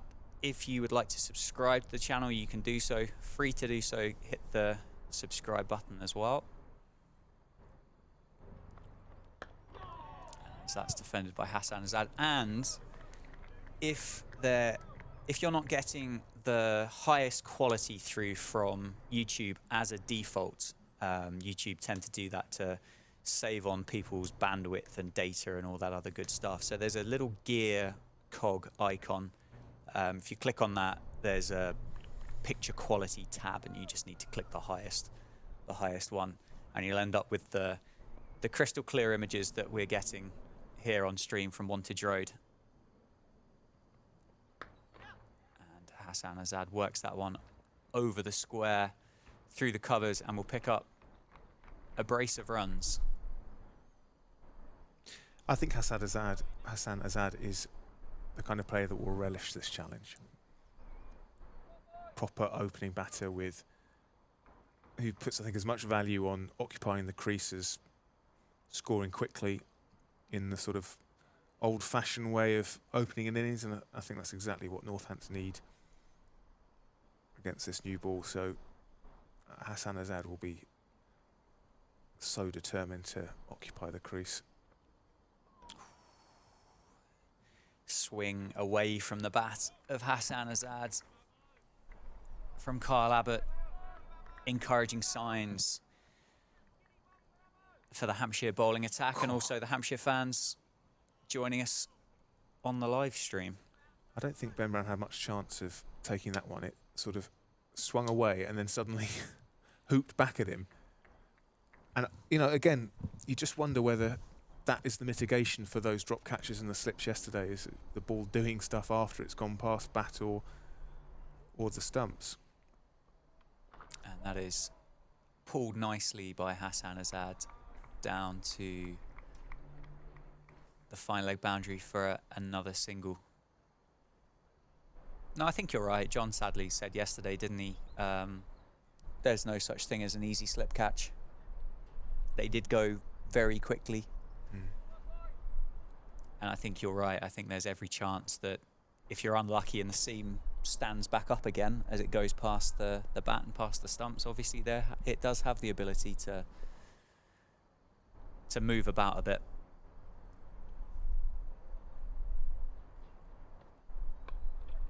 Sam Whiteman tucks that one off his pads and rotates the strike, and will keep said strike and face up against Mohammed Abbas as Kyle Abbott finishes his second over. Andy from Southampton's been in touch, usually residing in Southampton, but currently watching the stream on a massive yacht. No, No, almost as good. On his patio, on my patio in sunny Cyprus, lovely. with a glass of red wine. Well, cheers to you, Andy. Thank you for tuning in. Big Northants fan from Southampton. The clue is in the Southampton, I think. Yeah, from Southampton to Northampton. Oh, they're flooding in now. Oh, I bet they are. Mohammed Abbas on the money straight away to Sam Whiteman. Are we being invaded again, Sam? Stuart Edwards is in the sunny Dordogne. He's a Northants fan, hoping Northants can dig in. He claims to be the president of the Fédération Française de Conkers. Pardon? What? He claims to be the president of the French Conkers Federation. That's amazing. Well, we'll take your word for it. Stu? Oh. Just some bat on it there from Sam Whiteman. Inside edge into his pad. Mohammed Abbas on the mark. Metronomically. Nice tweet from Ian. He's really enjoying the coverage over the last few matches. Sadly now live too far to get to Wantage Road, so this is the next best thing. Keep up the great work, and thanks, Ian. Well, thank you, Ian. That means a lot. No, thank you very much. That's very kind of you to send that over to us.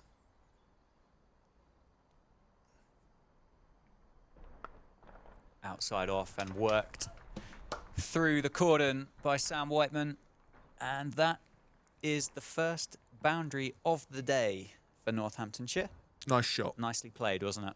And I think that's good from Sam Whiteman. You can't let Mohammed Abbas dictate to you just because it's Mohammed Abbas. If he bowls you a wide one, then play it like it came from any other bowler. Completely agree with you. The first time he's kind of missed that line, hasn't he, this afternoon? And I think a shot like that really does confirm the quality of the pitch that the ground staff have prepared here at Wantage Road for this game as well. Left alone this time. Tom Press might be saying otherwise, looking back on his wicket from this morning. But beside that, it's been a good pitch. The guys, they did say on day one that they felt it was going to be a better pitch than what they had prepared for the Middlesex game. And I think so far, everything points towards that being completely accurate. And where he's slightly better, I think might have been an undersell by them as well.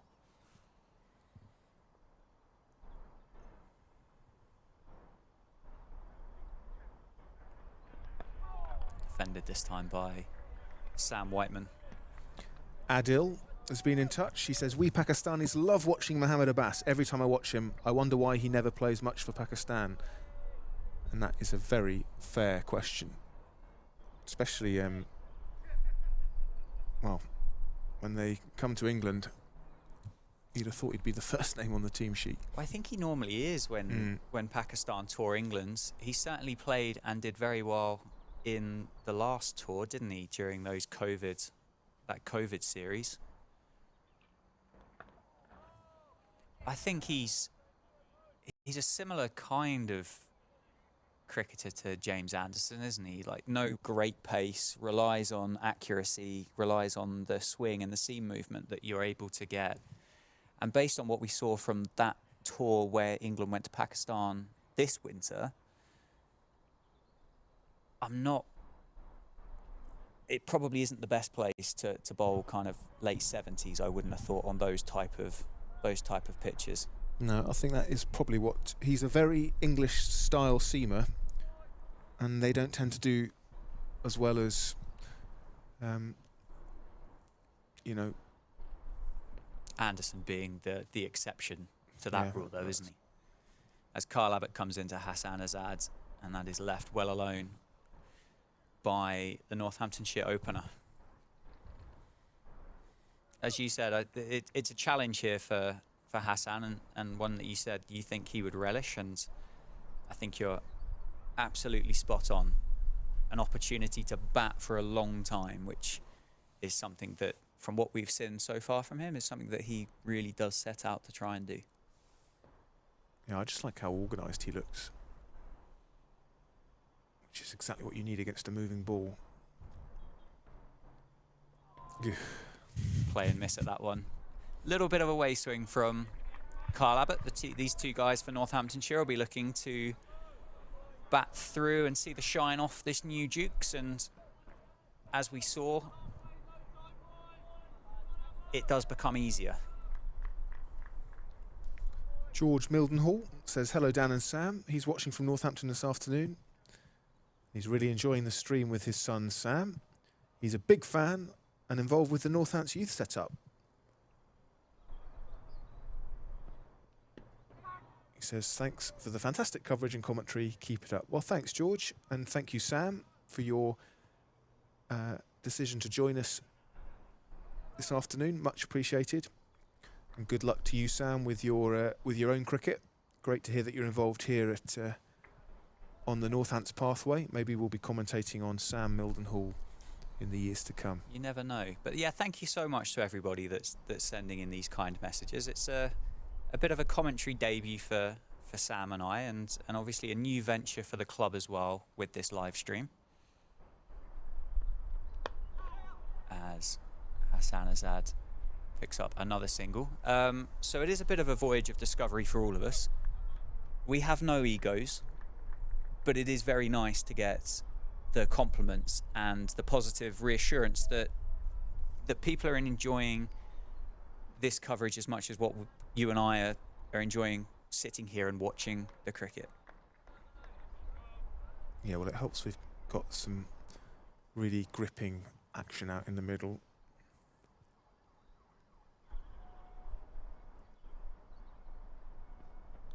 Oh, big swing movement away from the bat of Sam Whiteman from Carl Abbott that time. Certainly feels so far that in these 6 overs that Hampshire are getting enough out of this pitch to keep the Northants batters honest, as did Ben Sanderson and Jack White with the new ball on day one as well, didn't they? Yeah, but the lesson is from the Hampshire innings is that when the ball gets older, it gets easier. So just stick in there. As Sam Whiteman successfully navigates the end of that Carl Abbott over. Philip Gamage in Wolverton. Good afternoon. I was down yesterday. The weather put me off today, so I'm watching the live stream. I remember Andre Nell and Lance Klusener playing at Northampton. Hampshire look favourites if the weather holds. I'll be at the football tomorrow, Northampton Town. Up the cobblers. Shoes off if you love the town. Shoes off. Not in these temperatures, I don't think. Yeah, keep your, well, unless you've got some thick I socks. was going to say.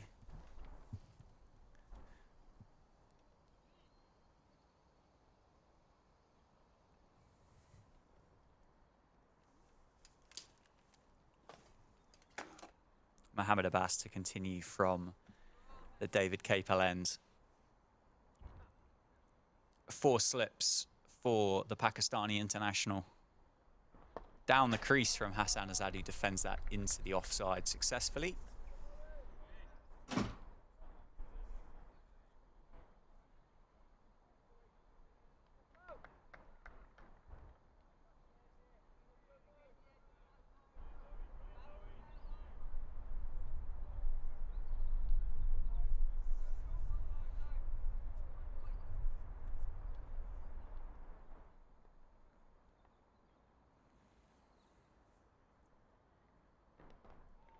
Defended once again by Hassan. A good battle between these two. One of the very best red ball bowlers coming up against a very organised opening batter in Hassan Azad. Short leg has moved into, I'm not really quite sure what you would call that position. Down the crease again as the ball swings away. Kind of in a bit of a no man's land, really, between short leg and square leg, and slightly behind square as well. So to kind of paint a picture, there is a catcher there, but I don't necessarily think that particular fielding position is drawn on the famous tea towel that tells you where you need to stand on the field.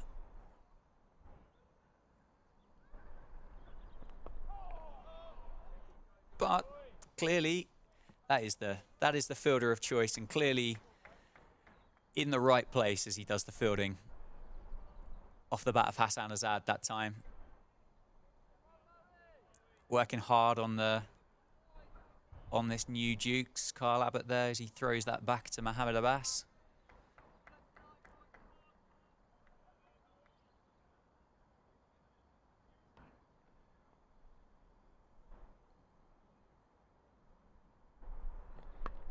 Defended once again.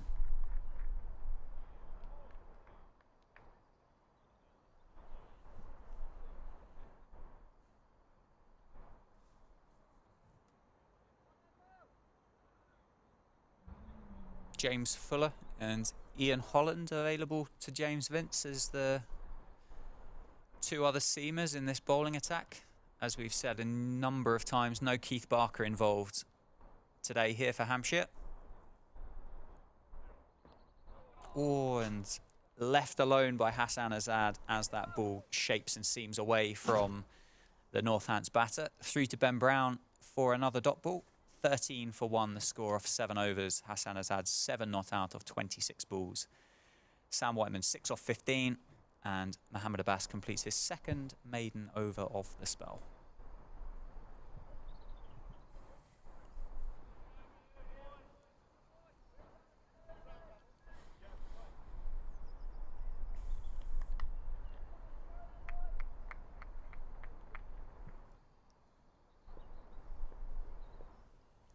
Kyle Abbott to Sam Whiteman. Big appeal from the slip cordon, but I think there's an inside edge on that, isn't there?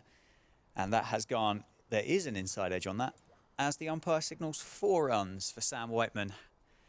Many hands on many heads from the Hampshire fielders, but nicely played in the end by Sam Whiteman. They all count. They do indeed. No fielders down there, were there? You know, I think even if he hadn't hit it, I think he probably got outside the line. Yeah. Optimistic appeal from the Hampshire slip cordon. I don't think Kyle Abbott was that interested. No.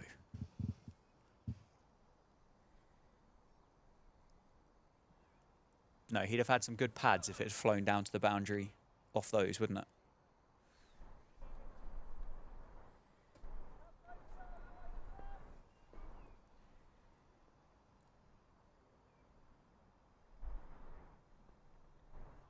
alone this time by the overseas Aussie. Yeah, I think certainly in terms of movement through the air, like we saw during Hampshire's innings, there isn't that much. So I think these two can afford to just play the line of the ball, cover that off stump, and just see the shine off this Duke's ball, which at the moment, avoiding any commentator's curse, these two are doing very nicely. Attacking the stumps there, Kyle Abbott. No, Sam, you're absolutely right. I think that will be the game plan. The floodlights are still on, all 6 of them around the ground here. The cloud cover has dispersed. Don't see if there's anything on its way. There is a bank of cloud, which would be coming over from the left-hand side as we commentate on this over from Kyle Abbott. But as it stands at the moment, floodlights on. Barely a cloud in the sky at Wantage Road. And Sam Whiteman on strike. And tickles that one down to fine leg for another single. Yeah, Gambo on Twitter said he'll be at the football tomorrow. Of course, there's another big bit of local sport tonight. Northampton Saints taking on Newcastle Falcons in that bid for a playoff spot in the rugby. I know our producer George is a big Northampton Saints fan, so yeah, plenty of interest for Northampton sports lovers. Championship cricket here at Wantage Road, football tomorrow, and rugby tonight. Left alone by Hassan Azad this time.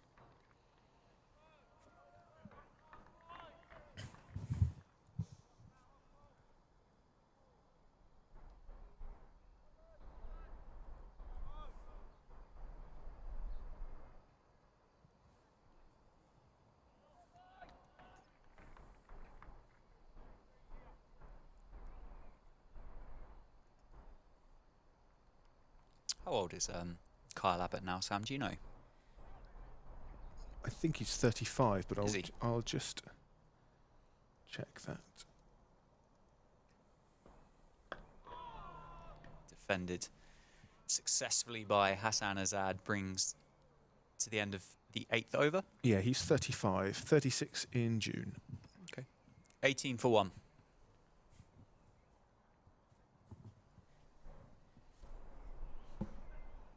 It's a guy that feels like he's been around for, well, an absolute age, doesn't it? And 35 would be in and around the ballpark that I was expecting. But you know what? I wouldn't really have been that surprised if he'd have turned around and said, "Oh, he's only 31." I know what you mean. Like last week when you hear Ryan Higgins is 28 or 29, you think, oh, he's been around for decades. But yep. Well, like Safe earlier, you read the articles and it's like, well, he's coming into his 10th season at Wantage Road. The lad's only 24 years old. Yeah, Safe was a bit of a prodigy, wasn't he?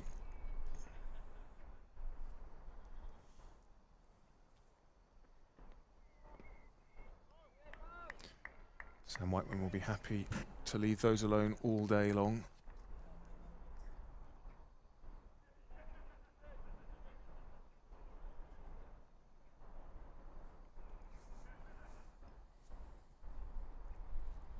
Felix Organ rather optimistically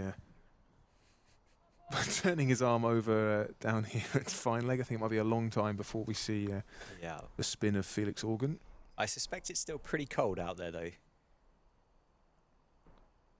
Oh, and that just lifted off a length, which we have seen a bit from the David Capel end, but Sam Whiteman credit, just covering that off stump, playing with his bat just behind his pad and evading any contact. Seemed away as well, didn't it? Off the pitch. Yeah, I was going to say, I suspect it is still pretty chilly out there, so Felix Organ might be thinking, anything I can do to get a bit of blood flow going around just to warm me up a touch. I think Ian Holland's having a couple of looseners as well. Ooh. Oh, that's died. That has rolled. Yeah. Mohamed Abbas is having a good look at the pitch. I think he says, I just want to memorise that spot on the wicket because I might try and hit it again. Yeah. Blimey. If that had been straight, Sam White would have been in trouble, but then if it had been straight, it might not have done that. True. We've seen that once or twice. The ball shoots through, only once or twice, I think once from each end now. Well, it did with Tom Prest, didn't it, earlier today, Yeah. but that was at the other end. So, obviously just hitting something in the pitch. Short leg, interested for a minute. It's exactly the sort of delivery that Fletcher Middleton is in at short leg 4. The one that Sam Whiteman tries to play off his hip. Oh, he's gone back to a more orthodox short leg this time. The over before, and to Hassan Azad, and it might well be because Hassan was using his feet to come down the crease to Mohamed Abbas, but he was actually a bit closer towards us. You see where the, from, not that this is going to benefit anybody on the stream whatsoever, Sam, but for your own, you see the kind of the patch of AstroTurf just off the square, which I assume must be a drainage cover. Yep. Felix Middleton was fielding there, so almost a bit of a in-between a short leg and a square leg, and I don't think I'd seen that as a fielding position that frequently in cricket before. You know, almost like a really square leg slip. Yeah, or like a deep short square leg or something. I'm not quite sure they exist. Oh, and once again, the ball just misbehaving off a length. We've seen one shoot through this over, and Mohamed Abbas is having a really good look at the surface. Another maiden for Mohamed Abbas, his 3rd during this 5-over spell. I mean, A very optimistic appeal from Ben Brown and James Vince from behind the stumps as well, wasn't it there? Yeah. Change of bowling from our end, Sam, I think.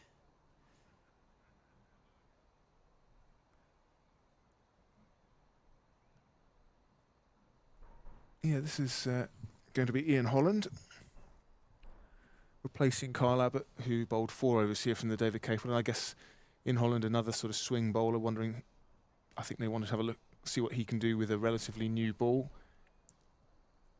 Maybe lure, especially after the pressure that the opening pair, Whiteman and Azad, have been under, to see if they can lure one of them into a drive or an expansive shot to try and relieve the pressure, and then hope that they might get something on it. He'll have 3 slips, Ian Holland. Well, they've certainly got the benefit of runs on the board and time left in the game, haven't they, to test out as many different options as what they'd like. Yeah. Well, I think we've seen all game that the new ball is the time to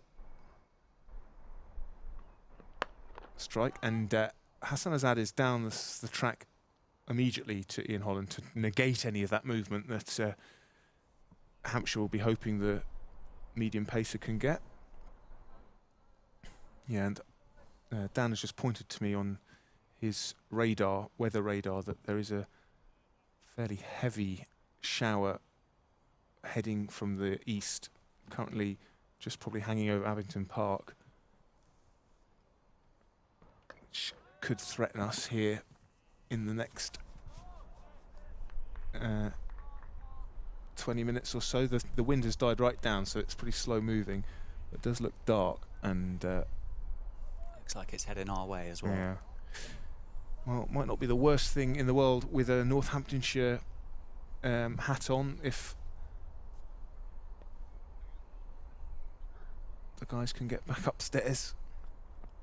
Yeah, I think that's one way to look at it. I think the other way is, I think almost the last thing we'd want to do is give these Hampshire bowlers an opportunity to bowl an opening spell, rest, and come back and bowl another opening spell. So I think your point of view, I think, is incredibly valid.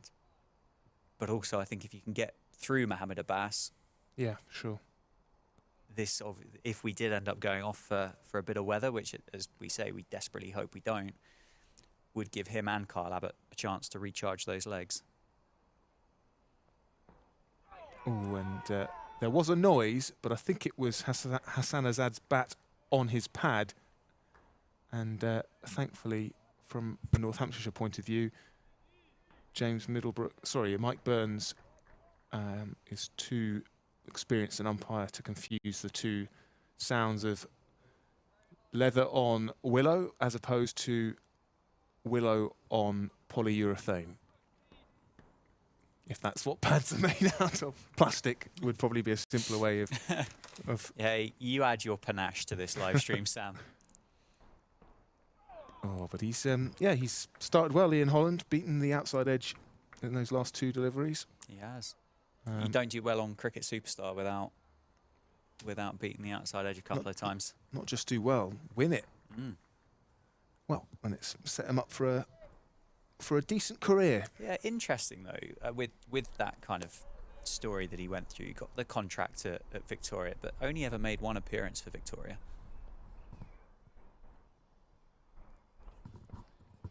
So he's obviously got an English passport.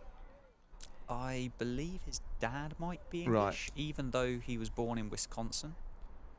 I don't recall how he ended up in Australia in the first place, I have to admit. A maiden from Ian Holland to start. Keith Barker brings on drinks for 1 or 2 of the Hampshire fielders. Doesn't sound right, does it, to no. say that? Oh, I think, yeah, so we think that Keith Barker might have a bit of strapping on one of his hands, which might have been the reason he's not played this fixture, because you'd have thought if there's any way they could get the all-rounder onto the pitch, they'd have done that. Yeah, and I think Sam Whiteman will just have in the back of his mind that patch that's been leaping up. He sort of looked to ride that delivery there. Doesn't want to be caught defending to one that spits and finds the edge. So yeah, soft hands and as far as possible playing it late, but that's never easy against a man that does as much with the ball as Mohamed Abbas. It's good stuff though from Hassan Azad and on strike Sam Whiteman. Just playing watchfully. They've been together now for 10.1 overs. Partnership that began with just the 2nd ball of the innings after Ricardo Vasconcelos was LBW, 1st ball of the innings. But since then, and I'm touching wood from a Northamptonshire point of view, since then these two have played very well in tough circumstances. No, you're right. It's been a good partnership. A lot of pressure, having lost Vasconcelos' 1st ball of the innings, which these two have navigated successfully so far. As we said, Sam Whiteman is an opening batter by trade for Western Australia, so certainly the prospect of being out their 2nd ball of the innings isn't going to faze a cricketer of his experience. And as you've complimented Hassan Azad on a number of times today, a very organised and a very disciplined cricketer. Oh, and that's an attempted pull from Sam Whiteman, and the ball didn't get up. He's got to be a little bit careful given the variable bounce we started to see emerge. He under-edges it in the end safely. I think Mohamed Abbas wanted to say something to Sam Whiteman, but Sam Whiteman was more interested in walking towards Fletcher Middleton. Didn't want to acknowledge the Pakistani international. I suppose in Sam Whiteman's defence there, once he saw the ball was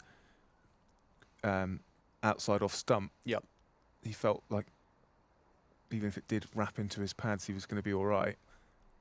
Certainly didn't bounce as much as what we would expect. Whereas that one probably bounced more than we expected. It's amazing, this game, Sam, isn't it? That we've seen a pretty good batting pitch throughout a very good batting the game so far, and ultimately it has played well through the 10 overs that Northants have had to navigate.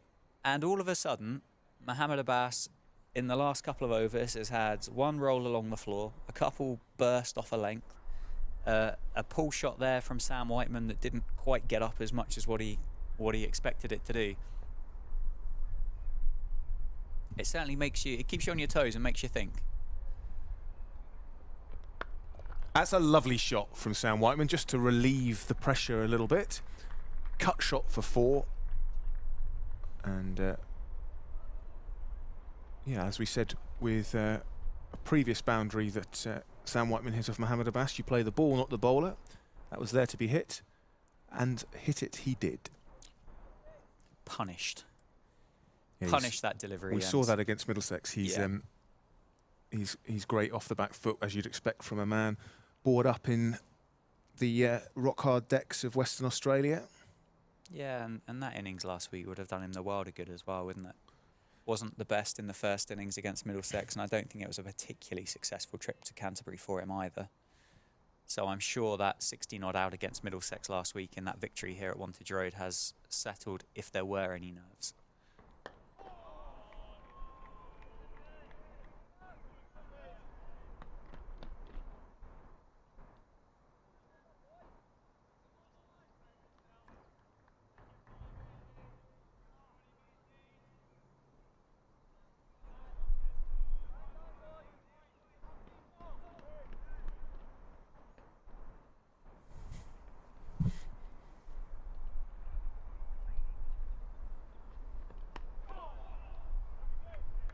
Hassan Azad again, just taking a step or two down the pitch. He keeps his shape really well when he does that. He's technically a very fine example of batsmanship.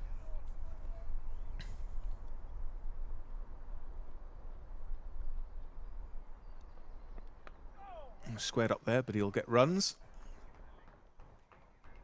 Played nicely in the end, wasn't it? Soft hands, went straight down and found the gap in the slip cordon that allow him to pick up a couple. It's just starting to get a little bit darker out there again now, isn't it? We might get lucky here, Sam. That might kind of that cloud might pass us by. I think the umpire there is having a cursory glance over the left-hand side off the ground. First runs off Ian Holland and his 9th delivery. He started well.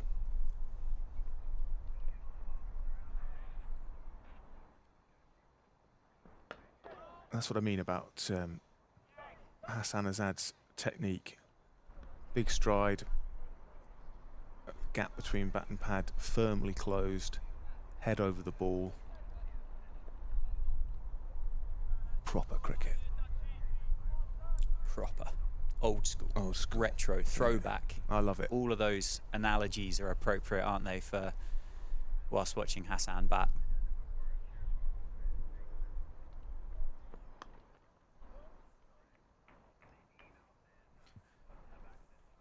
Yeah, Hassan Azad now with 10 off 39 balls. Forget Bazball, this is Hasball. Hasball. Hasball? Asball? Asball, yeah. Yeah, this is cricket at a different pace, but it's just as enthralling because it's a real contest between bat and ball.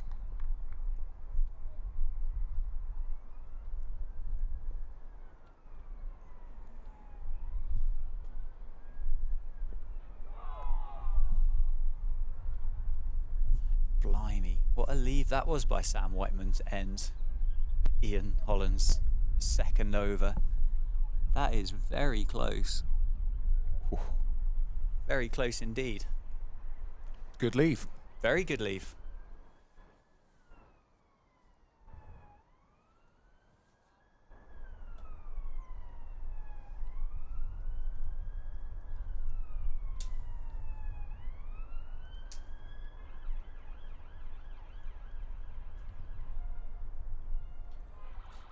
Mohammed Abbas into his 7th over of his spell with this new ball.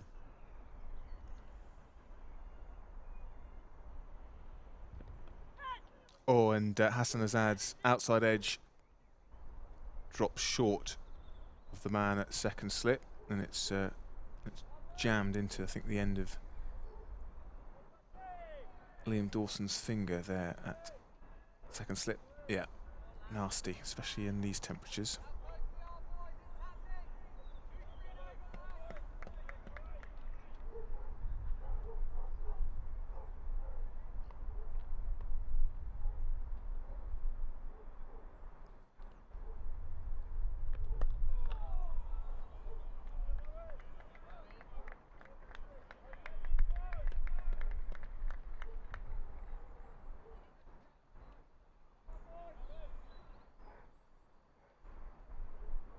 Yeah, oh, credit to Hassan Azad. He played that with soft hands. Ball went straight down.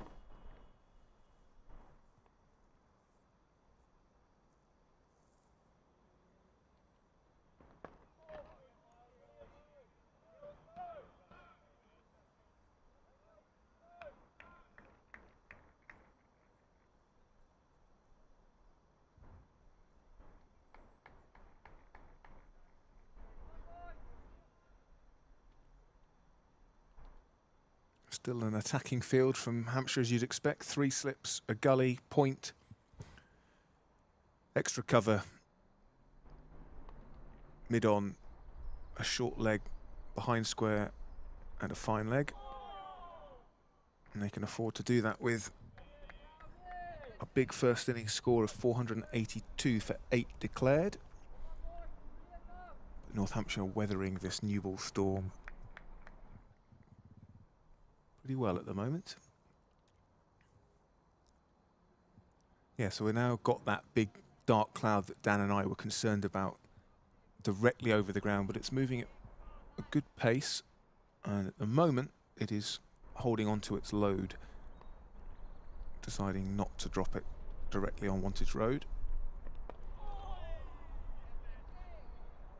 Floodlights, the impact of, or the effect of the floodlights, certainly more pronounced than they were a couple of minutes ago. Another maiden for Mohammed Abbas. He's bowled 7 overs, 4 of those without a run scored off them. He has 1 for 10. That wicket coming with his very first ball. If you've just joined us, Ricardo Vasconcelos falling first ball of the innings. And Ian Holland will continue from the Lynn Wilson centre end. Ian Holland, of course, a man that has played for Northamptonshire. He came here on loan in 2019 and played 5 List A fixtures.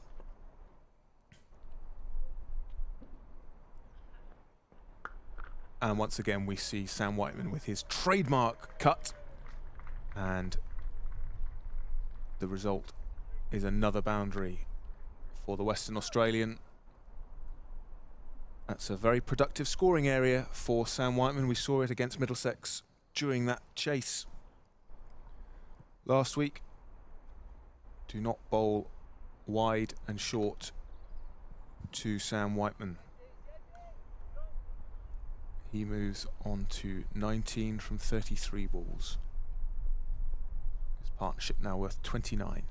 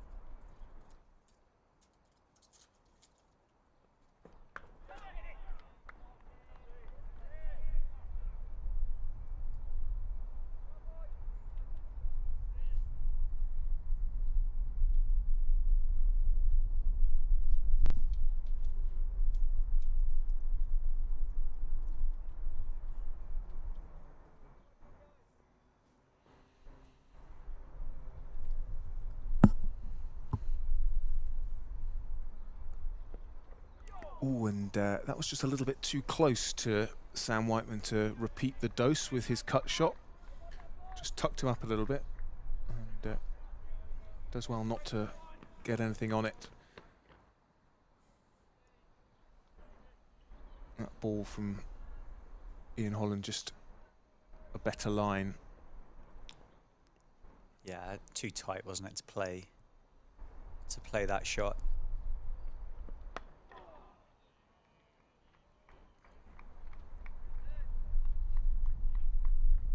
you can see on the stream that the shadows created by the floodlight here at Wantage Road are certainly more visible as that dark cloud passes overhead. No rain, which is good.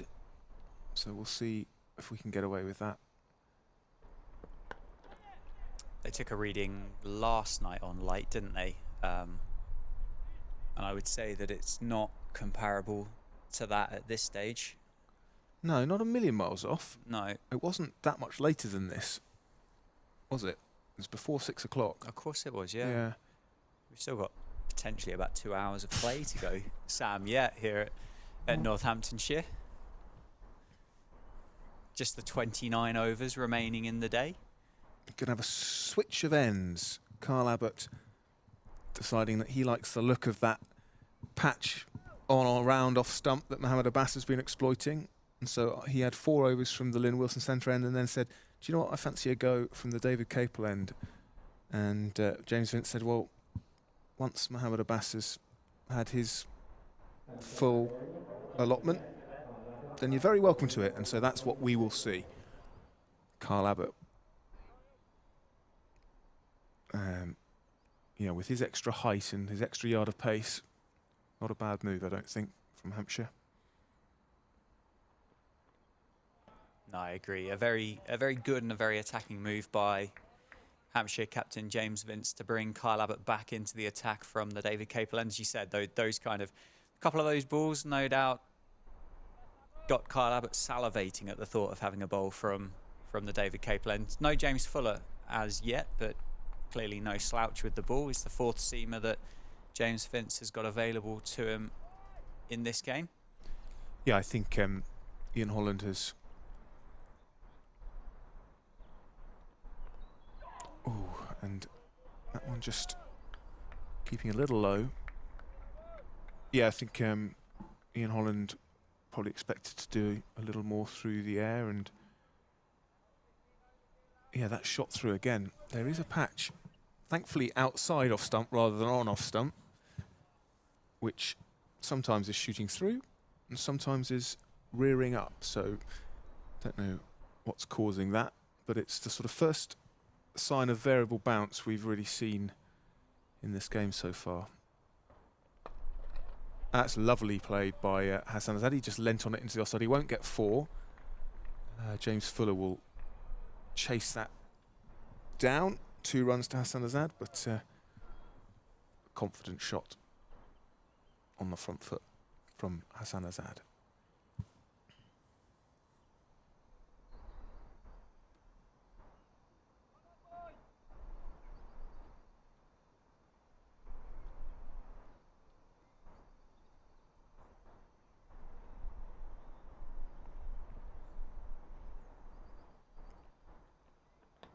Oh, and he's squared up by Abbott, an outside edge into exactly the same place he'd played the previous shot.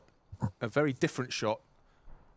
The same result, 2 runs, but yeah, I think Carl Abbott will be happy to see Mohammed Abbas, excuse me, Hassan Azad squared up. Yeah, little victory there for Kyle Abbott, isn't it? Fletcher Middleton's back in this rather unusual fielding position. Strangely, from this angle, it almost looks like Felix Organ is stood behind Fletcher Middleton as well. Yeah, Felix Organ down at fine leg.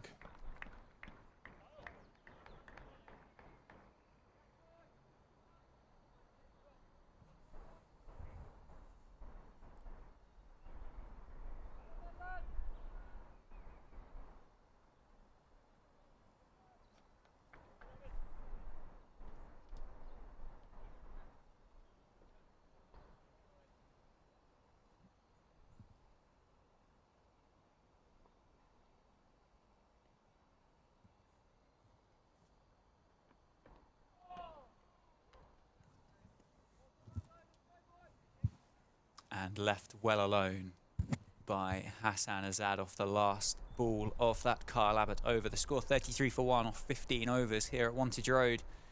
As I said a moment ago, 28 overs left in the day.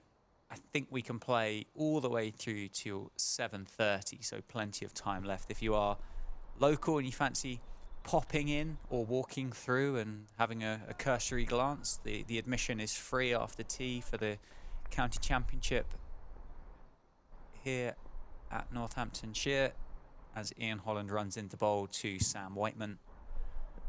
And Sam Whiteman lets that one go through to Ben Brown, the Hampshire wicketkeeper.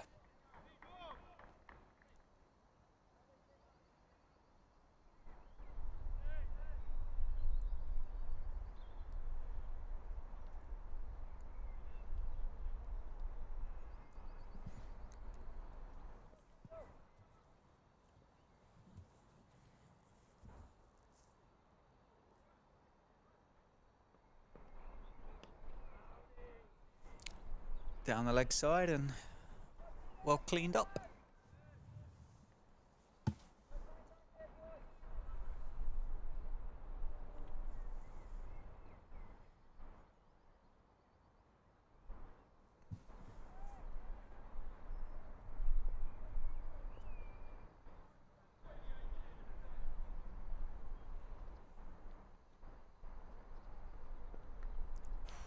Squared up. Sam Whiteman. Ian Holland did find the outside edge, which didn't carry through to James Vince at first slip. Well fielded nonetheless, but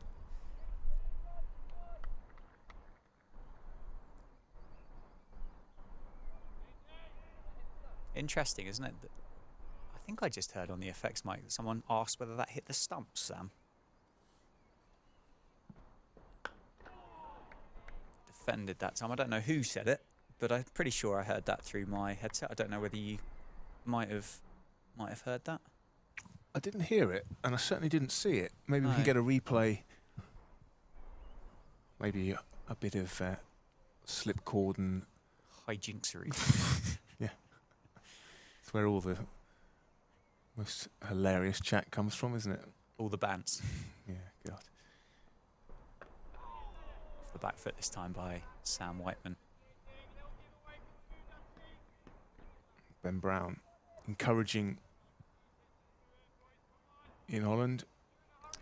There is the wicket taker so far. Having a well-earned rest down at fine leg. Is that his 16th wicket of the year? Yeah.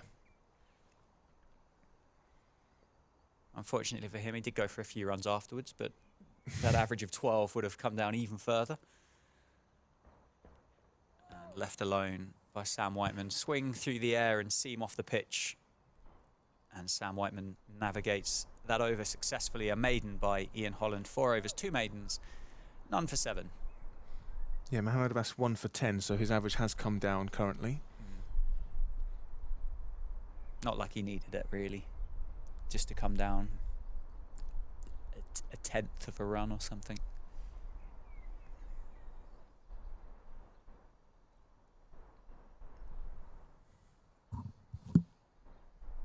16 wickets at an average of 14.62 in this year's championship.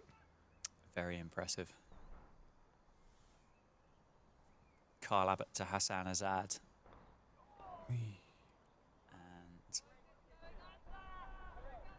another one that didn't really kind of get the bounce off the pitch that I think we were expecting, and kind of a play and miss by Hassan Azad that looked well disguised into a I didn't really play at it anyway kind of shot, and an impression. 14 off 52 now for Hassan Azad. Defended once more.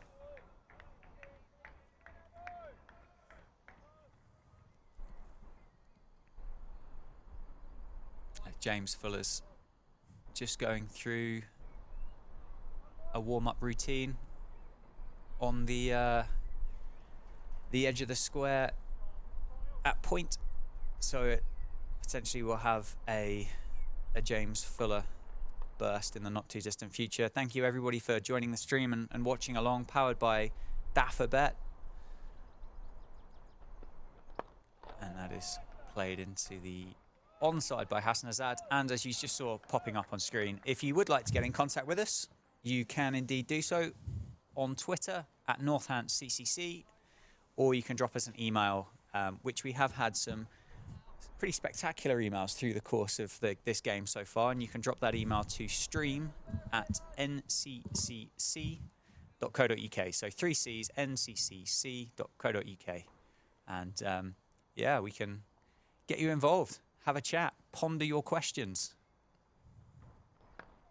Yeah, let us know if you're playing your first game of the season tomorrow and how you prepare for it on a Friday night. Differing experiences, I suspect, player by player. I think first game of the season, everyone's in bed nice and early. I don't think so. Ready for, this is the year. And then when it all goes wrong tomorrow, you think, oh, well, might as well enjoy my Friday nights. There might have been a few people refreshing weather forecast apps over the last week to see whether they can have a Friday night or not.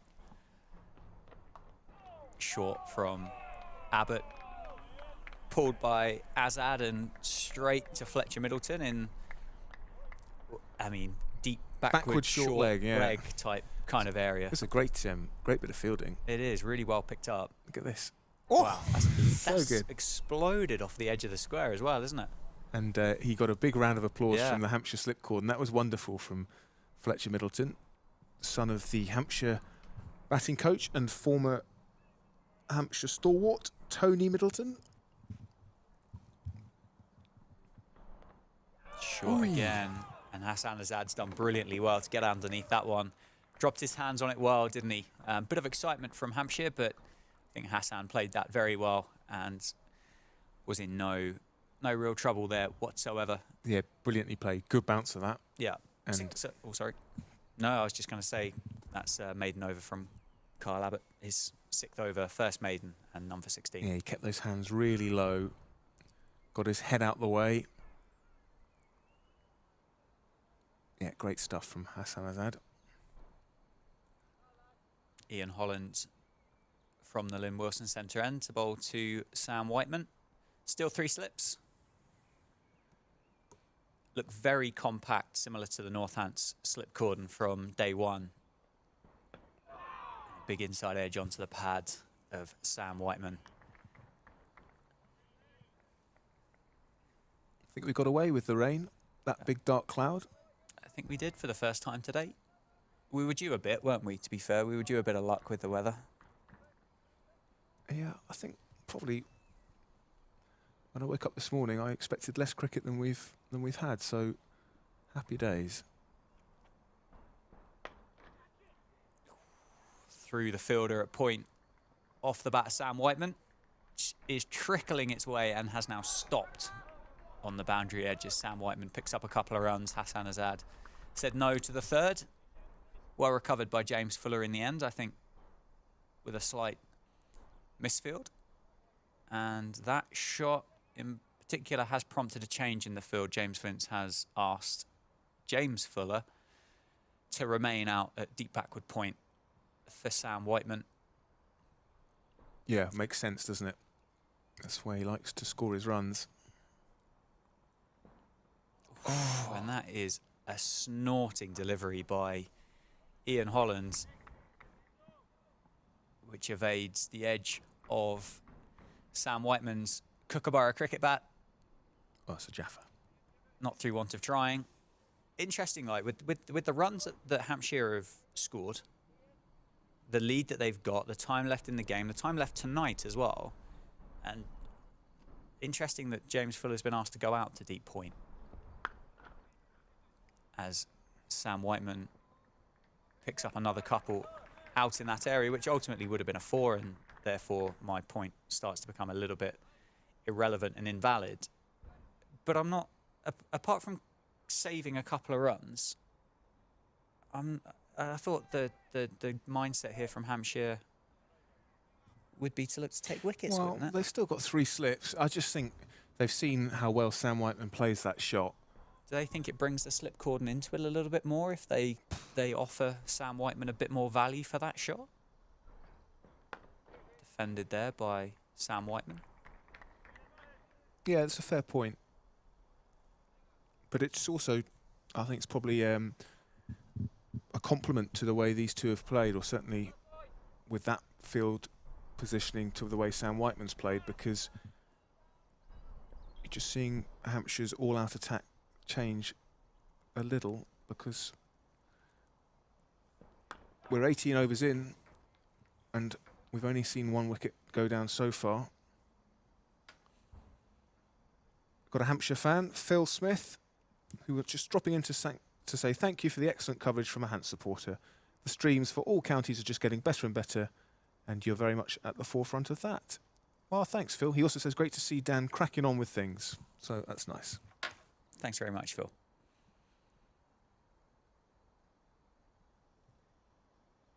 And not to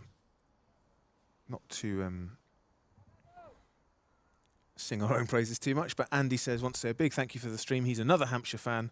Camera work is excellent. That's all down to Ben out on the gantry. Yeah, he's got amazingly steady hands, considering it's probably about -7 up the top of that gantry. Big shout to Ben, as well as George, who is a producer, so he's choosing the camera angles. And of course, the overlord of the whole production, Alex Berry, the media manager here at Northamptonshire. He's put this all together, assembled the team, got all the tech up and running, and he's done a fine job. So it is a real privilege to be involved with such a high quality production. And Andy goes on to say, as well as the camera work, the commentary is interesting, informative and unbiased, which... Outside half of the bat by Hassan Azad. I think that might go for 4. My view is obstructed. I believe that has gone for 4. Off the bat of Hassan Azad. Into the 40s now. Northamptonshire. Played nicely by Hassan Azad down to the deep third boundary. We start to sound like a... almost like a firm of solicitors or legal advisors, as you start kind of ending that whole list of things, and then with unbiased. Yeah, exactly. Barely qualified to do cricket commentary, let alone any legal work. So left alone this time by Hassan Azad. So yeah, don't start dropping us emails about that kind of stuff. And he concludes by saying, I'm from Oxford, so when I started to follow cricket, it was either Hants or North Hants, but I was a massive Robin Smith fan, so I'm afraid Hants won. But great to see the game. Please keep up the excellent work. Well, thank you, Andy. Thanks for tuning in and for your really kind words, which mean the world to everyone involved with the production here. And we'll let you off for choosing Hants.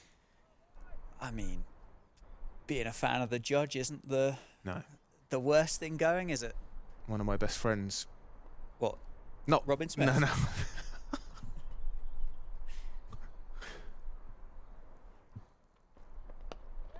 Tucked into the leg side this time by Hazard, who picks up another single. Yeah, one of my best friends, a guy called Alexis, grew up as a huge Robin Smith fan. I think that the 95 series against... There was one West Indies series where he was superb against that mighty West Indian seam attack. So I think that probably captured the imagination of people who were just growing to love the game. So yeah, a fine player indeed.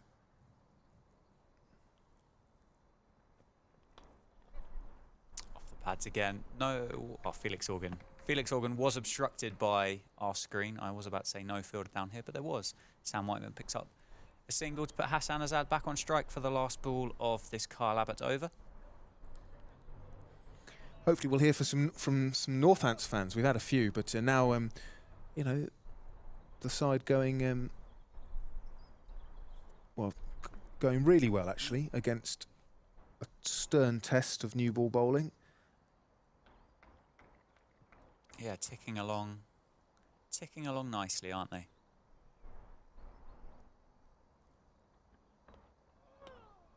Kyle Abbott beats the outside edge of Hassan Azad from his last delivery there. 43 for 1. 19 overs have been bowled.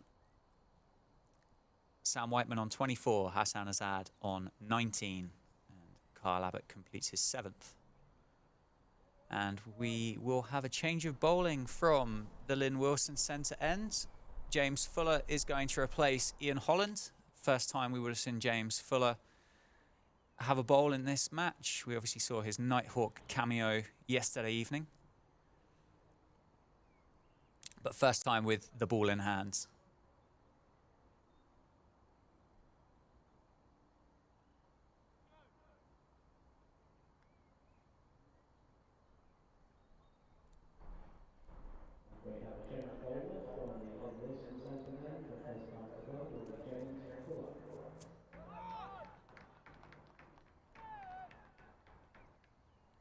In he comes. Sam Whiteman on strike. James Fuller with the ball. And starts with a short one and a tumble as well. And a big no ball. Just well, it all happened there, didn't it? Well, that's one way to introduce yourself. That oh, it's is a massive no ball, isn't What's it? that? Loosener. Loosener. Use the extra one, James. Well, he's got his run up all wrong, hasn't he? That's... Replace the divot as well. In he comes. And into the offside by Sam Whiteman. Picks up the single.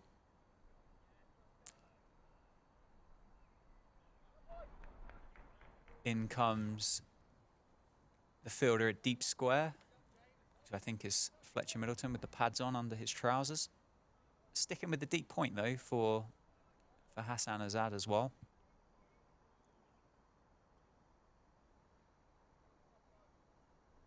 Who is not ready to face up to James Fuller as much as James Fuller was chomping at the bit to, and still not ready, Hassan Azad.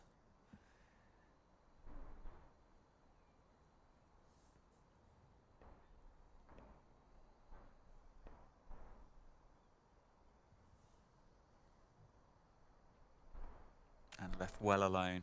Movement off the pitch for James Fuller. Wide enough to be absolutely no trouble or interest for Hassan Azad, but still from a bowling perspective, encouraging to still see those signs of lateral movement available to the Hampshire bowlers. But as Sam said a moment ago, these two for Northamptonshire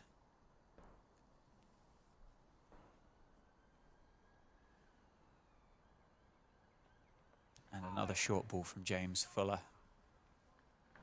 Well, James Fuller was regarded as genuinely quick, wasn't he, when he was a bit younger? Yeah. Still gets it through at a decent pace. Yeah, I don't know what pace exactly, but I mean, nothing. Would he be quicker than Kyle Abbott? Certainly quicker than Abbas and Yeah. probably Hollands. I just remember him being deceptively quick.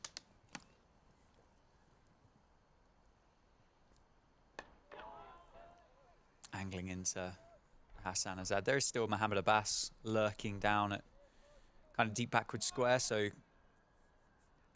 that short ball tactic could be used. He spent a lot of time, was it Gloucestershire James Fuller spent a lot of time at? He was certainly at Middlesex, wasn't he? Of course he was, yeah. But I think he did start it.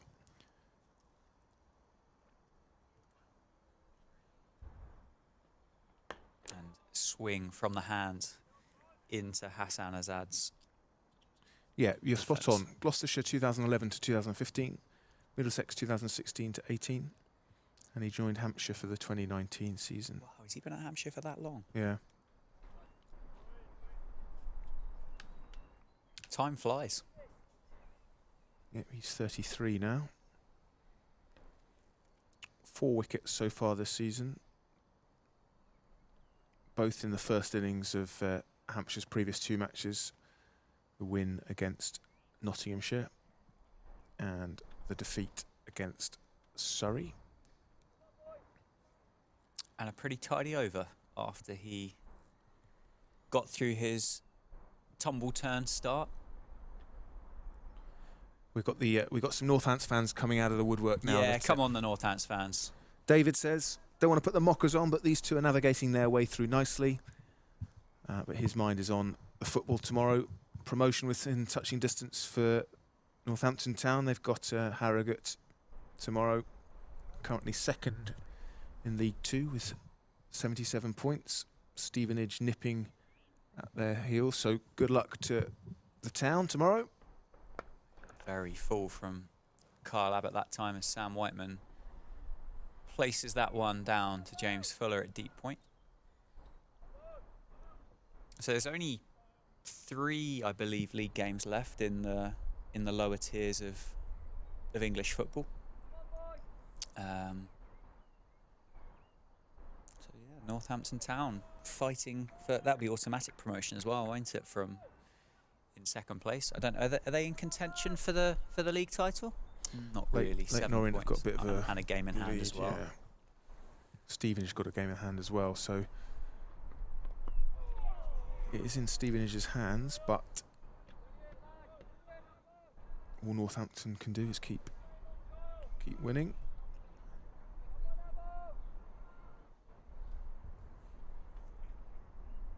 Nice to hear from a Northamptonshire fan as well. It does feel like we're slightly behind enemy lines with the amount of people watching from the south coast and various other corners of the globe.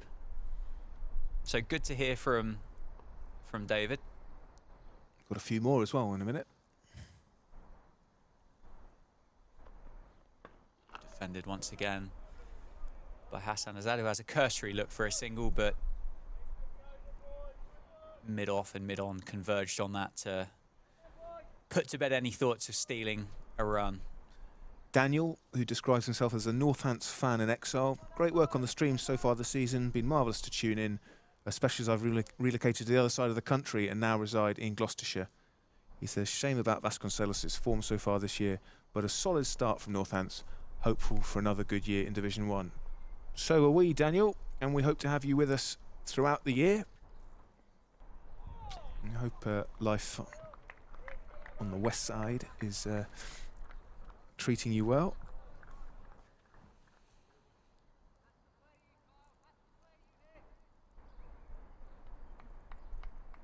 Still plenty of encouragement coming from the Hampshire slip cordon.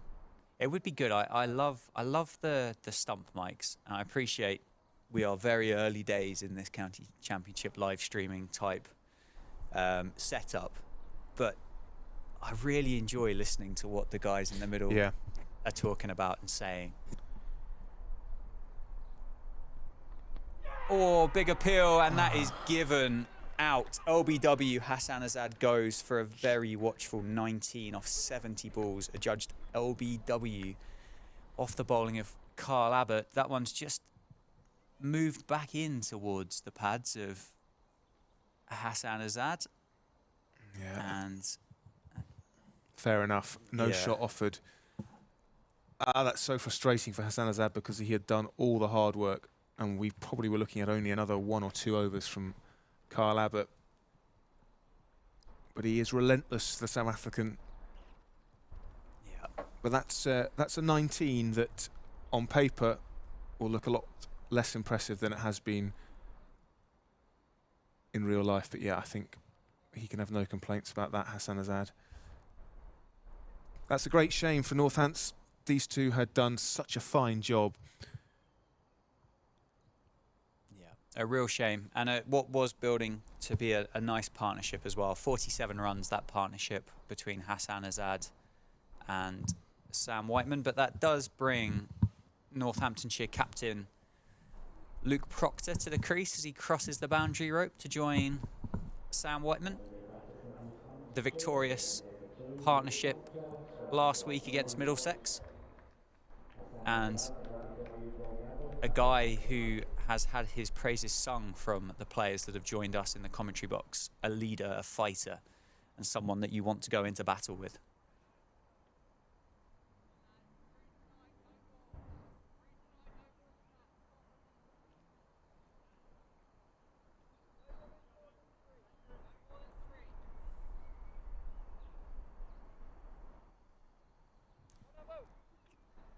Three slips await Luke Proctor. Fletcher Middleton might be offering a leg slip as well, or that might be a bluff. Looks like he's not planning on moving, so we do have a leg slip as well.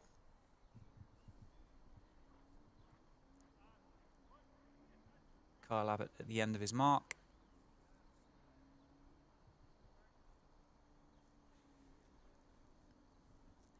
And Luke Proctor to face his first ball of his innings against Hampshire.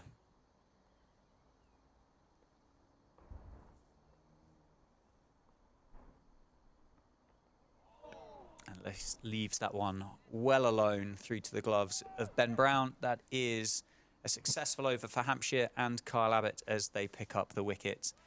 LBW of Hassan Azad for 19, the score 47 for 2. Now, it's a great ball that. He's obviously coming, angling the ball across the left-handed Azad. So to get it to then straighten the way it did shows how much it moved. And yeah, you've got to commend a bit of class there from Kyle Abbott, and so frustrating for Hassan Azad, who had been out there for some of the toughest bowling of the match so far. And James Filler bags another wicket. One brings two, they say quite regularly. Sam Whiteman this time goes, caught it slip off the bowling of James Filler. Sam Whiteman goes for 26 off 54 balls. And a lapse of concentration from the Australian. A good catch from Liam Dawson at second slip. Yeah, fabulous catch. But as I say, one brings two, and Northamptonshire find themselves 3 down now here at home against Hampshire. Fuller just exploiting Whiteman's strength there, turning it into a weakness. Just cramped him for room.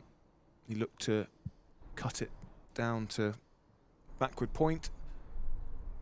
Yeah, 2 wickets with the score on 47, and suddenly Northampton's in trouble. Absolutely.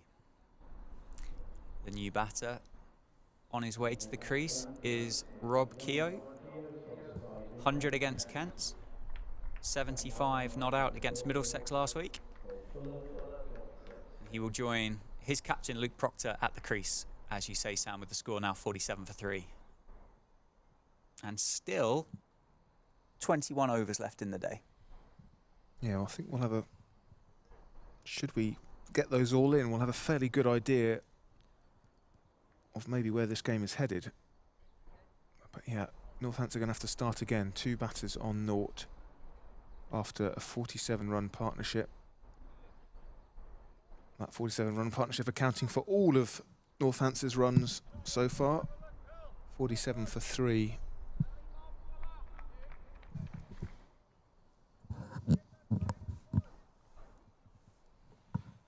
Yeah, just as Northampton fans were maybe starting to feel a bit more comfortable.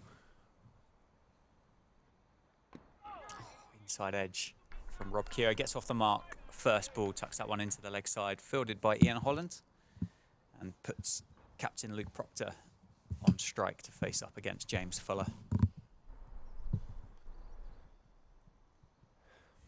Yeah, he bowls a good short ball, or shorter ball. Fuller hurries you up a bit. There's that extra bit of pace.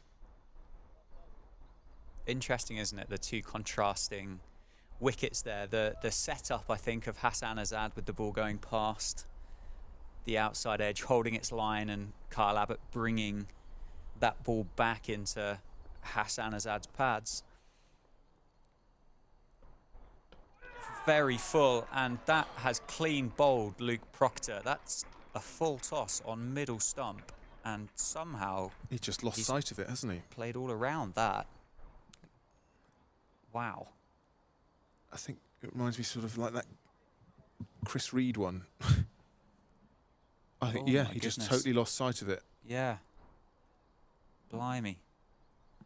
4 down now, Northamptonshire. 48 for 4 as the captain is dismissed. Clean bowled by James Fuller for a 2-ball duck. Yeah, one of those full tosses that the batter just loses any sense of, because you're expecting the ball to pitch, so suddenly the trajectory is all wrong, and it's a filthy delivery that gets a wicket. What a strange I mean, it did swing in. Yeah. Certainly gave it an opportunity to swing.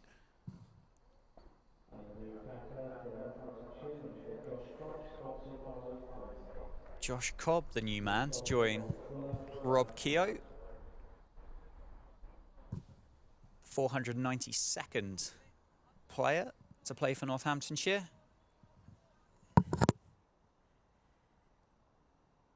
And sponsored by ComSave. Yeah, a bit of intel from our producer. Apparently, James Fuller being clocked at between 81 and 84 miles an hour. So, yeah, no great pace, but... Well, these two will be looking to steady the ship somewhat. Yeah, what a difference a few balls make. What a crazy, crazy few minutes here at Wantage Road. And there is a half a pill, but I think that one is missing. Leg stump quite convincingly. Just amazing. Almost lost for words, Sam, how quickly that has changed. Azad and Whiteman look so comfortable and so assured of themselves at the crease. To lose not just one and then not just two, but 3 quick wickets in the space of, I mean, what would it have been? 6, 8, maybe 9 balls, 10 balls possibly? It's quite outrageous as James Fuller comes into Rob Keogh. He plays that one, defends that into the offside. No, it was leg side, sorry. 3 wickets and 5 balls. 3 wickets and 5 balls. Wicket, dot, wicket, 1 wicket. I seem to have managed to make up an over in the middle, haven't I? Yeah, it's...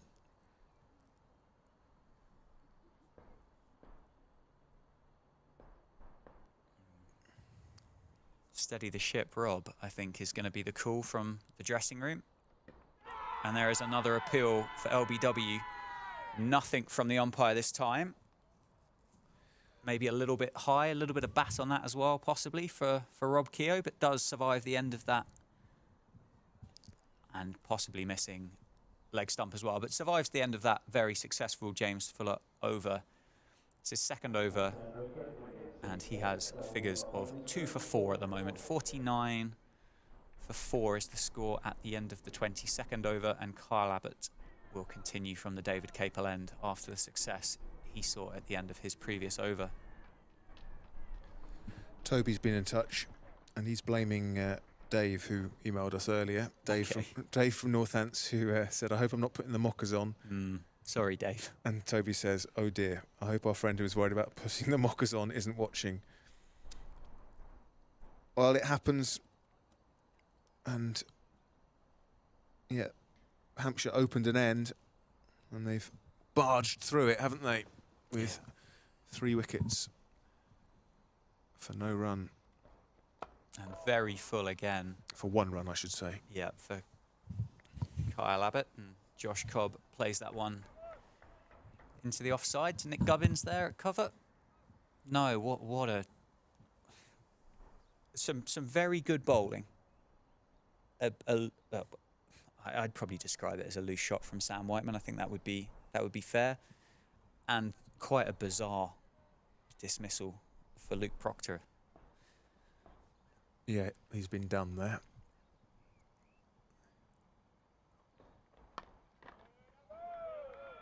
Shorter by Kyle Abbott and defended by Josh Cobb. Reminds me of 2 deliveries. That Chris Reed against, I think it was Chris Cairns in 1999. Okay. And Andrew Flintoff to Jacques Callis in 2008, I think. Full tosses. Yeah. That one wasn't quite as... It was even fuller from Fuller. Left alone this time. Fuller from Fuller. Yeah, incredibly frustrating for... I'm struggling to stay balanced on this one. It's proving quite difficult, well, isn't it? because there's just no... we're very grateful for everyone from Hampshire who's tuned in and has commended us on our balance, but Northants have had no luck. It hasn't felt like it, has it, throughout the course of this game so far?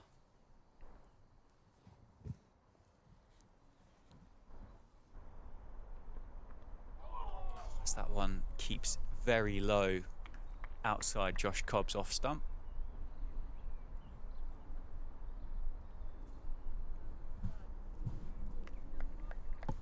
Yeah, it'd be a good time for Josh Cobb to score some runs. He hasn't really made a score so far this season.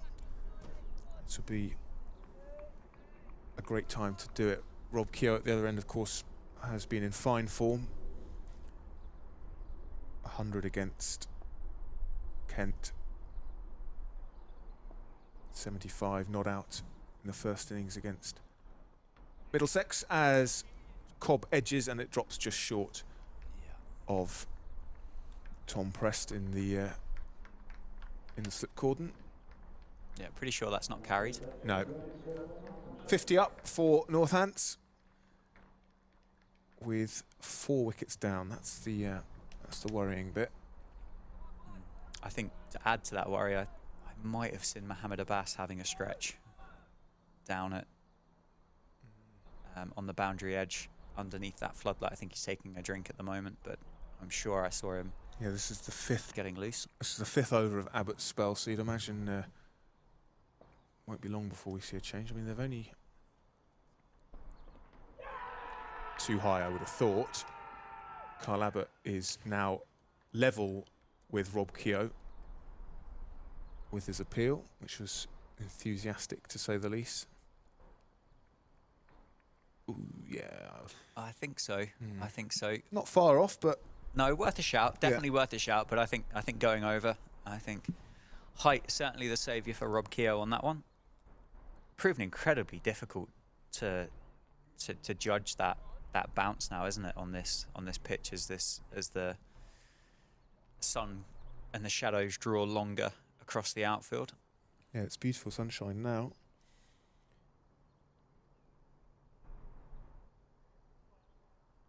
Thanks for your email, Andy.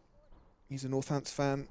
He just wants to say how well the ground staff have done at Northants these past 2 weeks to get the games on and get a good surface for cricket. Hear, hear to that. Wonderful work from Craig Harvey and his team. Andy wants to know who Northants will be targeting as Lance Morris's replacement. We don't know at the moment is the answer. That news being confirmed today that Lance Morris will not be here for the next 3 championship matches as originally planned. He has had a back issue identified on a scan. So Chris Tremaine will be leaving us at the end of this game with an overseas replacement yet to be announced. Yeah, Safe did make a very good point, didn't he? With the week off next week, it does give them a little bit extra time to find a replacement. I suppose the difficulty is at the moment with the Australian season having finished some time ago. I guess your numbers of options could be quite limited as to who is actually ready to come in and just go from game 4 if they've had a few weeks off at the end of a season.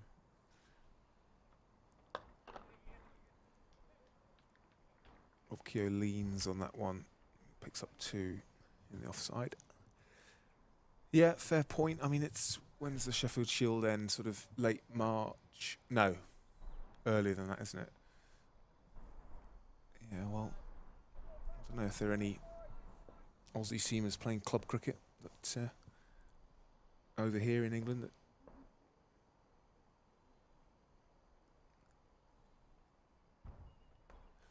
and Fuller squares up Rob Keogh and he edges for 4. First boundary for Rob Keogh, not how he would have liked to have come, but he'll take it. Yeah, angled in, and then the kind of front of the bat, or the edge of the bat being shown to the batsman, to the bowler, and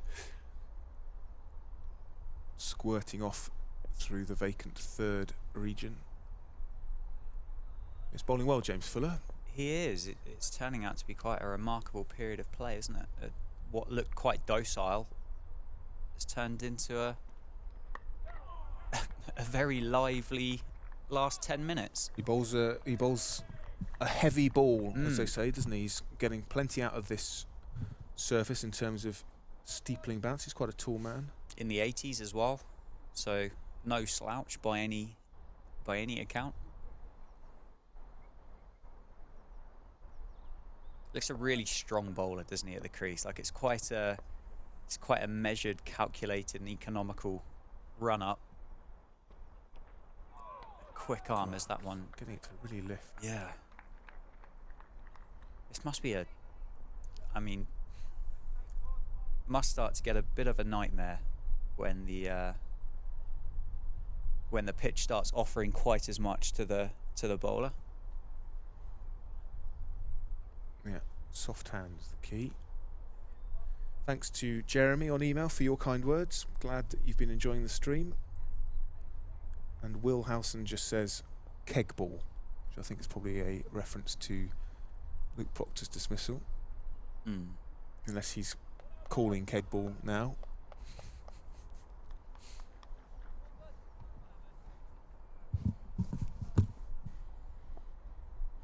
Carl Abbott's going to continue into his 6th over of this spell. Oh, and he finds again a leading edge from Josh Cobb. Goes out into the covers, evading the fielders, but clearly not easy to be facing Carl Abbott currently. Seems to be getting more out of this slightly older ball than he was with the new ball, which can happen as the lacquer comes off. And yeah, these two have formed a real tough partnership, haven't they, for Northamptonshire to battle against out in the middle. As you said, Josh Cobb on strike, who's been shorter runs so far, and maybe the height from both Abbott and Fuller proving the useful trait in order to create the chances that they have over the past 10-15 minutes.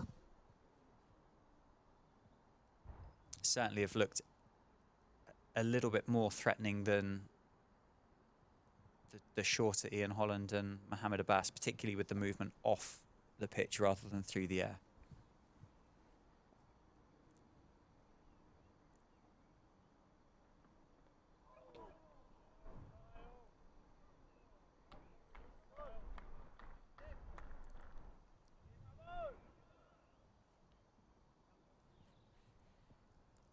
Fairly traditional ring field for Carl Abbott. 3 slips, point, cover, mid-off, mid-on, mid-wicket, and then the man down at fine leg, which is James Fuller.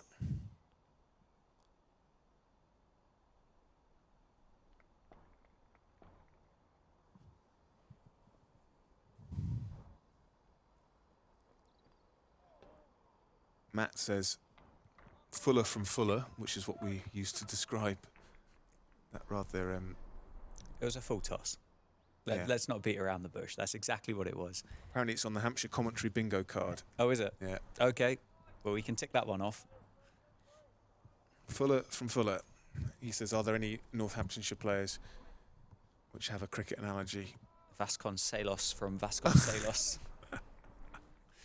I don't think it doesn't have the same effect, does it really?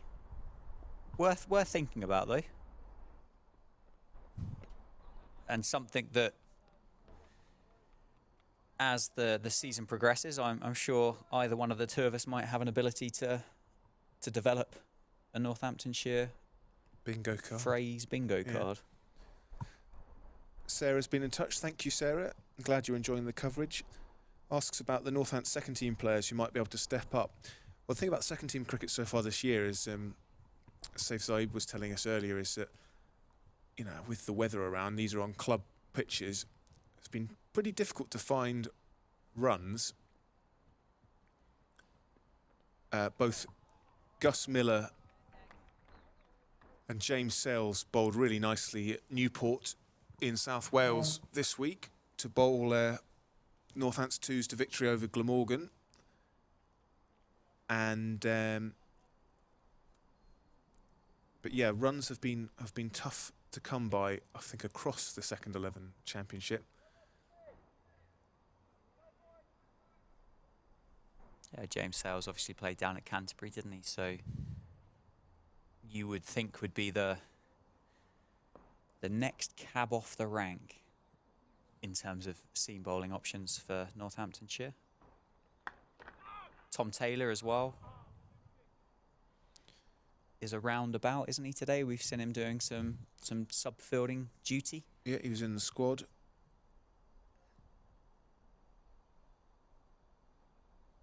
That sun now getting pretty low, isn't it, out there? Yeah, I mean, lovely to see it, mind you. It's probably, what are we, 6:10, and it's the brightest it's been all day, so we may get these 17.5 overs in. Be a late finish.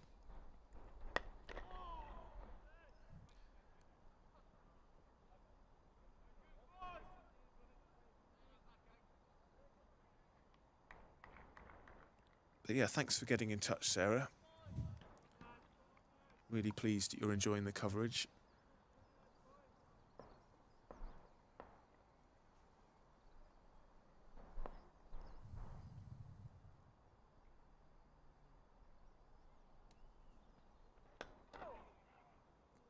Yorker from James Fuller this time, but that is rocketed out to the deep point and boundary, hasn't it, off Rob Keogh's bat? Yeah, he dug it out and middled it at the same time.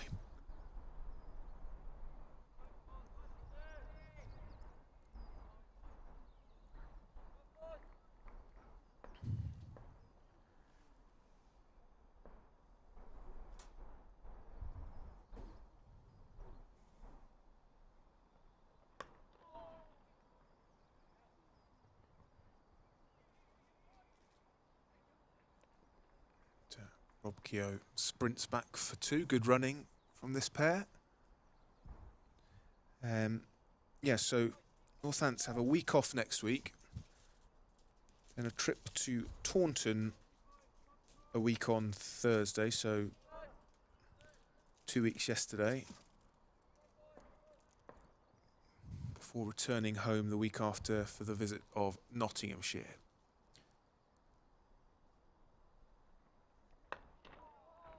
Then the return fixture against Hampshire a week after that at the Aegeus. And then we got a month off Championship cricket with the Vitality Blast getting underway in late May. Dan and I will be here for the majority of those games. Well, I think Dan will be here for every single one. I'm afraid so. I'll be here for, like I say, the majority of those home games on the Northamptonshire live stream powered by Daffabet.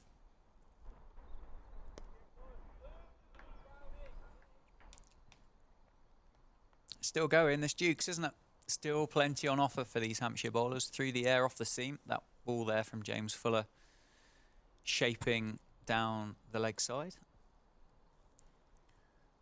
Yeah, 4 overs, 2 for 15 now for James Fuller. Mohammed Abbas is indeed going to replace Carl Abbott at the David Capel end. Just the 1 wicket so far for the Pakistani master. But he'll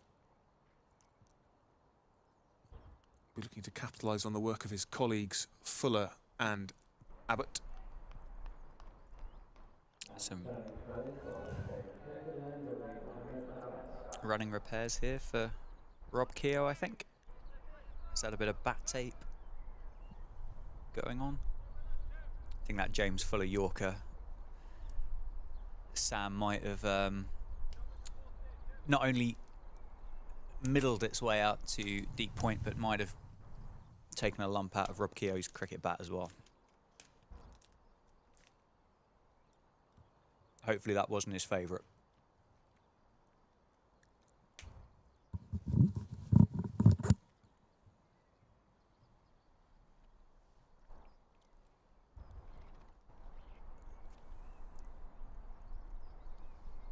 You can't put too much tape on your cricket bat these days, can you? There was who was it at Durham with the tape on the cricket bat that wouldn't go through the gauge? Oh yeah, cost him some points, didn't it?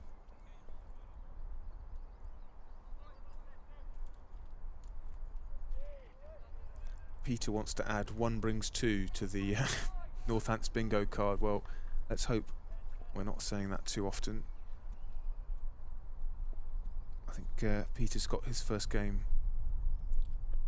as Cobb drives down the ground nicely, and that should run away for Josh Cobb's boundary. Nice shot. Yeah, lovely shot. Over pitch from Mohammed Abbas, which is not something you say very often, but Josh Cobb onto it as quick as a flash. Certainly a more attacking batter by nature, isn't he, Josh Cobb? Yeah, he scored that fantastic 100 against the Oxford Students pre-season. Ooh, and Mohammed Abbas says, don't get used to me pitching them up or over pitching them, because this is what I usually bowl. Yeah, yeah, that innings sort of, I think, probably convinced the coaching staff that Josh Cobb was the man to go with early season. He hasn't carried that form into the championship yet, but no time like the present.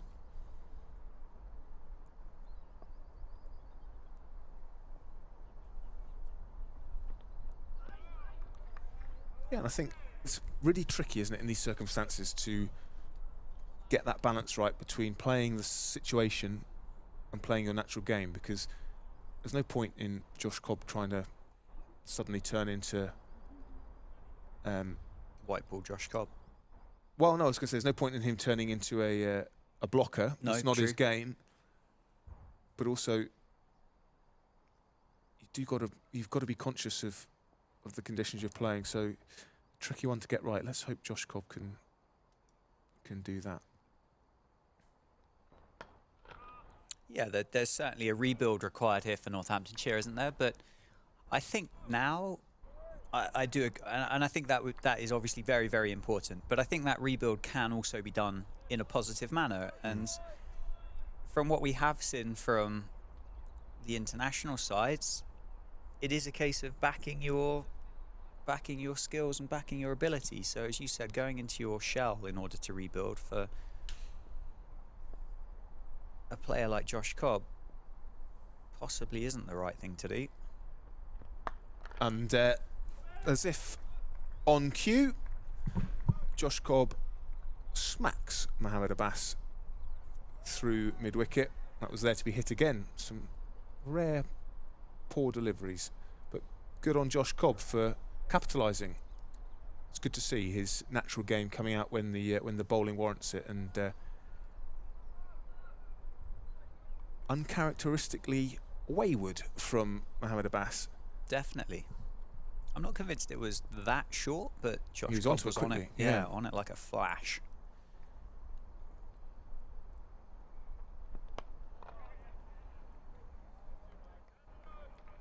He hasn't quite found his radar in this over, Mohammed Abbas, which is, if you're playing Hampshire cricket bingo, not something you say very often at all. No, that might be at the back of the bingo book, that one. Assuming those bingo cards come in books. I guess they can be. Why not? Mark said he's a Hampshire fan. He's also a Southampton fan, which I know for Dan is not something he wants to hear. Not interested. He says he's enjoying this far more than he's likely to enjoy the match at Arsenal tonight. And I have to say, Mark, I think you're probably right. Anyway, very kind words from Mark. He asked one question. Are you counting, we were talking about bad luck. He says, are you counting drop catches as bad luck? Well, if you're Jack White, I am. Absolutely. 3 drop catches off Jack White. Not as a team, though. Not as a drop catches aren't bad luck as a team, are they? They are unfortunate, and they are certainly bad luck for Jack White. I think the point that I made earlier today was, with what had been created and a couple of the LBW decisions and a few of the inside edges past leg stump, the Hampshire scorecard at points could have looked very different. And I think the bad luck comes from those false shots that they were able to create. And that is a glorious shot from Josh Cobb, who's suddenly looking very impressive indeed. 4 runs. Josh Cobb, his 3rd boundary in the last 2 overs. Well, more like 8 balls. No, it's a cracking shot, Sam. And Northants fans are going to want to watch Josh Cobb bat the way Josh Cobb bats. Put a bit of pressure back on Hampshire.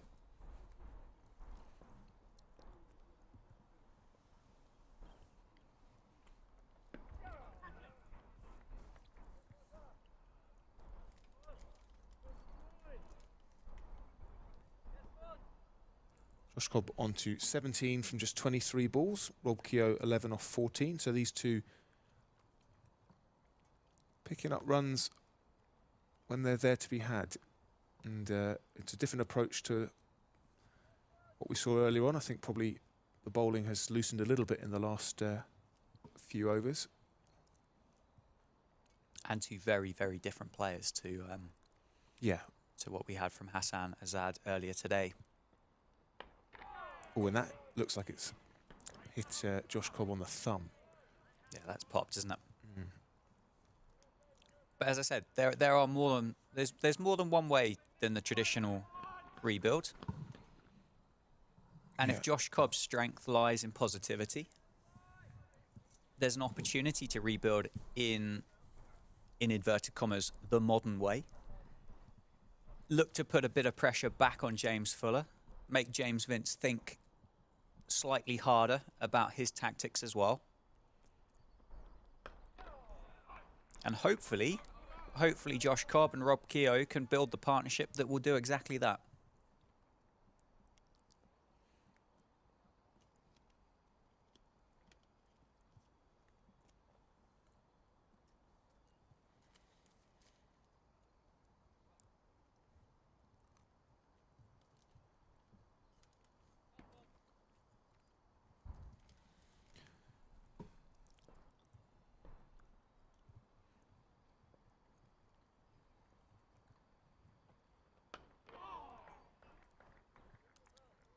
Better end to the over from James Fuller.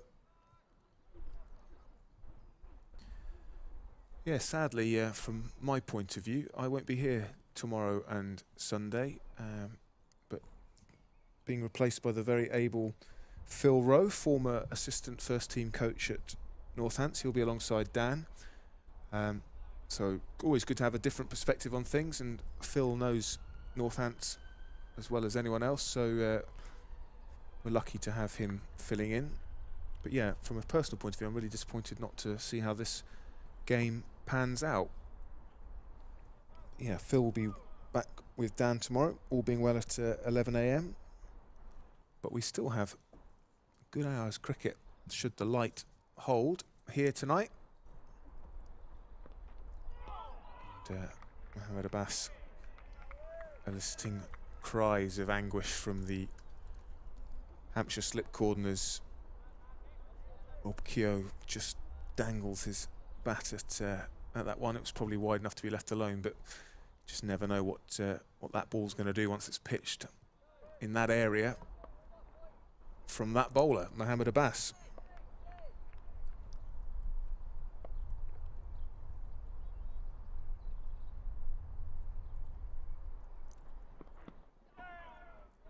You'll have to have the stream on, Sam, over the next couple of days. Yeah, you bet.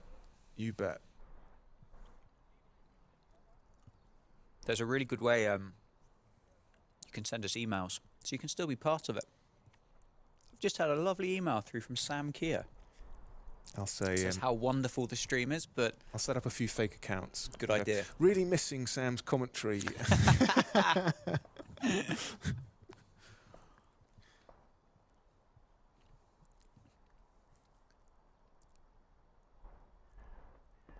Down the track comes Rob Keogh.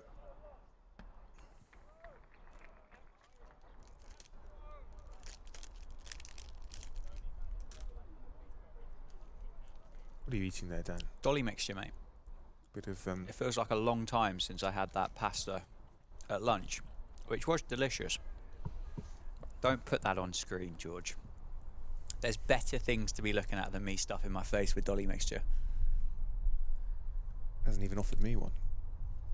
There's not too many left. Well, But you're nice. welcome to dig in. There we are. So would you like to I'll have one. finish the bag? It's broadcasting crime, isn't it? Eating Treat on air. yourself. But we'll let ourselves off. It is a hell of a session, this one. Marathon. Have you? I might detach that webcam as well if George keeps coming back to it too. Bit of blood sugar to keep us going. Yeah, I was quite enjoying those, Sam, until you pushed me under the bus there quite nicely. Well, I could hear you munching away. Caught and gone. Edged and gone, I should say. Rob Keogh. Yeah, well, Mohamed Abbas doesn't give you much for very long, and Rob Keogh will trudge back to the heavy building up those stairs to the players' balcony as Northampton lose their 5th wicket. You can't keep Mohamed Abbas out of the game for too long. Rob Keogh goes for 11. I'm not sure there's a huge amount Rob Keogh could have done about that. It lifted off a length on or around off stump, and that is a rare failure in 2023 for Rob Keogh, and I'm afraid to say Northampton in all sorts of trouble now. Trailing by 406 runs and 5 down. And as you said, still 14 overs, or around about 55 minutes left in today's play. It's going to be a tough examination for this Northampton lineup. Northampton vice-captain Lewis McManus in his first season as a permanent fixture at Wantage Road, as we have another look at this delivery from Mohamed Abbas. That's a good ball. Angled in with the arm, seams away, and I think when Rob Keogh watches that back, some might say, could he have left it alone? I don't think so with the angle of the arm. No, just a very good bit of bowling, wasn't it, by Mohamed Abbas? Thanks for your email, Mike. He says he takes issue with our... well, he says he's interested in your comment that Northampton haven't had much luck, and he cites Luke Proctor's decision to bowl as perhaps making your own luck. Well, last week here, Mike, we had a pitch that did all sorts, and we were both saying it would have been a very brave captain that won the toss and batted first, having seen what happened last week. I think Hampshire claimed that they would have had a bat first. Probably, if you'd turned up and hadn't seen last week's game, that would have been a fair decision. So in a weird way, that's even more bad luck for Northampton, because they were basing their decision on... And Lewis McManus is off the mark straight away, basing their decision on something they saw last week, and a totally justified decision based on that evidence. And they were a bit unlucky that we've had a totally different wicket to the one we had just 2 strips over towards the groundsman's hut. So yeah, that's our justification, Mike. So hopefully you you don't take too much issue with our description of Northampton having not had much luck. I mean, however much bad luck you've had, 77 for 5 is is... Oh, there's not been that much bad luck No. with being 77 for 5. No, other than Luke Proctor's dismissal to the James Fuller full toss. It's just been really good bowling from Hampshire. Bit of assistance with a pitch which has actually just started to do a little bit in terms of variable bounce. Yeah, Sam Whiteman probably will think to himself he didn't need to play that shot, but it's been such a productive shot. And this is the thing, isn't it? You sort of... shots that bring players runs often are also the ones that get them out. Yeah. No, it's a very good point. A very good point. They have got obviously a slightly different bowling attack than what Northamptonshire possess, which might answer some of the questions with regards to the pitches started to offer a little bit more. Obviously, I don't believe Northamptonshire have a bowler of a similar height to Kyle Abbott. No, I suppose Chris Tremaine is reasonably tall, but even here his action is quite skiddy, isn't it? Chris Tremaine would be a similar pace to James Fuller, but again, Yeah. James Fuller being a tall guy, as you said, Chris Tremaine being skiddier, James Fuller bowling quite a heavy ball. Both Abbott and Fuller bowl that heavy length, don't they, as their stock delivery, and maybe that's what's proving the difference to the extraction of what we're seeing from these 22 yards here at Wantage Road that Northants potentially weren't able to do. I think the point Mike makes, actually, you know, when you drop a guy who goes on to make 180 odd on 25, then you can't claim that as bad luck. No, not at all. You know, could be a very different game if James Vince goes for... Was it 25? 25. Yeah, goes for 25.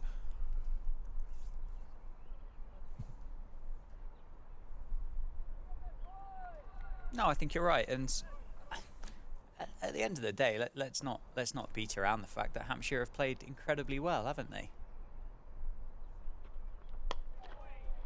It's certainly not entirely good luck and good fortune that put Hampshire in a position of scoring 482 runs in the first innings and having Northants 5 down with 13 overs to go on day 2. Certainly the comment with regards to bad luck wasn't to dismiss or diminish any of Hampshire's hard work over the last 2 days.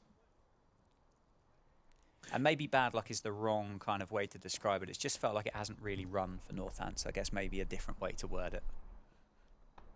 Yeah, and I think the point probably we were making was the bowlers themselves didn't have any luck with the number of catches that went down. Anyway, that's our justification. Yep. But yeah, good to be challenged. Thank you, Mike. Short leg in to Lewis McManus. 3 slips, a leg gully. Very, very attacking fields here for Hampshire and for Lewis McManus to contend with. I think he might have worn that last one on the glove there, which is why he just wanted to double check all of his digits were still in place. As in comes James Fuller from the Lynn Wilson centre end. And that is a short ball to Lewis McManus, which Ben Brown collects down the leg side. 81 for 5.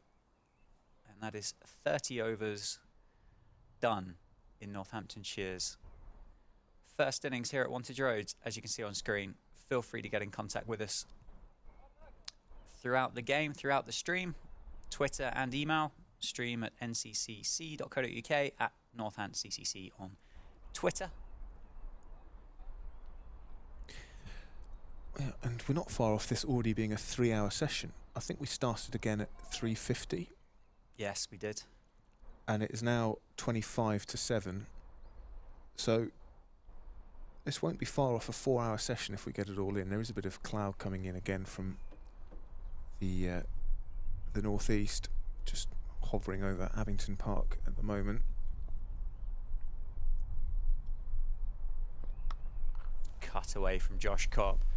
And that is going to be another 4 for the Northants batter down towards deep backward point. 4 more for Josh Cobb. And nicely played off the bowling of Mohammed Abbas.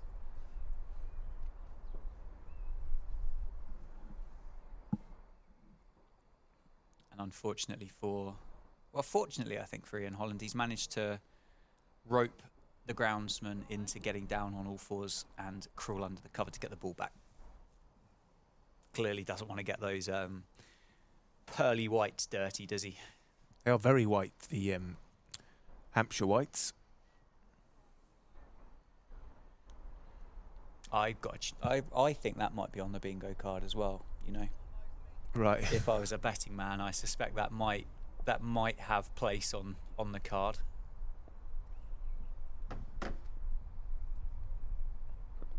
Left alone this time by Josh Cobb.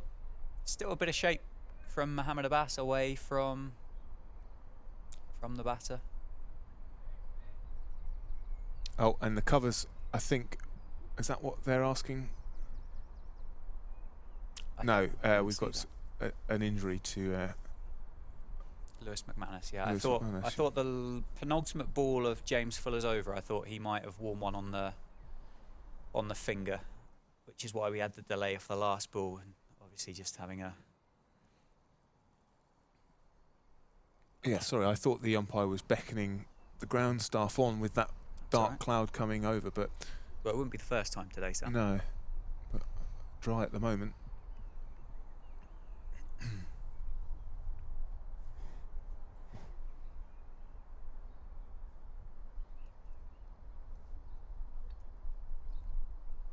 So a few running repairs here for Lewis McManus. Wicket keepers' fingers are notoriously delicate, aren't they? Damaged, sore, Misshapen. Yeah. Yeah, it's Nick Allen, the Northants physio.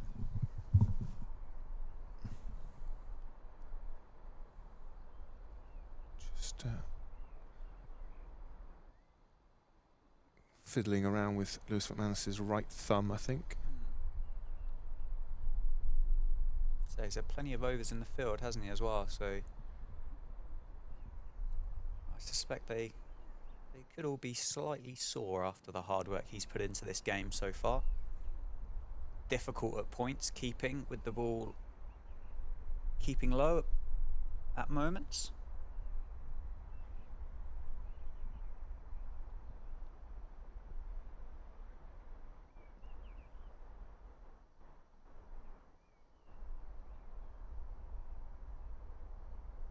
Have we had any more emails or any more tweets come in, Sam, whilst we're I think the during this break of play? I think our loyal Northants viewers have gone back into hiding after the flurry of emails was accompanied by a flurry of wickets. Gutted.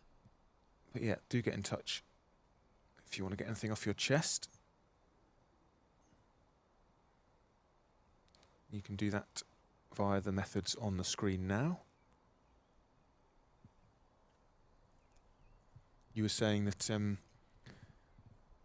the club's tick on Twitter disappeared today alongside everyone else who had one? Yeah, we were talking this morning. I think Kent had lost theirs, and I think I looked. When did I look? In one of the rain delays, didn't I? I think the square badge and the gold tick is. It's a funny place, isn't it, Twitter at the moment?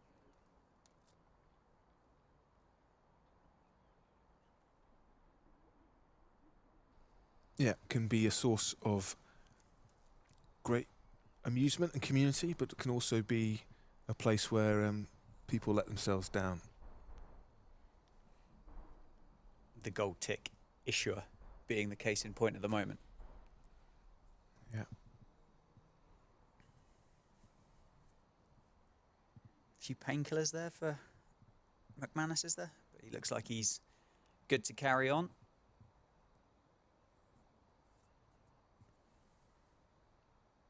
Josh Cobb will, of course, be on strike for the remainder of this Mohamed Abbas over. 4 balls left to come in this one. James Fuller from the other end, who's obviously wrapped Lewis McManus on the gloves at the end of that last over, is proving to be a mighty handful.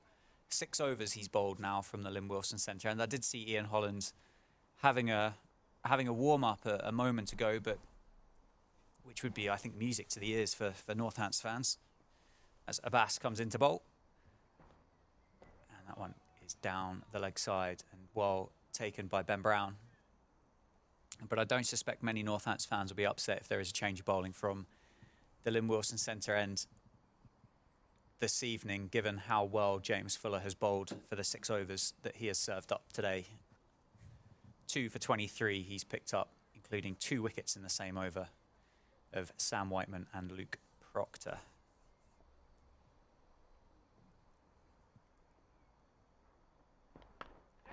Defended well from Josh Cobb.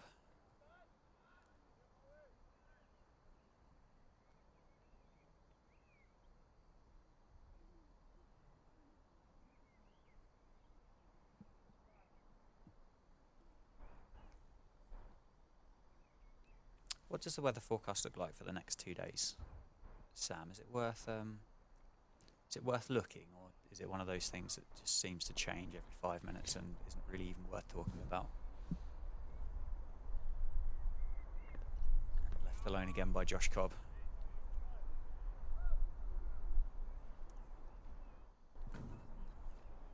No, it's changed again.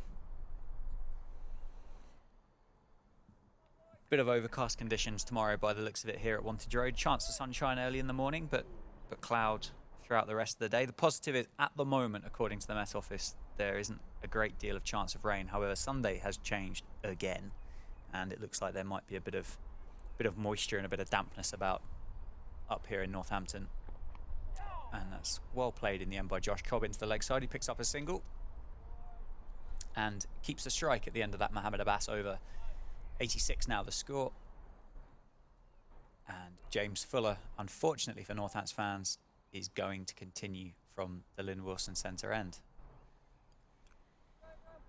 Yeah, it looks like we might get most of Saturday and Sunday in, which makes that task of now saving this game from Northamptonshire's point of view all that bit harder. They could probably do with a little assistance, especially having lost these 5 wickets relatively early, trailing now by 396 runs on first innings.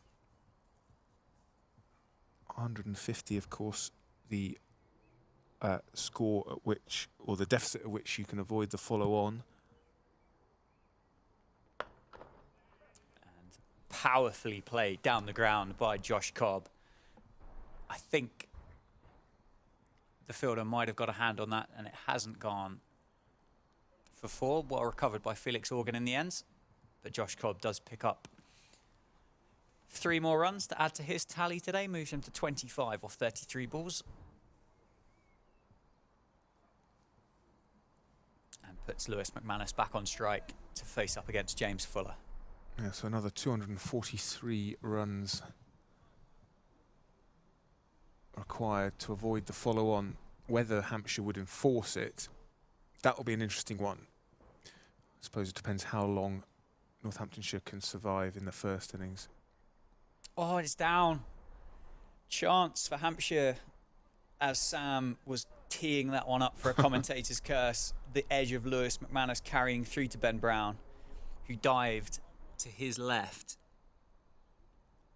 Yeah, it is a drop, isn't it? And did not, dived to his right, sorry, and did not nestle into the keeper's gloves. Brown had to go for it. It wasn't going to carry to first slip. No, definitely not. And it would have been a great catch, actually, that low down. Fantastic catch.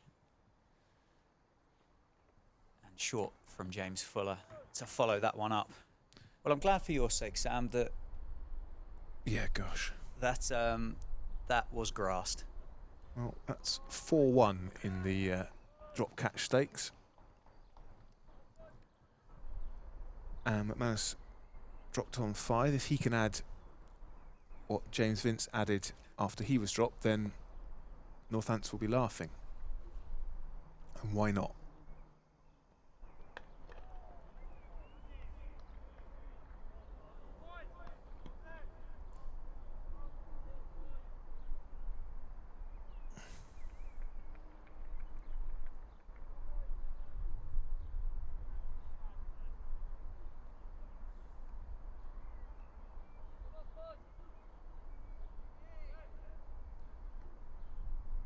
Still incredibly attacking here, isn't it, for Hampshire? 3 slips, a leg gully, a short leg.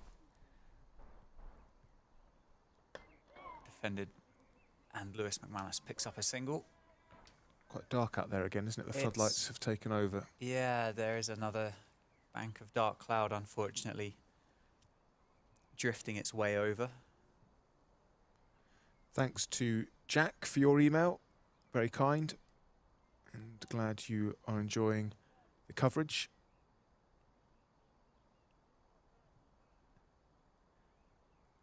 Another Hampshire exile this time, Mark in North Yorkshire.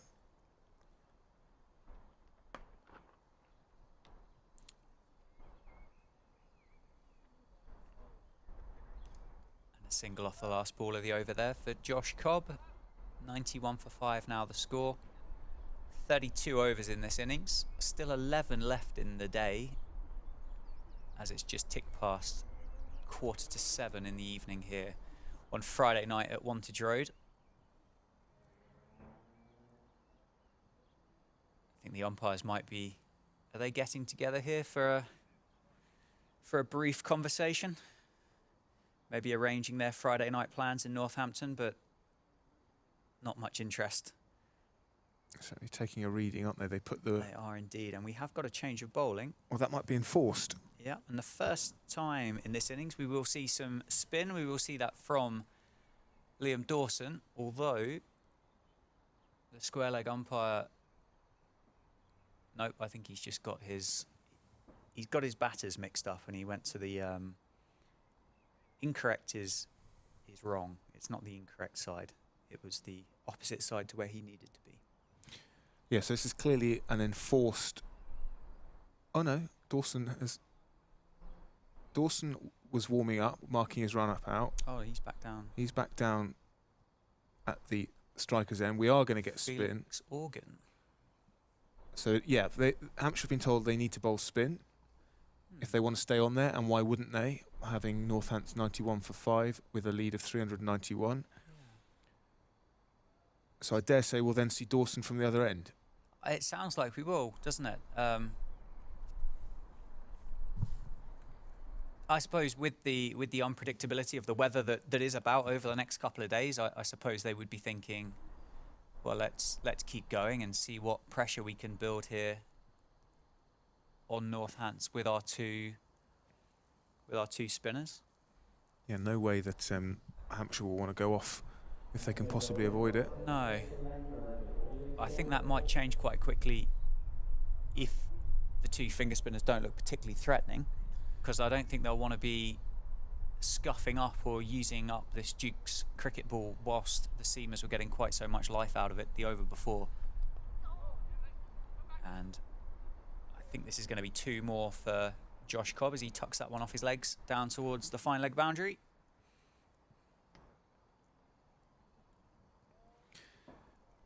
Dave has been in touch. He says he understands the argument about last week's game, but the fact is that by putting Hampshire in on day one,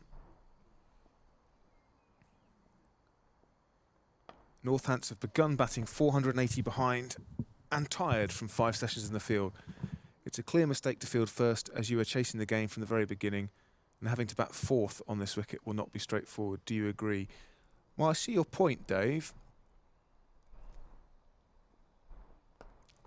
in that the situation is not a good one now for Northants, but it would have been very different if they'd bowled first and knocked over a Hampshire top order that, with certain personnel, had not been firing. So I think I would still defend the decision to bowl first. It's obviously turned out to be the wrong one, but that's with the with hindsight. But thank you, Dave. It's great to have these debates. Really appreciate the input. Dan, your thoughts on Dave's comments?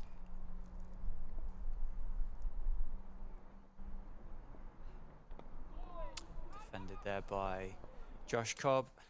Yeah, it's difficult, isn't it?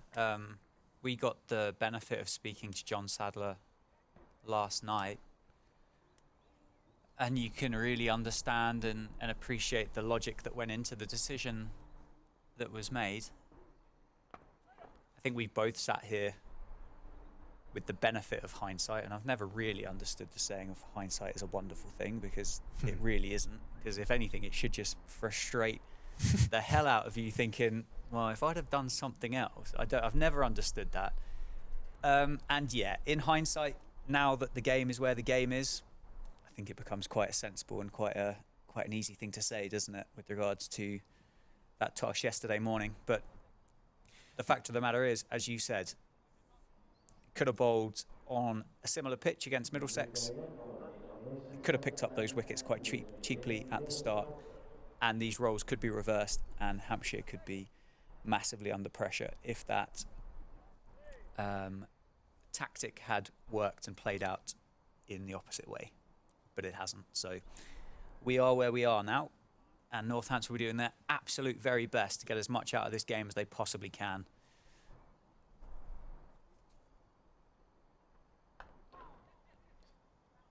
Yeah, and actually when Kevin James from BBC Radio Solent interviewed Nick Gubbins at the end of yesterday's play after his magnificent century, he asked him about that. He said, oh, were you going to bat first anyway? And he said, well, we thought about it, but the way he answered it, because he said it was a good toss to lose, made me think that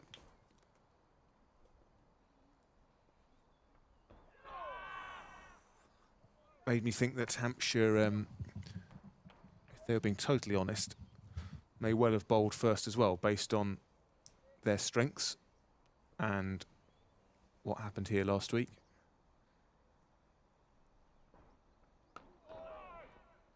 But Yeah, and obviously we don't get the privilege of going out to the middle, do we, and seeing the pitch. But by all accounts, there was plenty of grass, live grass on the pitch. The idea was that the pitch was a little bit damper as well, which wouldn't have necessarily been conducive for optimum batting conditions. And I think the other thing as well, let's not forget how cold it was yesterday and how stiff that breeze was as well, that we certainly didn't appreciate, sat up here in the benefit of our commentary box. But the second the day's play finished and we stepped outside on that gantry, it was a real shock to the system, wasn't it? yeah, it was freezing. And it is looking incredibly dark out there now, Sam, particularly on the eastern side of the ground. It almost looks like the ground's cut down the middle, doesn't it? The west looks okay still, and the east looks quite gloomy. Yeah, well, you wouldn't, if you only had a view of the playing surface, actually, at the moment you do on the stream, and this looks like a day-night game, doesn't it? Yeah, it really does. But The four shadows from the fielders and the umpires and casting themselves off onto the grass. yeah, and that artificial glow, green glow as the floodlights bounce off the playing surface. Yeah, Hampshire have clearly been told, well, the only way you can stay out there is if you bowl your spinners. That's what they're doing. Yeah, very full from Felix Organ as McManus picks up the single there. I think you'd be looking to take as much time as you possibly can here as a Northants batter before facing up in between deliveries and maybe asking the question to the umpires. The classic straining your eyes to see. I know the umpires have now got the gadgets, haven't they, which tells them exactly what they can and can't do anyway. So a lot of it won't help. But well, my understanding, and these things change, is that once the natural light has been overtaken by the floodlights, so there's the safety issue, i.e. it is not safe for you to bowl pace, which I understand, but there is no way that the natural light is even competing with the floodlights at the moment. But I don't know if that is still the rule, whether it is just a safety thing. I should say regulation, law. No rules in cricket, are there? no, there aren't. I assume there must be a light switch somewhere. Just walk around, turn them on and off for a bit and see what it does. Plunge the ground into darkness, I think, when those floodlights get turned off. Felix Organ is having a bowl and has bowled a full toss, which tested out Ben Brown's first touch, I think, and I think he controlled that fairly well, although his big toe might be saying otherwise at the moment. Thanks for your comments. You actually haven't put a name on your email, but to the viewer who says he can only say about the luck Hampshire had yesterday, it was this. It was a great toss to lose, and that maybe sums it up. Umpires coming together again. It's that time of the evening now, isn't it, where that's going to be a common theme throughout this commentary if this game's going to carry on. 8 overs left in the day's play if we get them. Score is currently 95 for 5, and we are at 5-7 in the evening, and we are going to continue as Liam Dawson hands the umpire his cap. Josh Cobb and Lewis McManus having a chat in the middle. Correspondence from Luxembourg. Thank you, Stephen, for your kind words. I wonder what Stephen's doing in Luxembourg. We had someone who was interrailing yesterday but decided to spend the day in their hotel room in Berlin instead of seeing the sights of one of Europe's great cities. He was tuning into one of county cricket's great streams. Oh, big appeal from Liam Dawson, but nothing on offer there. Sliding down the leg side, I think, and the umpire did not budge. Yeah, going down. Gets some good dip on the ball, doesn't he, Liam Dawson? He really does. I think a cricketer that's obviously competed with Moeen Ali for such a long time with regards to that test spot, and didn't get the nod over Moeen for that period of time. Nonetheless, he has played test cricket for England, hasn't he? Yeah, I think 3 tests or something like that. Yeah, very well fielded there by short leg. Picked that up nicely. Got a test match half-century on debut, I think. It's a very handy, solid, reliable, skillful cricketer, isn't he, Liam Dawson? No doubt. Versatile. And he's almost bowling at medium pace here. Just darting them in. It's probably not doing him justice, really. He is getting it to, even at a, that extra pace he bowls as a spinner, he does still get it to dip. Yep, of course. Defended once more. I can't deny the fact that I'm a massive Moeen Ali fan, so I was never that upset seeing Moeen Ali play test cricket. But I can only assume that the difference really was almost the flair that Moeen possessed over Liam Dawson as a finger spinner. I suppose a slight change in angle as well with regards to bowling actions. In between overs, quick chance to read a very nice email from Paul, a neutral. He's actually a Lancashire fan. Okay. But he's got a Northants memory. As a youngster, I was staying with relatives in Daventry and was taken to the old county ground, which I found very fascinating with the football pitch, floodlights and terracing. It was something of a curate's egg. Anyway, my team, Lancashire, were dismantled for 33 before lunch on day 1 in humid conditions. The great Sarfaraz Nawaz to the fore. At one point, Lancs was 7 for 6. Northants then hit just short. Oh, and we're going off. Yeah, it's got too dark. We are. I'll finish this email. Please. Northants then hit just short of 400 and looked certain to win, but then Lancs responded with a slow 501 in the second dig, ensuring a comfortable but amazing draw. There was no rain involved. Ex-England batter Frank Hayes scored 135. He says he's never been to Wantage Road since, but watching the excellent live streaming today has made me restless to revisit as always. Has always held a soft spot for them being Northamptonshire. Well, you're always welcome. And that's stumps for the day, isn't it? It is indeed, yeah. A very, very good day for Hampshire. With Northamptonshire walking off 95 for 5, the not-out batters. Josh Cobb on 28, Lewis McManus on 8. Hampshire earlier today amassed 482 runs, including that magnificent innings from James Vince. But a day that's been on and off with the weather. The bad light has finally called the curtains on today's play, and Hampshire, Sam, are going to be incredibly happy and incredibly pleased with their day's work here in Northampton. Yeah, set up by James Vince and Nick Gubbins with the bat. And then the seam attack, the fearsome seam attack of Hampshire, even without Keith Barker. James Fuller filling in nicely. And there's no two ways about it. Northants have a lot of work to do here if they're going to get anything other than the 2 bowling bonus points from the first innings out of this game. No, you're absolutely right. A lot of hard work left to do here for Northamptonshire. The pitch still looks good to bat on. James Fuller and Kyle Abbott extracting a little bit more life out of it than what Northampton were able to do in Hampshire's first innings, but nonetheless, still plenty of runs to be scored out there and time to bat as well. But yeah, thank you very much to everybody that has tuned in today. It's been another thoroughly enjoyable day on the live stream powered by Daffabet here at Northamptonshire Cricket Club. Sam, thank you very much for your company over the last 2 days. I know you're vacating and heading your way back south for Saturday and Sunday for other commitments. Yeah, absolutely. I'll be keeping a keen eye on how this game progresses.